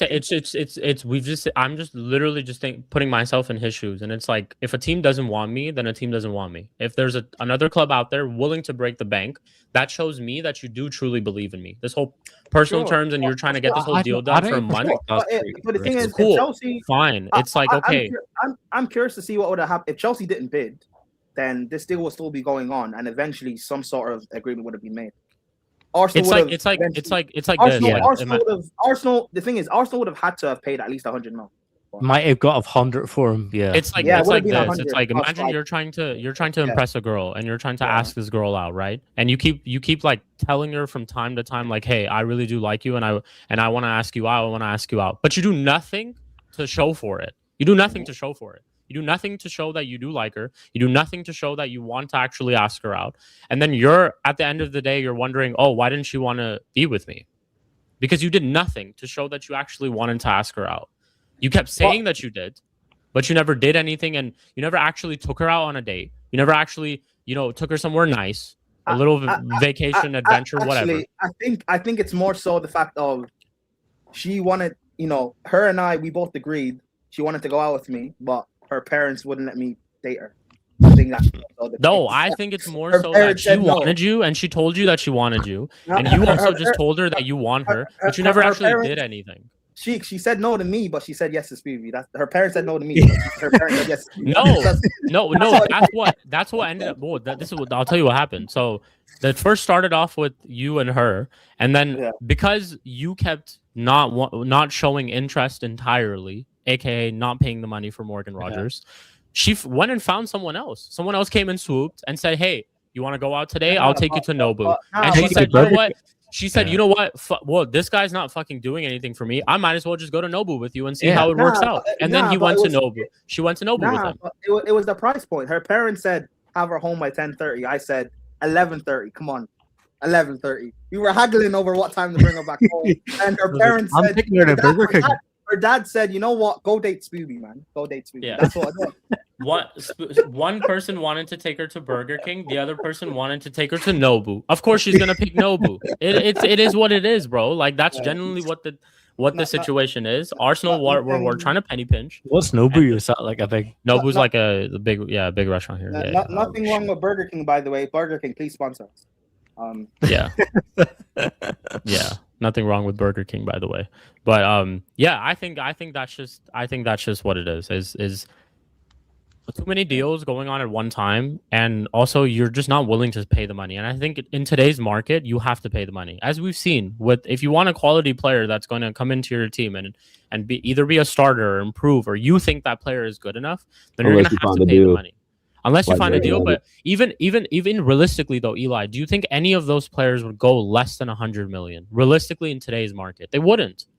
No. Whether you agree whether you think that they're 100 million players or not, I'm with you. I don't think a lot of these players that went for these prices are worth any of their prices. But the reality is that the market doesn't think that way, and clubs don't think that way. And but also, right now, you're not going to get anybody for good value. You're just not going to. But Shik, also, especially if you want these top of the top players. I'm not saying like deals like Tielemans or like some other deals and stuff like that. I'm talking about these prospects, these ones that the names that we've been seeing out there for a lot. They're just not going to go for cheap. But you also need to know this is Arsenal. In their history, when do they spend big money? Yeah. No. I'm with you on that. But then also, it's like I genuinely think it's quite stupid for you to think that there's some avenue of you getting a player that's valued at 130 million and you can just offer him 50 less and he'll just come to you. Like that's just not going to work. So do you think they were trying to play on that Prem winning team? I just don't think it. No, I don't think it's because of the Prem, because that's an agreement with. No. I think the Prem pull comes from that's towards a player, not a club. Because they had disagreements with the valuation. The player can pressure onto that. Yes. But the issue with that deal was the valuation with the club. Yeah. I agree with you. Yeah, you said it's stupid. I agree with you. That's why they were looking at multiple different players. They didn't have that. It wasn't ROGERS or bust. They were looking at multiple different players. So continuing with the other players too. Let's just name them: Barcola, Alvarez, and Krupi. Right? I just don't think this same tactic that they tried. Alvarez and Krupi are both strikers. Strikers, right? I'm just saying more so on the terms of, let's say, valuations for players, right? If you're trying to see if you can get a better deal, I'm going based off of what I just saw with this ROGERS deal, right? They were trying to get a good deal with ROGERS by paying 50 million less of a club's valuation. I just don't think that's feasible for even the other players that I've just mentioned. Like you're not going to get Barcola by trying to pay 70 million for him when they clearly value him at 120. You're not going to get Alvarez by paying 50 million less or significant amount less. When they evaluate him. My point is that for one of them, you're gonna have to break the bank. And if you keep showing this whole penny pinching thing, you're not going to get any of them. You're not going to get any of them. Sheik, you're right. But Arsenal don't, unless Martinelli gets sold tomorrow magically, right? In this moment in time right now, Arsenal don't need to sign another left winger. They already have two. I think they are looking to sign. They're looking to sell him though. They are looking to sell Martinelli. What I just said is in this moment in time, they have both of them. So unless Martinelli gets sold, they don't need to. That they're looking for one, yes, because they're also looking to sell Martinelli. They don't need to, but they are. They are. No, that's the thing. Yeah, but I listen to what I'm saying. Of course, they're looking to buy one because they're also looking to sell Martinelli. But if Martinelli's not getting sold, if no one buys him, then they don't need to sign a left winger. So all this stuff that they're looking for a left winger, that's fine. But until they actually sell Martinelli, I don't see them actually buying one. Fair enough. You know? Yeah. So I don't know. I still think they do. I still think they're because I just don't think they do all this work for a left winger and then just not get one at the end. I don't think they're going to end the transfer window with 3 left wingers. I don't think that's going to happen. I think they'll have to sell if they buy a left winger, then Martinelli has to go. Yeah. Wait, no, but they can yeah. They can either sell Martinelli first and then buy a left winger, or they can buy a left winger first and then sell Martinelli. You know what I mean? That's what I'm trying to say. But it doesn't matter which way it happens. I'm saying it doesn't matter which way it happens. They're not having. There's no way they have 3 left wingers in their squad. Fair enough. I'm just more so thinking that I still think I'm on the route that I think that they will sign a left winger first and then sell Martinelli. That's why I'm saying. Okay, fair enough. Yeah, they do that, then fair enough. But I don't think they'll end the window with 3. My overall point is that you are gonna have to spend for someone. Just don't think that out here you can spend 50 million less of valuation for a player and think you'll get away with it. It's just not. It's physically going to be the case. True, but Premier League winners. No, Premier League champions are not. Premier League champions are not. That's just not the case. True, but why do you think it's gonna work the same with everyone? With all the guys they're looking at. I just think all these teams are very firm on valuations that they have and how market is going. I just don't think a club will allow any of them to go less than a lot of the transfers that we've seen. I agree, but why do you think they'll be first of all, I don't think that'll be 50 off for any of the other ones that they want. Second of all, if Chelsea didn't come in, they probably would have bid 100 anyway for Rodgers and Gotten. So I think that I don't know. It'll be interesting, but we'll see. So that itself is a thing. Yeah. So Chelsea came in, but had Chelsea not come in, I don't know if they still put in 100 million because, bro, they just had him at 80 the whole time. Yeah, but Chelsea, you guys came in and snatched him. You guys came in and snatched him. But no one was expecting. You guys took advantage of Arsenal stalling over Rodgers. That's what happened. You guys took advantage of that. But out of nowhere. And once we out of nowhere, but once we put in our bid, Arsenal were notified about it, and they said no. They said no. Yeah, they did. So they stood. So they weren't even shook by us putting that price. They said no. So. Yeah, my thing is it might not be 50 million exactly, but I don't think if you try too much on trying to get some of the valuations down, not saying it's a bad thing. I just think for one of them, you're going to have to, if you're going to go out there and try to get one of these better players, you're going to have to pay the money for it. Eventually, you're going to have to pay the money for it. I agree with you. You're going to have to eventually, but yeah, I think they probably will. Yeah. Well, but it'll be for the right player that suits what we're trying to do, in my opinion. Exactly. I have to be. That's again. I don't I don't rate Barcola, but he is an actual left. He fits winger. Arsenal. He's an actual winger. Yeah. So buying, even though I think he's the wrong player, but in terms of the profile, that would be a better fit than Rodgers. Mm-hmm. So indeed, agreed. I definitely agree with that. We'll see. Let's say this whole Barcola thing happens and it's the same thing. Then I'll be like, bro, like, what are you guys doing, man? Bro, like, generally, what are you thinking? 3 hours 43 minutes, and all these arguments have not been started by Spooby. It's crazy. Yeah, exactly. See, you think I'm the troublemaker? No. Yeah, I think we had some really good conversations about stuff today. To be honest, about did you talk about? Actually, yeah, we did. Never mind. Talk about what? Talk about what? All this money Spurs are spending, right? Bro, listen. To anybody who thinks Spurs are challenging next season, y'all are silly. I just want to say, for sure. I just want to say, everyone loves to talk about Chelsea and Villa about PSR and FFP. Spurs have finished back-to-back 17th in the league. Where are they spending? Where are they getting this money from? Well, one, it's because they don't spend money, so it's about fucking time that they spend money. Two, it's like people think that Tonali and Mateus Fernandez are gonna score goals for them. They're their strikers, they're their defenders, they're their goalkeepers. Like, we're just gonna completely forget about the rest of Spurs' problems. You see they're linked to Savinho and Neto as their wingers. Yeah, Savinho too. They've been linked for time, bro. I think that Spurs are. They're also linked to Igor Thiago. They're gonna end up with Neto, isn't it? They're gonna end up with fucking Neto. They're linked to Igor Thiago. That stinks. Spurs are gonna be. Listen, what's his name? Deservey. This guy's gonna be sacked or he's gonna walk, bro. Like, the Spurs are I will say this: I applaud them for going to get a goalkeeper right away. They ended up with Dubravka, who's not the worst. He's better than Vicario. We had Dubravka on loan, actually. Remember, Spoops? We had Dubravka. Yeah, we did. But that's still bro. They're still gonna be crap. No, just think they had just think. A midfield of Tonali, Bruno G. Playing one game a week as well. Ended up 12. Yeah. They could have. That's a better midfield than what Tottenham have right now. So I just don't see where people are getting this Tottenham challenging thing. And then you got to think about their attack as well. Their attack is. Wait, people are actually saying Tottenham challenge, like Spurs fans. Bro, yeah, man. Bro, all the time.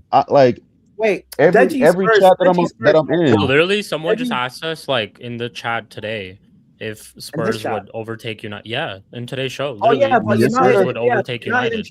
United aren't challenging. No, they even just said if Spurs would overtake United, finish above United. Like that. That's what he asked. Listen, Tottenham. Cool, innit? But just give me my 6 points, bro. I don't care what. This is not taking away anything. By the way, this is not taking anything away from like the players that they've signed. I think what they've done is showing a sign of intent so far, like getting Tonali. And hey, listen, I don't care like how much money that they've spent. I know they're gonna have wage problems soon. They will, because you just put Mateus Fernandez on 200K plus, and let's say he does not turn out to be the player that he turns out to be. You're gonna have massive wage problems. He's on what? 200K. Yes, cool. He's on 200. Yeah, bro, he's on like what 250 or something like that. 200 and then Tonali's on Tonali's on 275, but at least Tonali has the the background to back that. Tonali, I get it. Tonali, it's like I'm not gonna lie, I would pay. Yeah, you know what? I would have paid that much for Tonali because I really do rate Tonali. I would, even though it's overpriced, but he's got the track record. I still would have done. Yeah. Yeah, at least it makes sense with him, but Fernandez, nah, 250. Guys, who do you want to rate from Spurs when they get relegated next season? Who'll be rating? What we got? Tonali. Yo, Tonali. Yeah. Tonali. Cool. Yeah, Tonali. I want Tonali. Keep him off the betting ups. God damn it. Yeah, there's really only 2 players that I would get from Tottenham. And Jet Spence. Jet Spence. Jet Spence. They get back-to-back relegation battles. Hey, listen. Spoons, would you take Jet Spence at United? Left back. I do like Jet Spence. I've been saying it. I think we need to go for him, Yeah, I'm willing to forget about Lewis Hall if we go for Jet Spence. The first couple of games in that World Cup, and that World Cup, Jet Spence was a bit, but then seeing those later ones, I think he's only had one good World Cup game. I'll be so real. The Argentina game was his only good game. I'll be real, bro. Jet Spence is not this. No, I thought when he came on against Mexico, he did well. I don't think he's like this quality fullback everyone thinks that he is. He's not, bro. I think he's good. He's good. He's steady, but I don't think he's anything special. No, he definitely ain't world class or anything like that. But he's a steady Eddie that's very good for the club. Yeah, he is at a decent level. 6 to 7 out of 10s that you'd love to have in the team. Listen, I know we all just said we live in a world with high price tags, so it is what it is. But do you know the price will cost? Do you think probably cost you 60 million? It'll probably cost you like 50 to 60 million. Yeah, I'm not doing that, bro. Also, considering Spurs have spent so much money, they're going to want to get a lot for him. Low key though, Spurs have made it known that De Zerbi does not want Jet Spence, so he might go lower than that. Maybe 35, 40 million. Yeah. If it's 35 million, run it tomorrow. That's what I'm saying. 35, 40, I'll take that in a heartbeat. Is it like an attitude thing, or why does he want, or like? Nah, De Zerbi just don't want him. Probably just doesn't fit his system. Probably just doesn't fit his system. Yes. Which is crazy to me. It don't make sense, but hey, one man's trash is another man's treasure. You know what I'm saying? I'll take that. One man's trash is another man's. But De Zerbi had at Brighton, he had Estupinian as his left back, right? Bro, that's another player I would love to have, bro. He's so good. He had Estupinian and Lamptey. Lamptey, yeah. Hey, you know another player that nobody's been talking about recently that I'm pretty sure would be very cheap now. Kadioglu, yeah. I think that'll be a shrewd signing for whoever picks him up from Brighton, low key. I've got reservations about him. I've watched him a couple times. There's something. He can play left back, right back, left wing, right wing, midfield. Yeah, jack of all trades, master of none. But he's a good utility player. Right, and then he can keep the ball too. Yeah, for 40, 50 mil for a utility player, bro. That's good. Yeah, that's what I'm saying. That's a very shrewd signing. Like he would do well at all 3 of our teams, in my opinion. Defensively, I think he's weak, in my opinion. Speaking of defensively weak, CP's not here, so he can't defend this guy. Are we gonna speak about La Racist or no? Oh, who's La Racist? Enzo? Yeah. Me and Eli did kind of talk about him already. Yeah, bro, we were laughing, bro. I just think it's so as soon as he put in that tackle, I just started laughing. I was like, "Yep, bye-bye." This show and the panelists on this show have been on Enzo Fernandez's case since the start of this show, and I just think it's absolutely beautiful that he was the one who got the red card in this World Cup final. You couldn't write it better. You couldn't write it better, man. Also, I'm seeing Chelsea fans the ones who didn't like Enzo, now they see what he does and they respect him. But come October, when this guy gets outran by Onana against Villa, he's going to be called fat again. Like, listen, Enzo. What do you think happens with Enzo? I don't know. Like I think you guys are at the same thing that Villa are at. You guys were waiting for someone to pay the money. and pay the It's valuation. It's down to about Chelsea love doing this weird swap deal thing where, like what we've just done with Villa, we paid. You guys also just love to want to make some of your money back. Like you just love that. We paid 117 for Rogers. Villa are gonna buy probably Jackson, and that balances out. So it's probably gonna be something like that with Real Madrid, where they'll buy Enzo or something, and we'll buy. No, Real Madrid not gonna buy Enzo. They made it clear. Okay, well then he stays. Yeah. So is what is. But he's linked. You know what's actually crazy. I don't know if you guys know this, but he's linked to Arsenal. Who? Yeah, Enzo. but they're not. Arsenal won't. No, he is. Eli, trust. He is. He's linked to Arsenal. You guys have inquired about him. It doesn't matter if he's linked to Arsenal. We won't sell him. I just think it's funny. Funny that he's linked to Arsenal. I don't think it. I understand why, but I don't see Arsenal spending the money to buy him.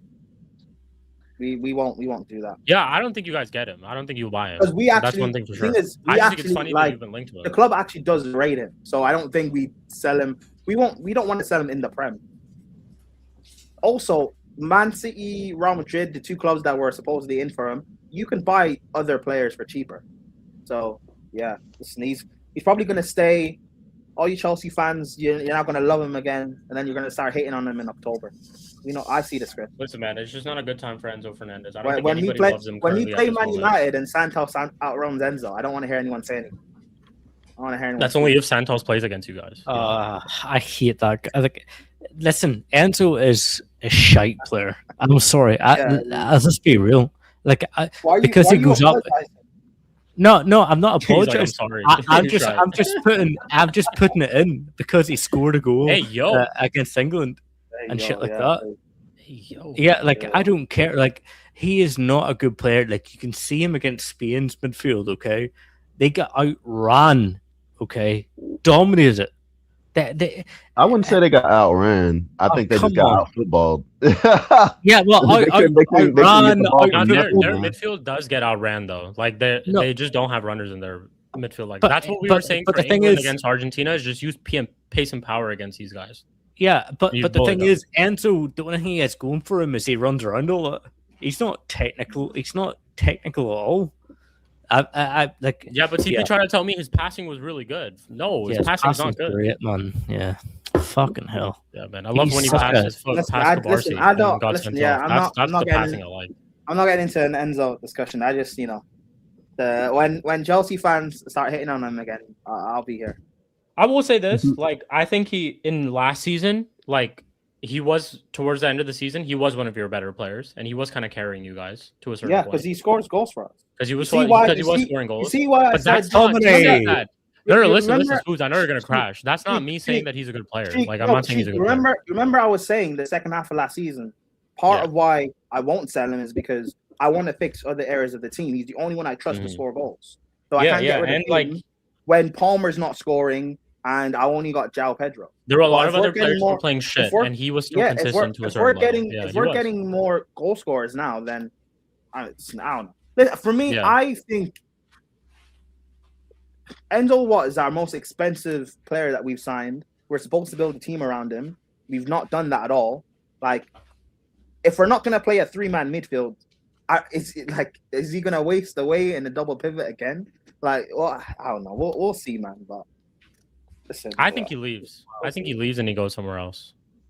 Of course, pay the bread. I just don't see this being a turn. Just don't see it being a turnaround. He was working all summer until they fucking told him they don't want him. If no one pays the money, he can't leave. So yeah, that's true. No one pays the money, because you've been firm on that. That's true. What's the difference between him and McTominay? I really don't get it.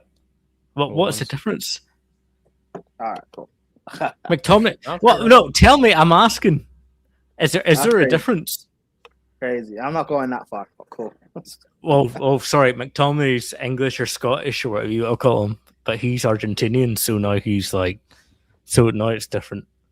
No, because I like I like McTominay. I reckon that's the difference. I'm just not going that What's far. the difference? That's the difference. Cool. One plays with Messi and one doesn't. That's the difference. Yeah. I'm just saying. I don't know what Enzo does. Hey, Spooby. Yeah, Spooby. You're having the wrong conversation. So CP's not here. So we don't need to do all of that. Okay, but it's Argentina just lost. So next episode we'll ask him. We'll ask him about Enzo. Don't worry. Yeah. We should have asked him when he was here, but yeah. Anyways, cool. We have nearly been live. Another 3 more minutes, and we'll be live for 4 hours for the show, people. But I've absolutely Mud Brothers is back, lads. This is just clear indication that Mud Brothers is back. We've been live for 4 season hasn't even hours. started yet. It's crazy. Yeah, man. I think it's not even done our predictions yet. Literally, we've not even done that. But we'll do more of that as we get closer to the end of the transfer window and like not transfer window, like more towards the start of the season when a little bit more signings have been made by all of our clubs. Because for some of us, it's like you could be Liverpool out here haven't signed like a single one, or like maybe signed one Liverpool or two players that barely improve their team. No, they've signed. They signed that center back guy. Yeah, that Jack was done in January. That doesn't count. Oh, was it? Was it? Yeah. Yes. Oh, so yeah, they haven't signed any player then. Yeah. That's why Chelsea couldn't sign them because he went to Liverpool. That's why we had to recall Mamadou Sarr. I didn't know. I actually didn't know he got signed in January. But yeah, so you could be a Liverpool out here just not signing anyone, and it just could be really bad for you out here. So we'll just wait until. You're telling me Tottenham have spent 100 mil on a player and Liverpool haven't signed anyone yet? Crazy. Yeah. Crazy. Who's had the best transfer window so far? Basically 200 million. Best transfer window so far. Out of the top 6 is Man United. Spurs. Oh yeah, Man United for sure. I think us. Man United for sure. By the way, the reason why you have the best deal so far is Tielemans to us. That's the best deal. Shik, that's why you have the best window so far. Yeah, it's not. I think that's the best deal. The other players you sign is quality too, but the fact you have signed the best player makes you have the best window. Tielemans is the signing of the. Tielemans could be the. And then y'all got a decent backup goalkeeper. He only cost 35 million. Bro. That's insane, bro. That's a good signing, but I don't think we hold the best so far. That is a steal. I don't know how you guys did that. That's a steal. Well, so far it's like you have to like Arsenal have signed that winger, right? But we've signed Solis and Melier. Chelsea signed Rogers and could sign LaCroix, but it's so far they haven't signed LaCroix yet. We lost out in transfers though. Why did you sign Melier? What happened to Kepa? Why? Actually, not even that. Eli, scratch that. Let me ask this: what is Arteta's obsession every window signing a goalkeeper and a centre back? Bro, that's like, brother, sign a striker. Defensive mind. Listen, if I could, bro, if I knew, I would tell you. He's a terrorist. That's literally the only thing I can glean from that. He's a terrorist. What the hell? What the hell? You just won the Prem. Come on. Like Arteta, the type where if like he pulls up to like a shop and there's like nobody around, like he would not just leave his car on and just walk in. He would still turn his car off. Like that's how fucking defensive he is. Like that's just how he is. Yeah, you just not keep that shit running. He would just like he would turn that shit off. But yeah, what have the other clubs done in terms of transfers? Like Chelsea's done Morgan Rogers so far, and who else have you signed? I mean, in terms of players, like you'd think Spurs have the best players. I think in terms of like deals and stuff, though, I think you have to also look at in terms of like deals. You can say like Spurs signed good players, but they paid a lot. They overpaid. Signed Anderson. Yeah, Arsenal have Tzolis and Melier. Spurs have Tonali and Fernandez. Chelsea have Palestri and Morgan Rogers. Like that's about it, really. Do you think ours is better with Santos and Tielemans? Tielemans, yeah. Santos, Tielemans, and then you also got that. And also saying no to Ederson and just basically just saying fuck you to you, man. We don't want to do the second medical. The money you guys have spent on Santos, like, bro, Santos is quality. I agree. Mateus Fernandez, I think he's good, but 85 million is ridiculous. Exactly. When Santos, it's ridiculous. Yeah. Y'all signed Tielemans and Santos for the exact same price that for Fernandez on less wages. I think we're going to see Fernandez as a 6, by the way. Because I know people were saying, I think people are thinking our midfield is going to be Tielemans, Mainu, and Bruno. I don't think so. Yeah, I don't think so. Who has a 6? Santos. Mateus Fernandez or Santos? Oh, Santos. Oh, yeah, he's going to be your 6. Oh, well, you signed another one too, but I think But we'll sign a 6 in front of him. Honestly, we'll start, and he's gonna be second option. I think y'all may be getting away from the whole 6 notion. Y'all might just be playing a fluid midfield, like 2 8s or something like that. Well, I'm just going by. I'm going by the friendly we had against Wrexham. I mean, he's playing him at a 6. I know not everyone was there, or not everyone was available. But who else is going to play in the 6? Yeah, I mean, currently at this moment, yeah. But we're gonna go out there and get a 6. That's I'm sure. I'm like positive that's our next. I think so too. I'm positive that's our next signing. Our next signing is a 6. Get the midfield done with, and then we move on to the rest. Because low key, we need a center back. Low key, Martinez is not it. He's not fucking. Yeah, there ain't no low key about it. Honestly, I feel like this Martinez or this the injury to him, Licha, is probably for the best. Forget even the injury, because like even before the injury, like he's not been good, bro. That's what I'm saying. Like that might be a blessing in disguise for you. Leaking goals against Cape Verde, against Egypt, against all these teams. Like big reason of why they were just leaking goals. And I think Romero was better than him this World Cup too. Even though Romero wasn't the best, but I think Romero did perform better than him in this World Cup. But yeah, we low key need a center back. We do. As much as I can force myself to believe that Aiden, Heaven, and Euro are ready, and as much as I want them to be ready, I still think we need midfield. We need a center back because De Ligt, I don't know what's going on with his brother. I've not seen his face. I've literally not seen him wearing anything Manchester United for the past like couple of months. Maguire is Maguire. You're old. You are known now for not defending, more for scoring goals. Martinez, you just get bitched all the time, and you can't stay fit. Euro and Heaven, you guys are legit, but it's like the rest. Yeah, I think we're gonna get another Chelsea player, in my opinion. Nah. Yeah, I think so. Center back. Yeah. I fucking hope not. Chalaba. Yeah. Oh no! Just on that, we need to end the stream. We're not fucking getting Chalaba team. I see it. Wait! You don't want a world-class Chalaba? No, man. No, he starts for Man United. I was told that a couple of years ago. I'm just thinking. Do I sound like Daniel to you? Do I sound like Daniel? Do I look like Daniel to you? I don't want him. I was told Chalaba Man United that it works. I don't know. Someone told me that. It's crazy. Who told you? I didn't name names. It's fucking crazy. Anyways, we will be closing out. Shout out to everyone. We had lots and lots of debates. My fucking laptop is pissing me off. I swear to God, my charger is like fucked. It doesn't like connect properly.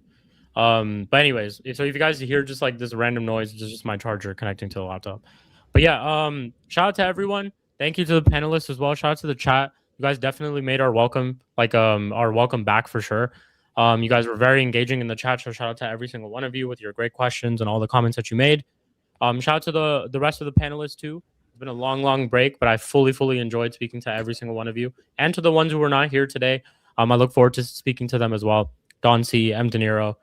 Shout out to Sai, shout out to CP who were here earlier as well. Before we do close out, make sure you guys do run the like, subscribe, check out everybody else's channels. Links are in the description for everyone. Spooby, anything you want to say before we close out? Nah, just come on, boys. This is the first. I just seen Shik and CP argue. I was loving that. Okay, you could see my smile. If you were watching that, go back and watch my smile. I love that shit. Okay, I love people fucking arguing about Bruno. Yeah, arguing about Bruno. I love that shit. Okay, about players like that. But no, my bro should start on back. All you guys in the chat, BX Gunner, everyone's been here. But yeah, we're just getting started. Okay, now we get Sai. Okay, here too. A Liverpool fan. We finally get a Liverpool fan.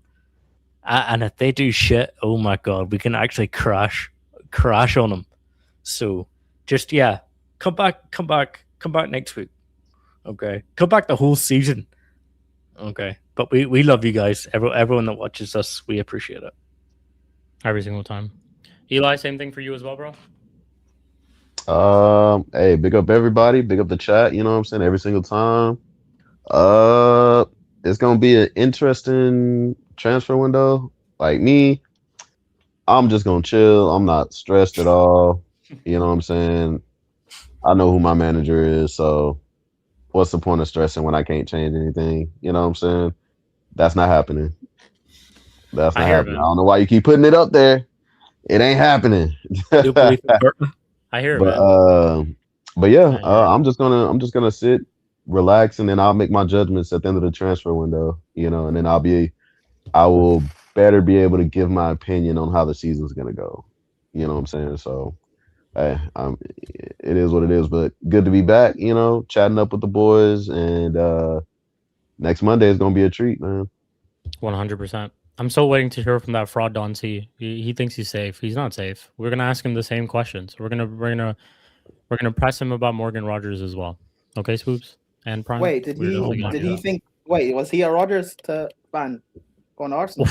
I mean, does it even matter at this point? He's an Arsenal fan, so we have to crash on him. Did you see how angry he got in the chat? He brought up us losing to Wrexham to try and deflect. Yeah, that's the thing. We don't have. Yeah, that's so funny. We were talking to Vader earlier today too, and even he brought it up. He's like, "Oh, well, you guys lost to Wrexham," and I'm like, "Holy shit, are we gonna fucking really do this? Like, really? Are you gonna really bring up Wrexham? We lost to Wrexham, so we're gonna have a shit season." Oh my God. He called Chelsea winning the World Cup Championship glorified friendly, and now he's bringing up friendlies. Okay, yeah. You know what's? Yeah. It's funny because I saw the notification for that on my phone, and I was like, "Yeah, club football is back." I tried to actually get an Arsenal fan. It's a friendly, so you're right. It actually doesn't matter. I don't care about it. But I got the notification. I was like, "Yeah, club football is actually back now." It's back. It's back. Yeah, it's back. We're back. It's fully back. Yeah, it's back. Yeah, thanks guys for watching. Yeah, shout out to you, Eli. Prime, same thing for you, man. Before you close out. You know what? During the season, guys, actually, maybe even I don't know who watches all of this in full back on playback and stuff. But I don't think anyone does. There's no way someone sits here and watches it for 4 hours. You do comment down below. Hey, if you do, is there anybody out there who's actually sitting here watching the entire episode? Hey, man, massive love to you. There's sometimes people bring stuff up in chat, like that Dolan guy talking about Prime. Like he has to be watching. Yeah, because I've never seen him in the chat, and he brought up something that you said a long time ago. But that's a weird take. I would have only said that with Dornell. So that's a weird. But anyway, how did he know that? Because I would have only like talked. Hey, maybe there's just some people who are not like comfortable or shy enough to say something. Like sometimes there's just people who are maybe just not, they're just a little shy to say something in the chat, or they just don't want to put themselves out there. But they watch the content, like you never know. So like first half of last season. So yeah. First half. Yeah, so it has to be edited. But it could be maybe he changed his name. Who knows? Maybe it could be a regular who just changed his name. No way I said that when we had Racine. But anyways, no, I'm gonna say it actually for the rest of the summer. But you guys watching, put in the live chat. If you watch on playback, put in the comments. Any special guests you guys want on Mud Brothers during the season? Let us know. Yeah, man, we'll make the phone calls. They won't come on. Funnily enough, I actually tried to get a guest on today's show. I did. But he said no. Was Expressions busy? No, it wasn't. It wasn't. No, we don't have that poll yet. Not Expressions. I'm closing, Sai. I'm closing right now. Did it start with an E? But no, it was Saad. I asked Saad, but he wasn't about. Arsenal. That's why I tell you guys to go easy on people that come on. Like we don't need that. Until Arsenal fuck up, we don't need any Arsenal fans on here. What do you mean? Like I want to hear the gaslighting. I want to hear the. We're gonna trust me when we do the predictions. When we do the predictions for this upcoming season, as we see a lot of transfers, you will see a lot of guests. I assure you guys of that. Did you see Gal's video, by the way? He sounded heartbroken. I was watching Lewis react to everyone, and that's where I saw everyone's stream. I still think the best one was Lee Judge's. There's just no doubt. Like all his veins were popping. That's the best Lee Judge. Bro, like I saw the teeth were out. The teeth were out. I saw the teeth were out. Oh my goodness, bro. He's like, you spend some fucking money. Like he was like, saying, spend some fucking money. Literally what we were saying too. Like I saw Babs compare it to when Arsenal wanted to get Mudryk and we signed him, and I'm like, all right, man. Holy shit! All right, he's trying to be like, he's trying to do the comparison. I'm like, all right, cool. That's crazy. That's crazy. You know what's so crazy? I found this out the other day, and I am so fucking mad at myself for that, bro. Is long time ago, Catch hit me up, and I just never replied to him. I think I missed his message. Oh, Catch would be good to get on. The catch up. Yeah. Get Catch on. He's funny. And I just never, bro, this was like, this was months ago. So I don't even think I could just like randomly just hit him up and be like, hey man, is that offer still valid? Like, can I still join the stream? Can I still come on? Yeah, sorry that I haven't replied to you for 6 months, but can I still appear on the channel? I'd love to though. Because I watch his channel and his channel. You see, you guys know how Shik's DMs work. If you're not Colombian, you don't get through. I didn't say that. But I'm gonna watch this. I'm gonna watch this. I heard about this. Jimmy versus Paz. I heard about this. I'm gonna watch this. Oh yeah, Jimmy Paz. Well, honestly, Jimmy versus anyone is just fucking great. But Paz also versus anyone is also great. So I will definitely watch this. This is on Jimmy's channel. Am I guessing Benito on Jimmy's channel? Because I'm gonna go watch this right now. Maybe in Catchup's channel because he gets them on both. Oh, he gets them on. Okay. Benito, what channel's on? But no, yeah. Oh man, if we had like catch up, look, yeah. But can we? Okay, wait. Can we make a resolution? Wait, you said who? Catch up. No, I don't want anything to do with that guy. What? You don't like catch up? Nah, bro. Even a more of a reason to get him on. That'd be great. No, I know why. I'd go on his channel. I probably wouldn't have him on this channel, but I'd go on his channel. I get what you're saying. Yeah. But like, can we make a resolution though? If we get someone on to give him a wee bit of fucking breathing room and not put them on the cruise. Yeah, not. Wait, who? Okay, the only. Listen, relax, man. Tony. Yeah, but that's not my fault. Never gonna happen. He was on a yeah, but why though? Because he was on a crucifix. That's not. Listen, we had it. It's because, bro, we don't forget that all the things that he said. Yeah, we had even a gal on here, and the gal was fine. The gal was fine. Yeah, but even a gal got. I'm just saying, can we, you know. A wee bit of graciousness when we invite. Hey, Spooby, don't make us cook you, bro.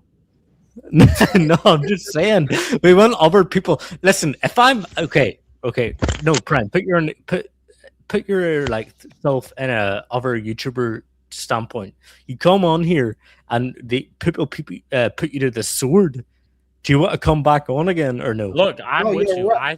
I think we should be a little bit calm towards Tony when he does come, if he does come on the show. But at the same time, a part of me does want to hold him accountable for him running away for all the times that he did. I'm not talking about Tony.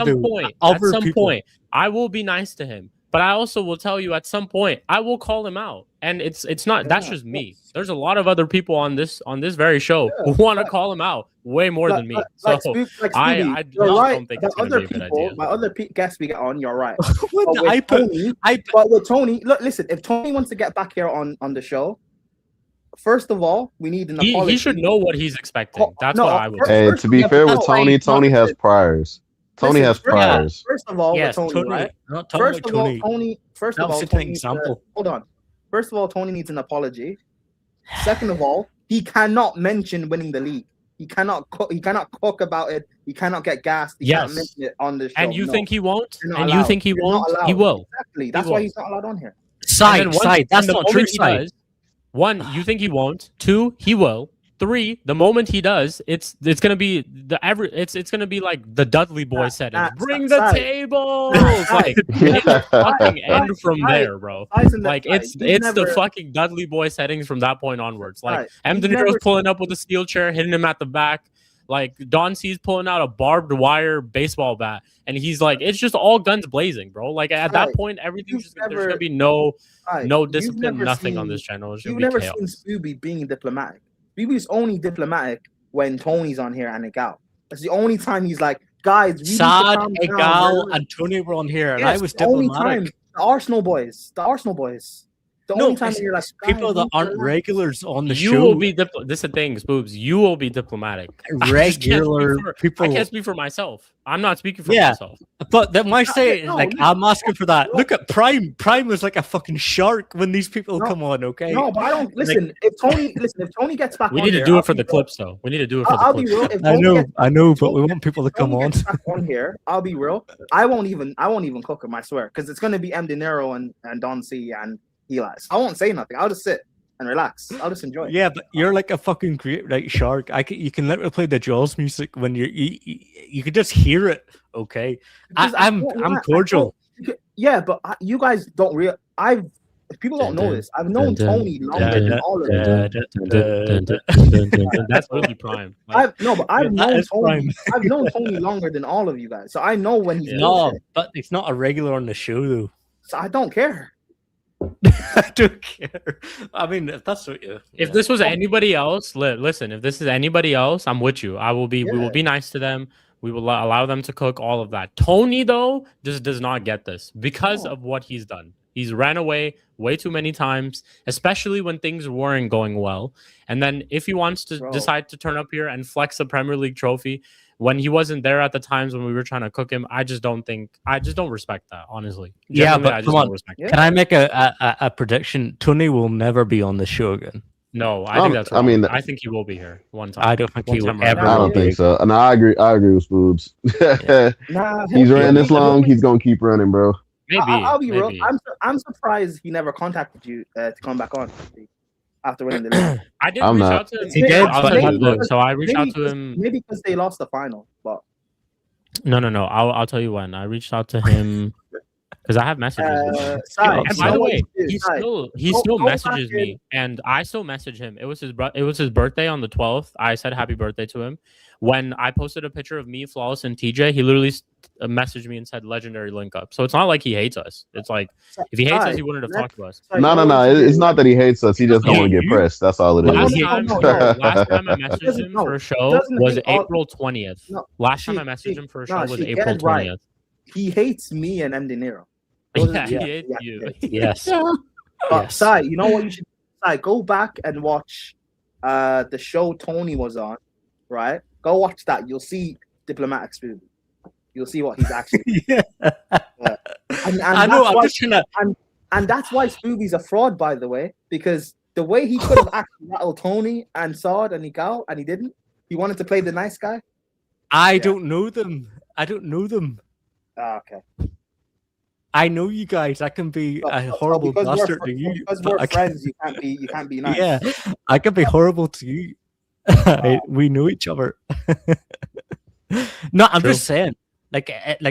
Obviously, if we're being horrible to each other, there's a kind of contract where we know, you know, who I am. All right, but it's Tony, so I don't care.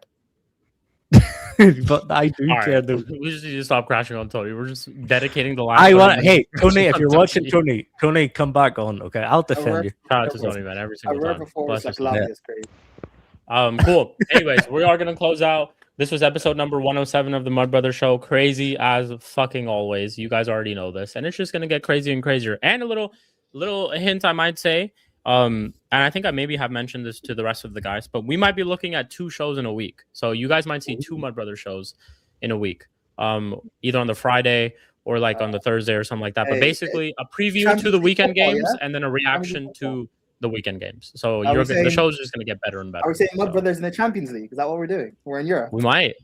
Hey, listen, man. United are in the Champions League now. So hey, is our pay going up then? Are you paying us for 2 shows? Let's go. Look at you, you absolute fraud. The first thing you think of is pay. Look at you, you absolute fraud. The first thing you think of is pay. Spooby's thinking of the money. I'm just thinking of the You are Mateus Fernandez. You would go for the pay. I'm just thinking of the European nights for Mud Brothers right now. European nights, European away days.